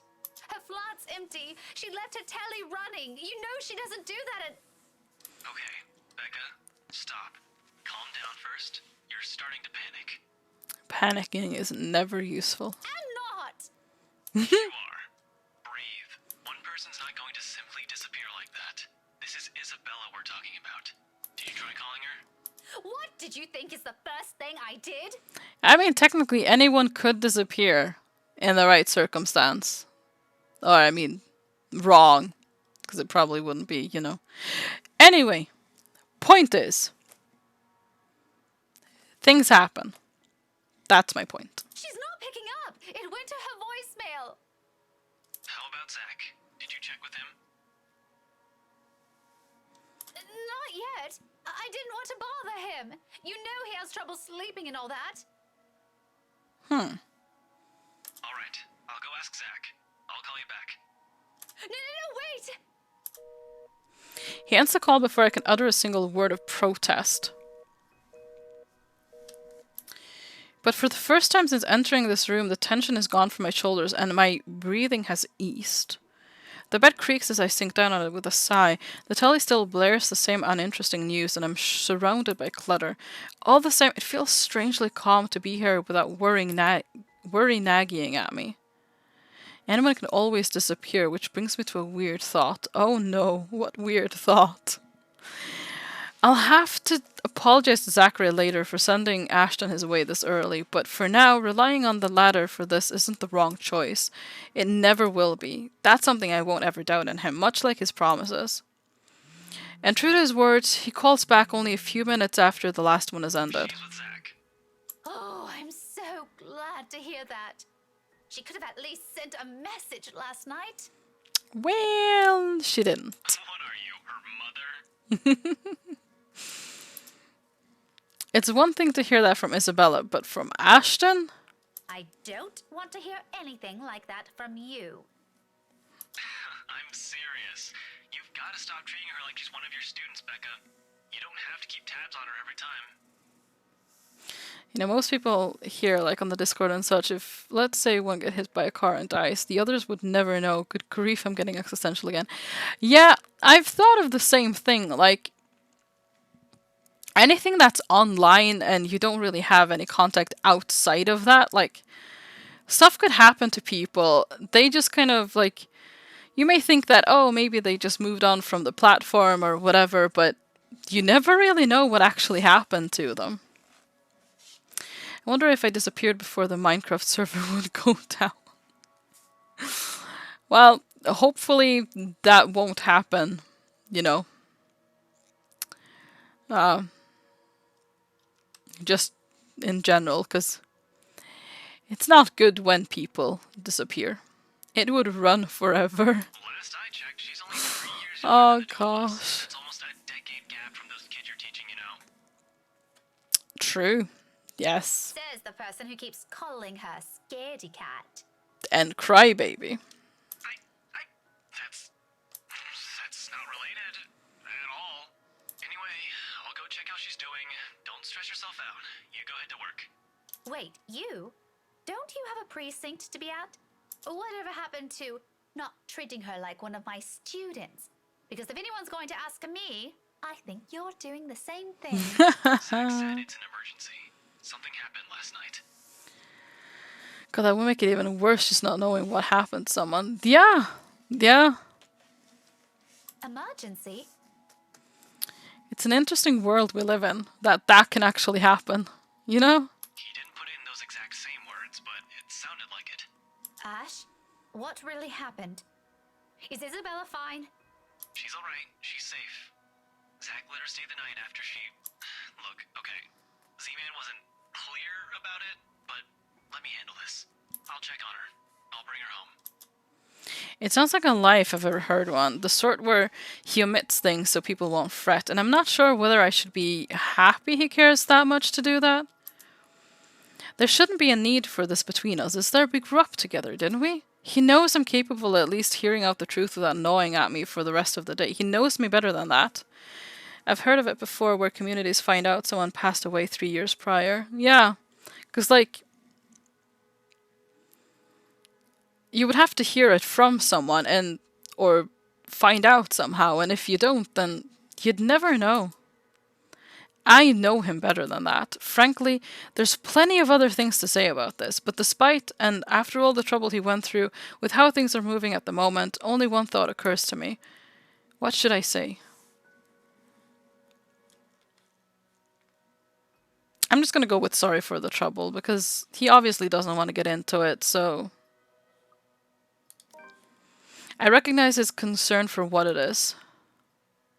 Okay, yeah, I actually made the right decision there. It's not new for him to go out of his way for us, and to be honest, this is what I love about him. As much as I would have loved to take this off his hands, it'll only be selfish of me to insist, considering he knows of my other commitments. To do so feels like I'll be trampling on that kindness he seldom offers to anyone. Sorry for putting you up to this. You have to tell someone to send a pre-prepared message should that ever happen. Yeah, I've kind of thought of that as well, like, especially with all of this, like, it would be really weird if one day you just never heard from me again. Like, I never again spoke on the Discord or anything. Like, it would be kind of odd. But that's unlikely to happen, so it's probably fine. Don't mention it. You've got other things you need to worry about. Take care of those first. But yeah, it's an interesting world we live in. It really is. This is a small thing. I still owe you one. Oh, I can name a few things you can do about that. Oh. You know, there's this ice cream shop that opened near the movie house. I could use. Odd is the wrong word. Well, it's one word. Okay, let's stop right there. That's enough. On second thought, maybe I'll just think about it some other time. That wasn't where my mind went, Ash. Well. I guess, yeah. Worrying beyond belief would be more accurate. Also true. Oh gosh. We both laughed. The sound lighter and more comfortable, like the old days when a wayward 26-year-old is at the bottom of the list we need to worry about. This is how we find common ground. We may not agree of a lot of things. We may see things the way the other does, but the give and take is something we've learned to get used to over the years. Whenever it's like this, confidence in him is the least I can offer as thanks. Thanks for this, Ash. I'll let you know what happened afterwards. I promise. I'll call you later. You have a good day. Okie doke. Bye-bye. I admit the way he puts it isn't comforting enough. He can be blunt like that. So many unknown variables. So many words left unsaid. I wish he'd simply lay them all out in the open, because like this, I'm more inclined to think it's an exaggeration on the other's part. If it's from Zachary or Ashton, I don't know. In the end, all I can do is wait, go about my day and hope for the best. Before leaving, I spare Isabella's room one last glance. Disturbingly quiet now without her in it. I'll get answers from her later. For now, my concerns are best left here. The rest of the day slips away in a blur. Despite my best efforts in keeping this morning's events from surfacing in my mind, it sticks. In a way, everything today simply feels like a reminder. Every conversation, regardless of how casual, every topic, no matter how mundane it seems. I blame the news entirely for this. Recent happenings brought quite a few interesting stories to everyone's attention, mostly superstitious talk of death. And when locals talk about death here, anyone can sure as hell count on someone bringing up that mansion Isabella sold not a few weeks ago. Even my own students won't stop yapping about it. I think it's even worse than when it was put up back up in the market. Now, there are more stories. If this is the world reminding me of what matters, or simply because the atmosphere around this time of year calls for it, I'd rather take the latter. Though at least then, I can be sure people will forget about it in favor of another set of holidays after. Nevertheless, this may be a painful thing to admit, but listening to them is a pleasant distraction while waiting for Ashton's call. I hope he didn't forget. The school day's about to end soon. No, that's got nothing with what I heard. That came very unexpectedly and scared me. You always hear stuff. I'm not sure if half of them's even real.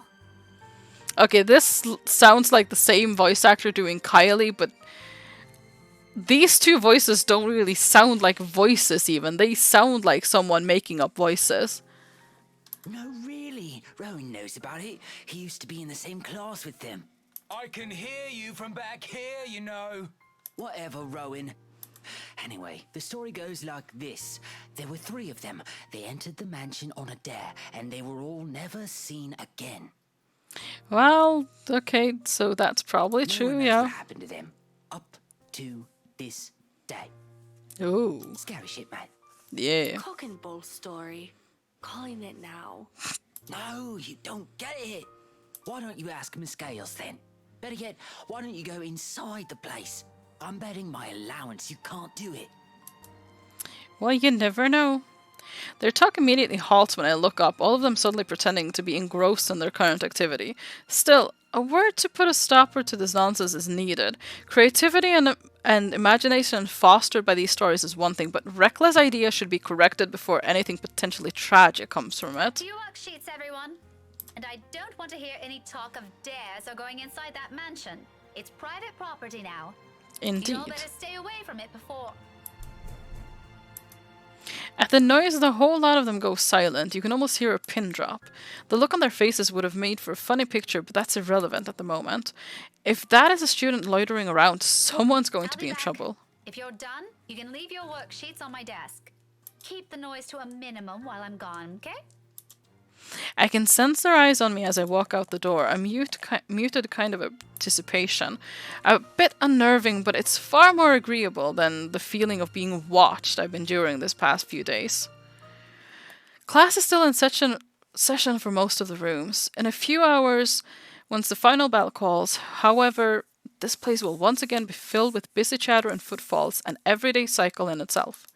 But for the moment, I let the silence guide me, my ears focusing on whatever sounds there are, or there will be, searching for that distinct clanging of metal.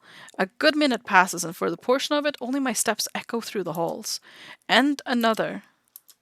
I'm about to turn around when the sound of it halts my footsteps. It's a little muffled and infrequent, but grows louder after each interval. With the hallway devoid of people, if I don't put a stop to it soon, it'll start to disturb the other classes still going on. Looking for it doesn't take long. All I do is follow the racket, and shortly I'm standing in front of a nondescript row of unoccupied lockers. And from inside one of them, sitting in the middle, comes the noise. I annoyingly disrupt it now that I'm facing it. Like someone's pounding on the metal door from the inside, hoping to get out. Leaning forward, I try to get a glimpse through the horizontal slats of whatever's causing it. But in this light, only darkness greets me and another round of clanging. Louder than the previous one, more desperate.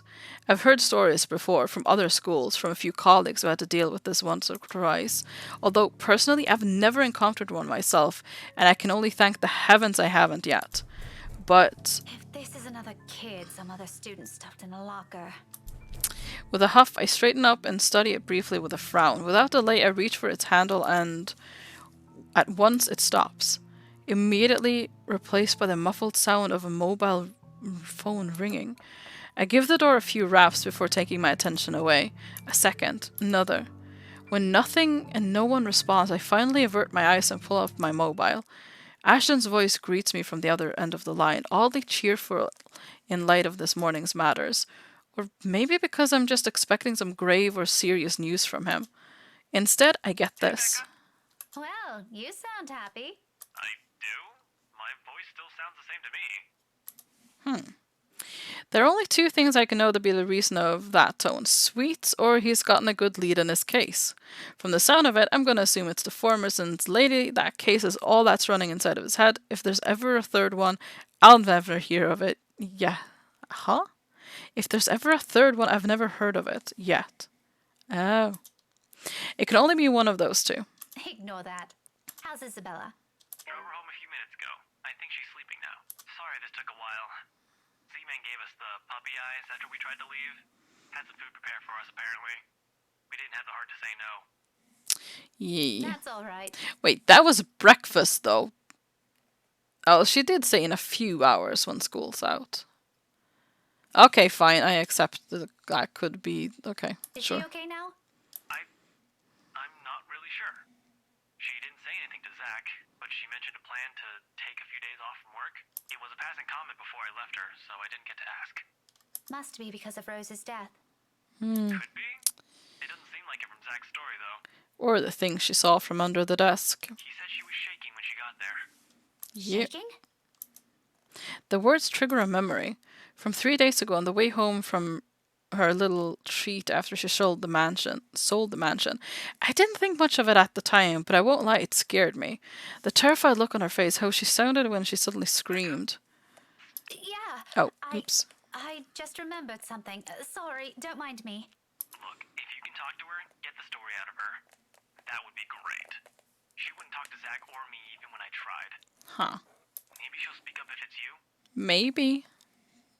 I'll give it a go, but I can't promise anything, okay? You know how stubborn she can get. But Stubborn thanks indeed. for letting me know about this. If you want, I can get you that ice cream thing you mentioned tonight. As thanks. Just as thanks for all the trouble I've caused today. Yeah, yes, very good, Rebecca. 3-day weekend with a 4th day off Tuesday. Oh, and Tuesday is hairdressing day. That sounds nice, Kelly. And hello, welcome. How are you doing? I'll get salad dressing in my hair. By choice? And if so, why? Is that a thing? That's why it's called hairdressing day. I see. Believe me, I'd love to take you up on that offer, but I've got something on my schedule this evening. Maybe some other time? Ah, yes, sure. There's a short pause before he cuts the call from his end, and once again I'm alone with my thoughts. But rather than answers, all I got from it are questions. More of them. One on top of the other, as if the world isn't planning to give me a break anytime soon. But that's a problem I'll tackle later. Right now I've got students who need to be taught follies of eavesdropping, if the slightly open door and their smothered laughter from inside is an indication. Enough eavesdropping. Oh, there's actually something called salad hairdressing. Really? Oh.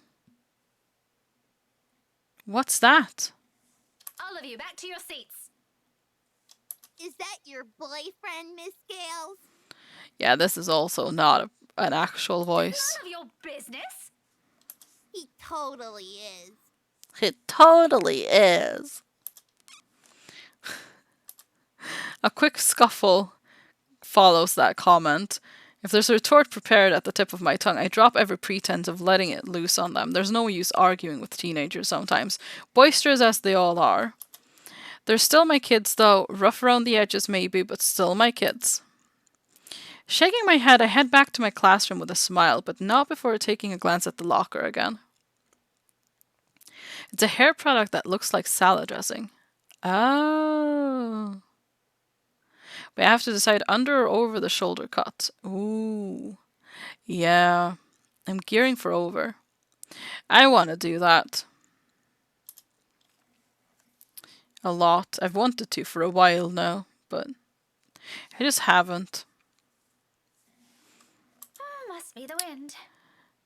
Must be the wind. Okay. So Rebecca is apparently actually a Skyrim guard, if I've understood the meme correctly. So without another look, I leave it alone. Good choice. But she didn't see that, did she? All in all, the entire school day ends without a hitch. It could have gone better, mind you, but with the exams nearing, getting out of work before the sun has set looks as though it's a far-off dream for now. Did you take an arrow to the knee? It's very possible. Very, very possible. Get stabbed. Huh. Who's that? Must have been my imagination. Yeah, exactly. Sounds about right. At least until they're over, then we have the holidays to look forward to. There really are times when you simply have to take what you can get for the time being. Wrong with that? All I'm hoping for is this will continue until the whole day ends. There's still that promise I made to Ashton, and frankly, the idea alone doesn't sound good. If Isabella didn't talk to them, what makes them think she'll talk to me? It's not like there's a hierarchy, is there? Just because I can handle Isabella's childish tendency doesn't mean I can do it all the time. Those two give me too much credit. Aww. You'll be fine, Rebecca. Nevertheless, I'm keeping my fingers crossed, if only because I'm also worried about her, and both Zachary and Ashton deem it important that somebody gets the story out of her. Here's to hoping it's got nothing to do with that letter. Again. I understand if she feels a bit stressed lately, but keeping that story going on for more than a week is... it's bound to get tiring at some point. Seriously, I merely don't want this to end in another argument. God willing, the cafe special will help smoothen things out. After all, it's always been food with her. Or money. But mostly food. Oh gosh. Isn't that Dark Souls? Oh. I so want to play Dark Souls at some point as well. I can just imagine that'll go so well. At this hour, the cafe is usually filled to the brim with people. That's the reason Isabella and I rarely ever go here during the evenings. It's simply too much of a hassle when we can prepare food ourselves in the comfort of our homes, and there really isn't much reason to eat out lately. Dark Souls is a game of patience. If you rush, you die. Well, I've never been one for patience, so... So Kelly, didn't you say you wanted to play D&D? Ooh. Nudge, nudge, wipe out. What with life going on a busy streak. Dr. Nath is in. Wait, what? How? Who? Huh? How did I become a doctor? Oh. Yes. Patience. Well, apparently I'm not doing well then, since I don't have a lot of patience. Oh my gosh, there's a lot of glitter. Oh, that's probably from my eyeshadow, I guess. Uh-oh. Anyways.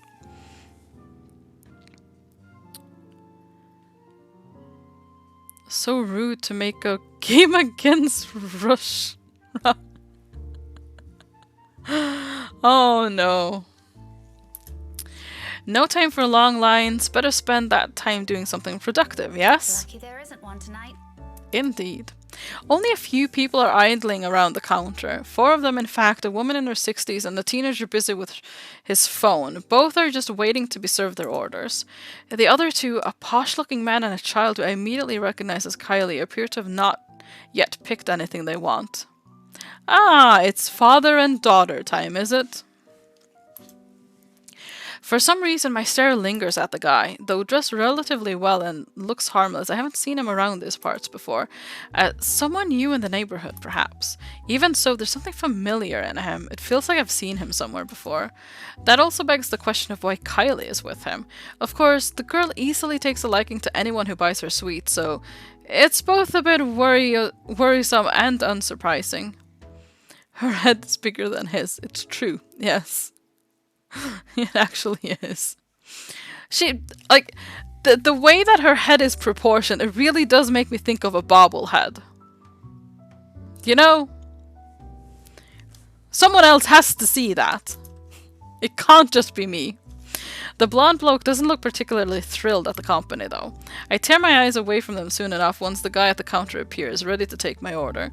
That, and I'd also hate to be accused of ogling strangers. Evening special. Take out. He's already punching the orders before I can even finish. Saying my order out loud is really more of a formality's sake than made out of habit. He has known Isabella and I long enough to know that if we ever drop by here, he already knows it's always because I'm buying dinner for the 2 of us. She's a bobblehead, alright, yes. I rarely visit if I can help it, but Isabella can sometimes be a bad influence. Pobble, pobble goes that. That sounds wrong. He gives me a small smile before leaving to prepare my order, while I fish for my wallet when... Little ankle biter. If I buy you the biggest parfait they have, will you please behave? Okay. I would just like 10 minutes of peace and quiet. You said you'll get me some bread pudding this time. Yeah, well, darling, they said they ran out of it. Just pick another one so we can be on our way. That puppy doesn't look as cute as the one my mom bought me. Oh my Parfait gosh. is just ice cream, sweetheart. It'll melt no matter how dainty it appears. In the end, it'll all look like an ugly puddle. Now, come on, just pick one. It could even be the most expensive one on that list. I don't give a shit. I don't care. I know what I would give for someone to buy you hands right now. Oh wow, so now he's just selling children. Nice. What? My whole attention instantly snaps back to them in their conversation. Jumping to conclusions isn't something I'm particularly fond of, especially when all I have are baseless assumptions. But you really can't trust a stranger these days. No one around the cafe seems to have noticed his words either. Very suspicious words. Still, I don't move, yet. But my hand has already shifted from my wallet to the book I'm carrying. A hard-bound textbook looks harmless, but if a situation called for it, it might be a good deadly weapon. Might.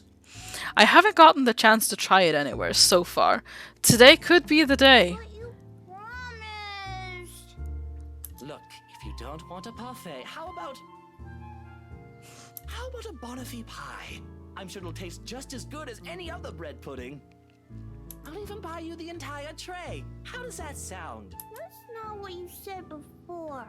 Well, sweetheart, adults change their minds sometimes.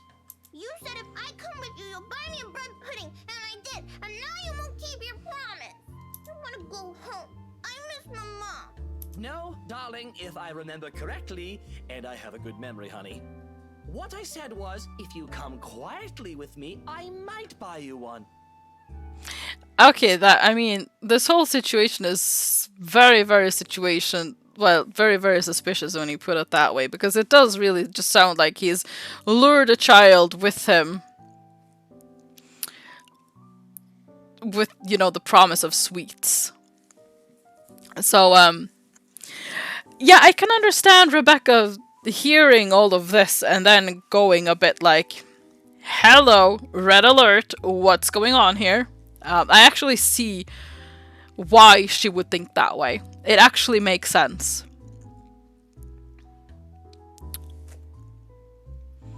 Screwed, plan a bomb and walk out dancing. Just do do do do do do do do do do boom. The quiet part didn't happen. Though now that I'm sober, I think this is a bad idea. I should just ship you someplace else for that peace and quiet. Oh, so he's drunk as well. Okay, nice. Oh, that's it. No hesitation. In a few paces, he's within my reach, and without warning, I'm slamming the flat area of the book against the skull. There's a cry of pain, followed by him instantly crouching down and hands nursing the sore spot. Yes, Rebecca! Yes! Almost comically. If this were a different situation and the safety of a St. Goretti student isn't at stake, I'll probably feel sorry for him. I mean, has anyone seen how thick this book is? Behind me, Kylie. Miss Pink! Oh, this was fantastic. I really like Rebecca. She may actually be my favorite right now. It's amusing how fast her expression changes from the pouty one earlier to something of utter delight upon seeing me. But there's no time for any pleasantries, not even quick ones, because soon the man straightens and I'm readying my favorite newfound weapon for another hit. Oh yeah, go round two, come on Rebecca! Except this time he's ready, and before I can land another hit, his hand shoots up to catch my wrist in a firm hold. And the look on his face, I mean, I can kind of understand him now as well, because if you've just been attacked randomly, from his perspective, well, that would be a little bit upsetting. I mean, we kind of know that he has some sort of relation to Kylie, but obviously Rebecca doesn't, so...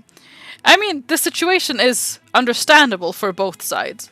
The Palpatine voice, good, good, now kill him now. Oh boy. Bloody hell, woman, what's your problem? To say that he's pissed would be a complete understatement. Had I been the weak-willed sort, I'd probably cower under his sharp gaze, but that simply isn't how I roll. If he thinks he can scare me and do as he pleases here, just because I'm a woman or whatever his reasons may be, he has got another thing coming for him. So instead, I return it to him with the same intensity, with the same venom. What's my problem? You're the one who has a problem here. I mean, at the moment, I do think this problem is you, to be fair. Take your time, Mundle. Bowbags like you don't deserve the freedom to run this town. What are you doing to this girl? And why is that any of your business, pray tell? Oh my god. I do love how the names change depending on, what's happening as well, because like he was suspicious looking man, now he's just downright kidnapper. And I think it was posh looking man or something before suspicious as well.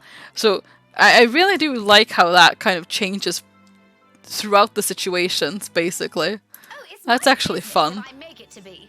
Now, release me or I'll call the police. You think that scares me, Daisy? I have a name, you sleazy douchebag. Oh, I'm sure. And now he's a sleazy douche. His grip on my hand only tightens when I attempt to shake it off. His tone may be dripping with anger and sarcasm, but the gleam in his eyes says it all. He's getting a kick out of this. Riling people up, getting on their nerves, invading their personal space. He knows exactly what and which buttons to push. The nerve of this person. The nerve of this arsehole. If he thinks I'm going to give in his goading pleas, he might as well just kiss his sorry ass behind. In fact, why not do the most sensible thing right now? Teach him a tough lesson. Oh, yes. Yes. Mister, you have until the count of 5 to let me go and step out of my personal space. What does this do to... Oh, yeah. But this is a Christian stream. Look, I read out what it says. That's just how it is. Fair warning. Fairer than any I can afford for people of his kind, and I'm already being considerate. Hell, this arsehole doesn't even deserve a warning. If he doesn't listen, well, he's as much responsible for what happens next as anyone. Or else what? Such vulgar words coming out of that pretty mouth. A gorgeous flower like you shouldn't even be saying. Oh, I'm so happy about what's about to happen to you, Luke. I cannot tell ya. Don't say I didn't warn you, Bowbag. Love that intensity, Daisy. Oh, FYI, gosh. I like feisty in a woman. It gives them this certain... Oh, why are you like this? Don't you? 5. A second of silence, then, without preamble, my leg moves in one fluid motion, delivers a swift, powerful, well-placed kick to his nether regions.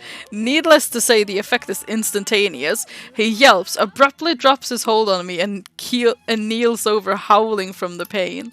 I can see tears forming at the corner of his eyes too, though the mere sight of it prompts not an ounce of remorse from me. And no babies for the sleazy douchebag. I mean, he's already got 2, so how many more does he really need? I would have been gentler if he isn't such a dirty little prick with an ego too big for his head. Too bad. Whether this obliterates any chance of him ever procreating remains to be known, but a part of me is already praying he doesn't ever breed after this. We have no need of more like him in this world. You mad woman! I warned you, you ass. Why, you... This is harassment, I'm telling you! Harassment! Harassment, you mean? Then why Okay. don't you tell that to the police once they get here, You despicable! Whatever you're assuming I am, I'll have you know it's all in your head. None of it's true. You best have that pretty brain of yours checked before that gets worse.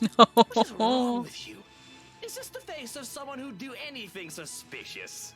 Yes, most certainly. There's nothing that's not suspicious about you. Oh? You don't think a stranger luring an innocent child with promises of sweets before whisking them away from their parents doesn't warrant any suspicion? Well, when you put it like that, but what's with the anime girl? Well, she's probably his child, I think. You have a very funny definition of suspicious, asshole. Maybe you're the one who should have that head of yours checked. The kid asked me to buy her sweets. You're the one who's suspicious here. I'll have you know, I have a wife. What does it matter? You're sleeping with anyone else who will sleep with you anyways. You're absolutely suspicious. That much at least appears to have a sliver of truth to it. I mean, the sliver is... I mean, she exists. That's as far as he cares as that thing was concerned, so... Yeah. Absolute idiot.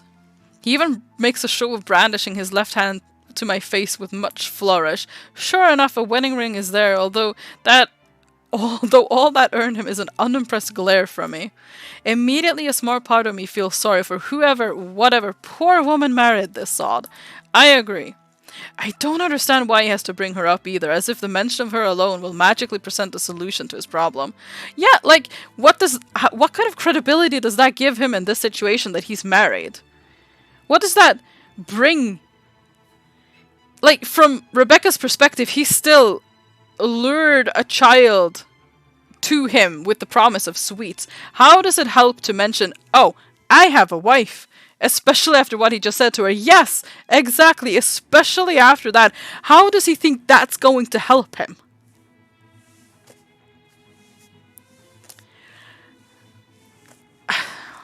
I just don't understand. She must truly be a remarkable woman if she can handle a dirtbag like him. Unfortunately, like, she's sweet, but she just... She doesn't deserve to be stuck with a guy like him. Did we kill Peter yet? Not yet, unfortunately. And even my wife of all people in this bloody city, has never, I'm telling you, accused me of such a scandalous thing! You crazy woman! Why would she accuse you of such a scandalous thing? If your wife accused you of that, that would be really bad, wouldn't it? Because then she'd probably find you in some sort of a compromising position. How does he think this is helping his cause? How? He's a true boomer. He is some sort of an idiot, definitely. Or not, you're still a sleaze. Honestly, I feel... Miss Pink, why are you fighting with my teal?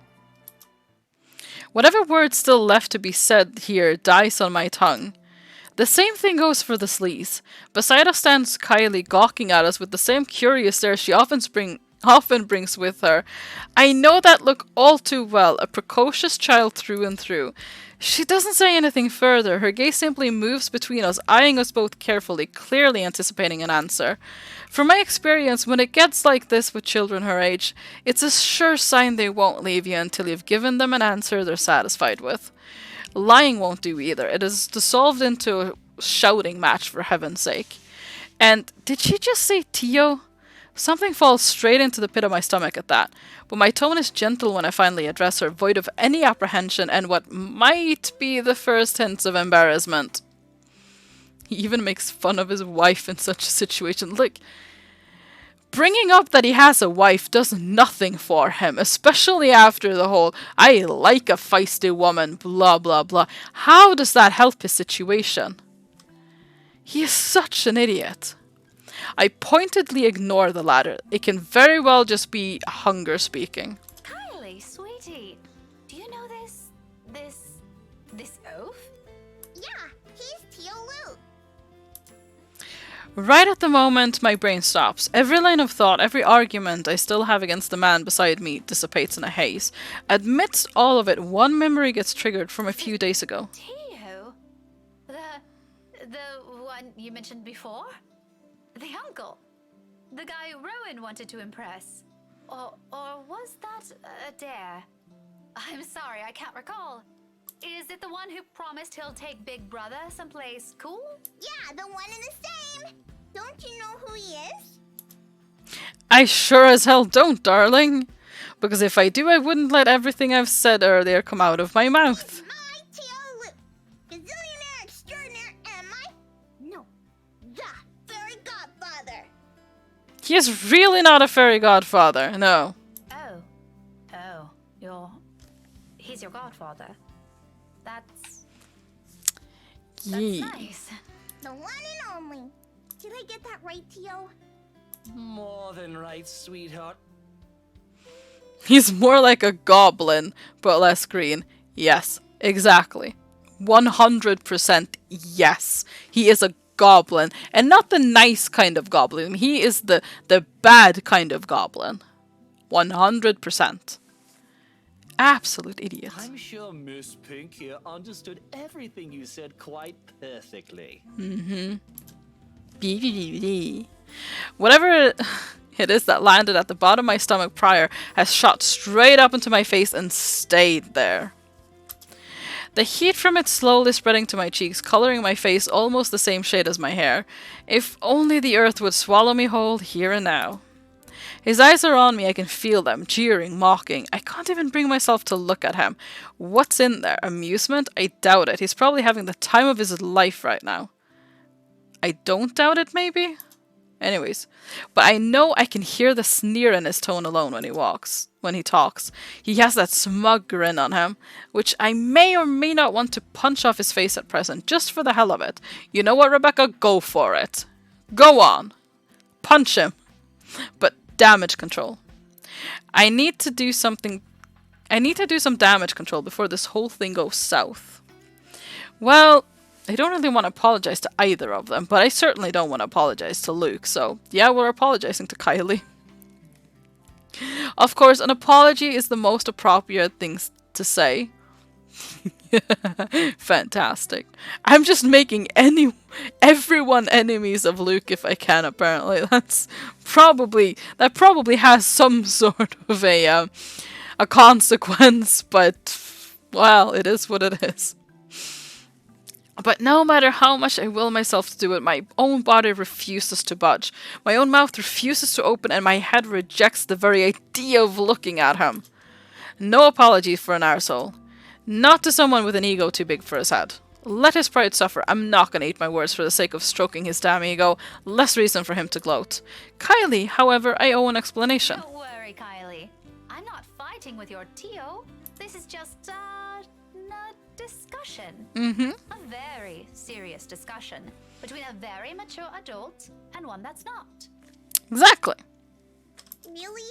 But I've never seen Teal angry before.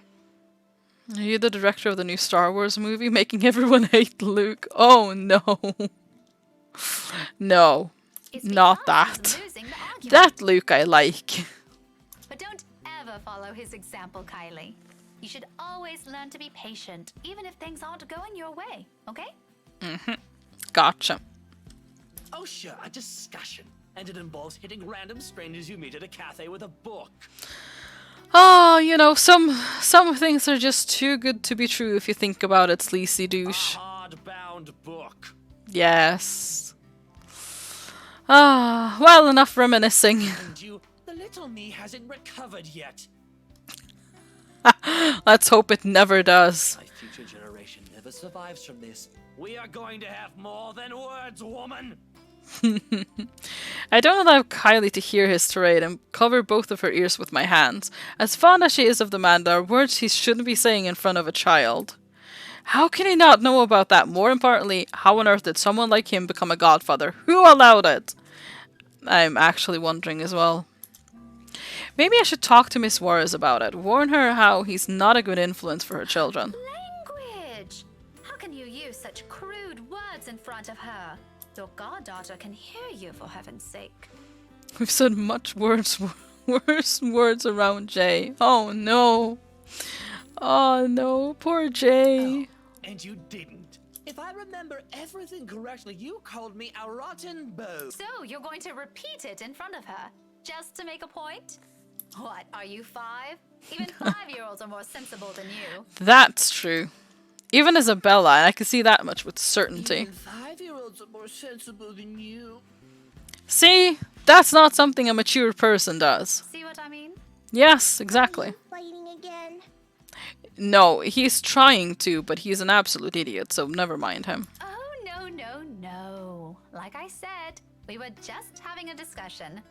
We're actually done now. I like the fact that no one in the cafe at all reacted to her first bonking him on the head with a book and then, you know, kneeing him in a sore place. No one's reacted to that. They've just let them hash it out. Love it. It's amazing. But you need to promise Miss Pink you will never grow up like this guy. Good kids don't do what he's doing. It's true. He's a cheating bastard, so good people do not do what he's doing. Wait, look at Luke's eyes and then compare the size of them to the kid's eyes. What on earth are those eyes?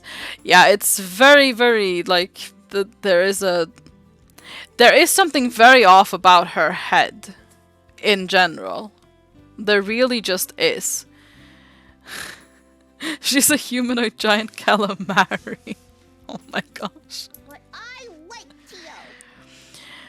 Oh, well, you're wrong, Kylie. That's all there's to it. Quite sure Tio likes you too. But liking people is different. Just because you like him doesn't mean you have to be like him. Mm-hmm. There are better role models for you aside from him. Like you? Not exactly what I'm trying to get at. But if that's what you want, I don't see why not. She robbed a giant squid of its eyes and just stuffed them into her head. Uh-oh. Thank you for the posture check and the hydrate, Mundle. I will hydrate plenty after the stream, I promise. I'm guessing it's 11 p.m. now?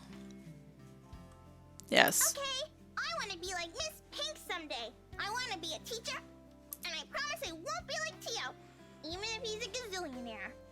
Yes, good. Don't be like Tio. Turning my own goddaughter against me. Well, a good deed here, a good deed there, you know. It has to be done. Yes, 11 p.m. Okay, thank you. Yep. His tone makes me pause. For the first time since this talk started, I look at him. Briefly, something flashes behind his eyes. Something close to what might be an expectation falling. Dismay, I can't be sure. It passes almost as soon as it appears.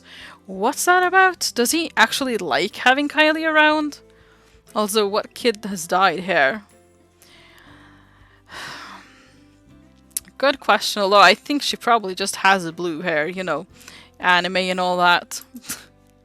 It doesn't seem like it from the get-go, but if that fond smile on him is anything to judge by, then maybe... Tio, if you buy me bread pudding tonight, I'll like you again. Well, if that's all it takes, consider it done, sweetheart. Ah, yes, very good. We might have to find another place to buy it from, though. Somewhere safe, where a random crazy woman isn't going to attack us out of the blue. Oh, not attack you as in plural you. Just attack you as in sleazy douche you. Let's go. Okay. Bye, Miss Pink. I still like you, just not more than Tio anymore. Well, good enough, I suppose. Kylie's already pulling him to the cafe's exit before I can protest on it, although it's not like there's anything to object on further. I may view that man, Luke, as someone hateful, maybe to the point of seeing him as an eyesore, but I don't think that'll have any bearing on what the child thinks of him. When you think about it, if she admires him so much like that, then maybe there's still something agreeable in him. No. A part of him only Kylie sees. He still has the gall to wink at me before they both disappear behind the door, so maybe not. Why do all of the people here analyze all their conversation partners in their psychologic faces and parts? Very good question. However, there's no moment to ponder about it. Seconds later, the guy at the counter waves me over and hands me a paper bag as soon as I've paid. He offers me another smile before I leave. Normally, I return it simply for the sake of returning it, or I don't at all, with the latter happening more commonly. For the time being, I do so freely. After that encounter and the scene we've caused, seeing a friendly gesture being extended to me, albeit for a person I barely know on a personal level, it feels like a reassurance despite bearing no promise of better days. I take what little I can of it with me as I step out into the night. A cloudless night sky greets me when I walk out of the cafe. Beyond the tall buildings, a blanket of stars spread out before me. Isabella once told me that the best place to view it is someplace outside the city, away from the noise and the obtrusive lights. She had seen it once in her mom's hometown and another time in university she used to attend. Then she asked if it's possible to try it out here sometime. I agreed with her at the time only because she appeared excited at the mere prospect of it. We made those little plans along with Zachary and Ashton, though up until now we never got around to it. Even so, I find myself enjoying this despite being told it's only half the experience. Little things, you know, stuff you learn to appreciate when you're alone. Because at certain times you get to meet people who are unfortunately born with the innate talent to ruin the mood and the scene with their mere existence alone. For example, the very driver of the car fast approaching my direction. Luckily, he doesn't notice me, but the fleeting moment we pass each other by gives me a brief glance at the people he's with. Kylie's sitting in the back seat. Oh, right. With a serving of bread pudding in her hands. And beside him, it must be his wife. No, that was no wife. He takes a turn and disappears at the nearest corner, but throughout the night, the cursory glimpse of all things bother me has left me wondering what kind of person his wife is. Maybe it was his wife. I mean, maybe. You never know. And more than that is a silent prayer to the universe. Actually, if he had killed someone, like, if he had at some point married someone and killed them to probably get their money or something, and she's now just haunting him and all of these people are being dragged into it because of that, honestly would not surprise me. Not even a little bit.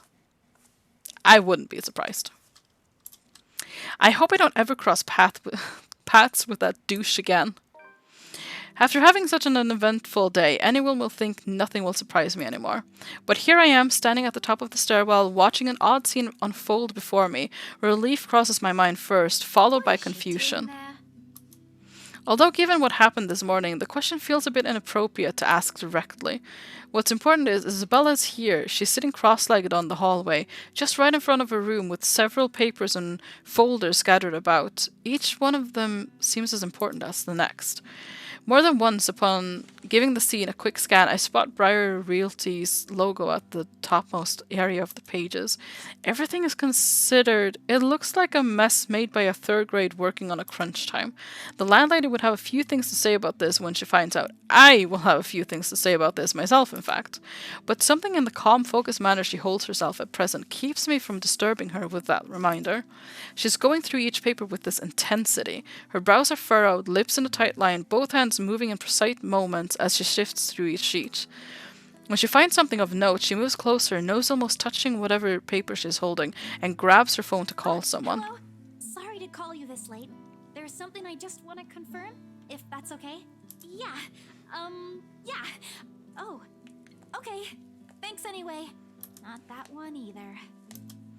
It's a cycle. She goes through call after call, then the last one ends. She shuffles through the pile again and dials another number. Is it work? I've never seen her this engrossed with her own work before. Otherwise, she would have noticed my presence the moment I've reached our floor. After the 9th call, she still appears as oblivious to it as when I've arrived. When she lets out a loud sigh this time, I immediately take that as an opportunity to interrupt. Isabella, you know the house rules here. At once, her head jerks back and hits the concrete wall behind her with a thump. There's the Isabella I know. Glad it's still there. I lower a moment to nurse it before speaking again. You're late. Yeah, I ran into a little trouble at the cafe. But I brought food for the two of us, if you haven't eaten anything yet. As anticipated, she grins once I raise the bag of food I'm holding.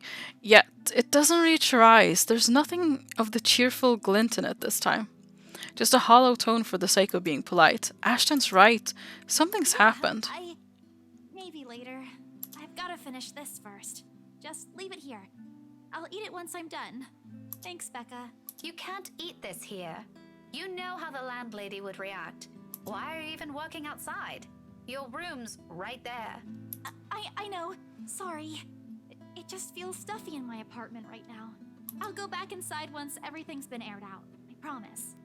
That has never bothered you before. Well, it bothers me now.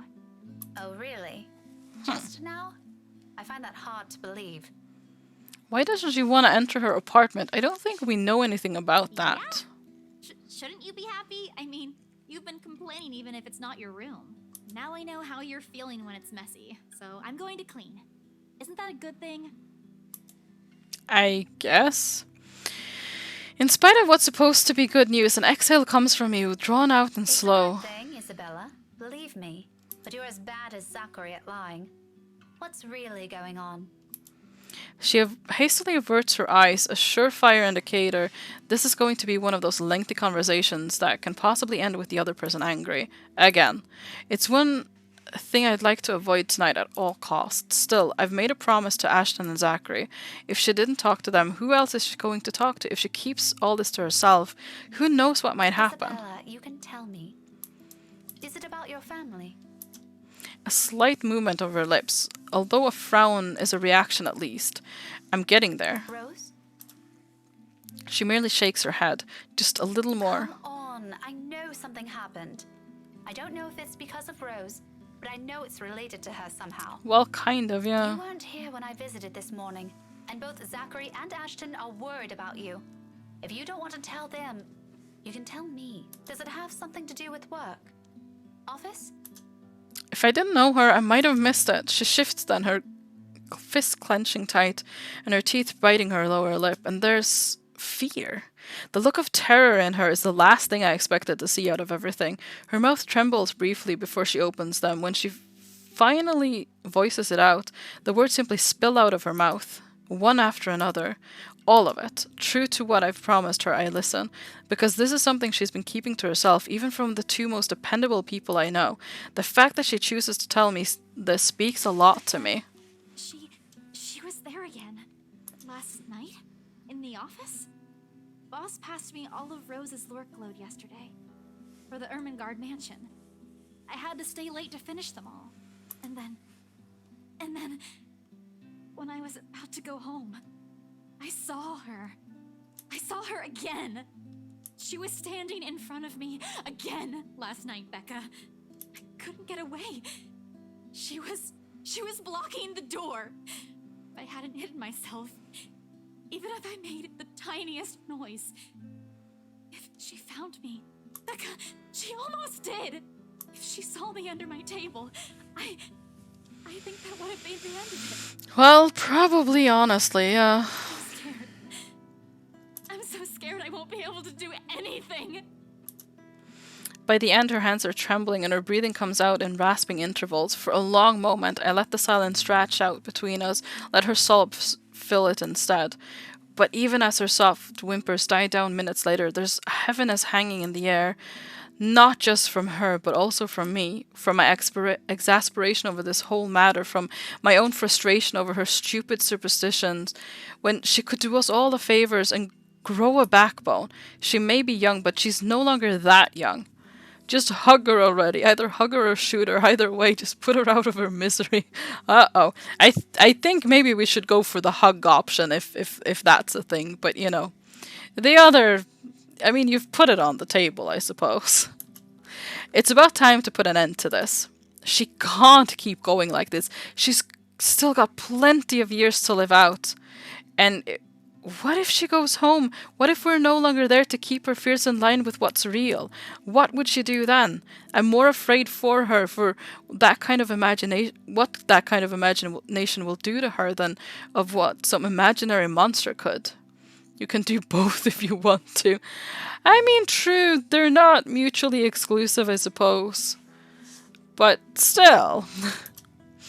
But with the manner she's looking at me right now, there's an expectation in it, a hope and a plea sewn together. She wants me to believe her this time. If it's like that, then what am I supposed to say now? What she wants to hear or what she needs to? I'm gonna go with this one. As much as I want to set her straight, a reprimand isn't what she needs right now. Okay, that was the right one. Good. With that pouty face she's giving me, I doubt it'll even end well if I push it. I know her. When she wants to be stubborn, she's stubborn.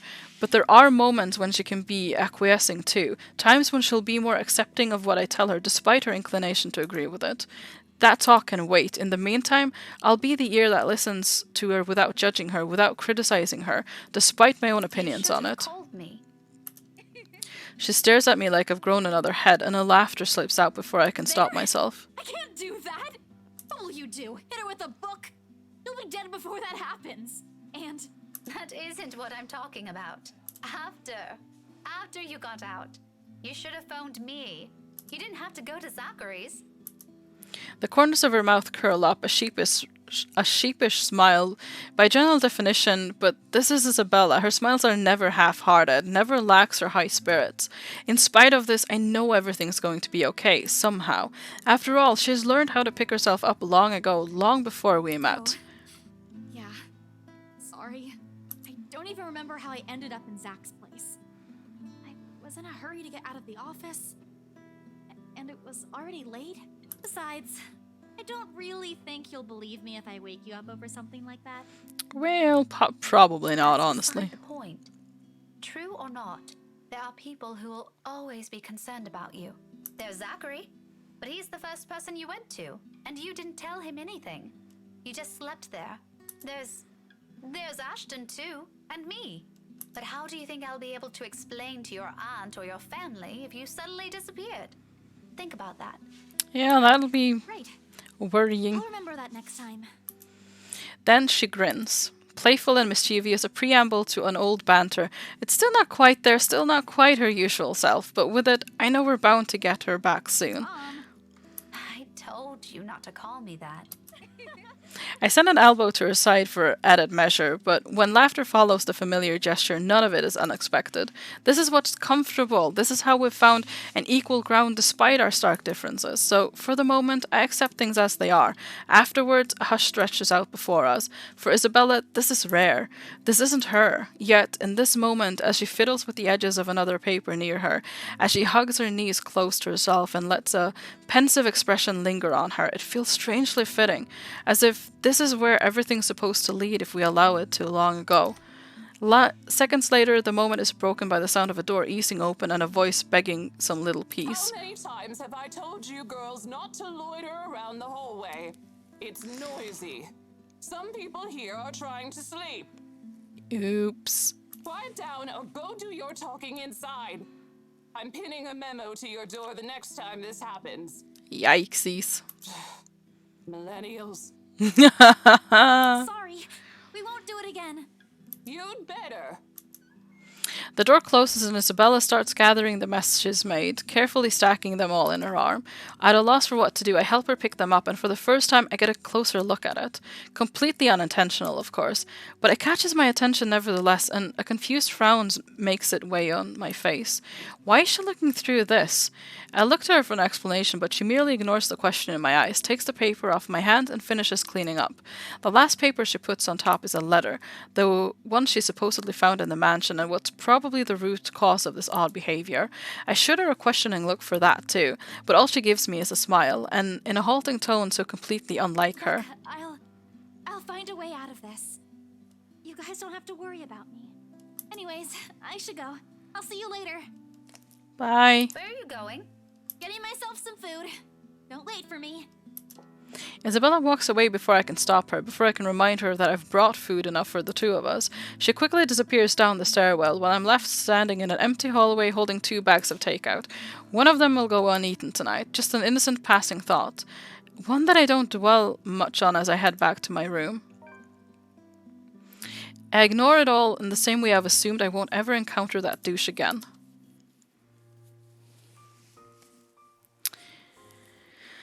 Oh, and we've skipped now from, what, the 25th? Yeah, to the 27th. Huh. So, the 27th is of the ball, is it? No. Oh, it's the... Okay, it's the same day as Zach. Oh. Is the 28th the ball? Yes, it is. Okay. So it's the day before the, well, the ball, I say the housewarming party.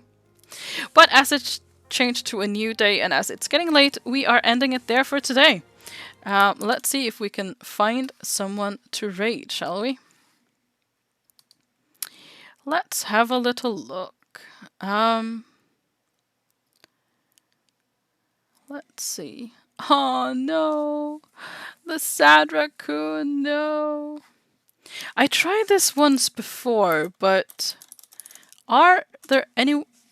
Is anyone else streaming this?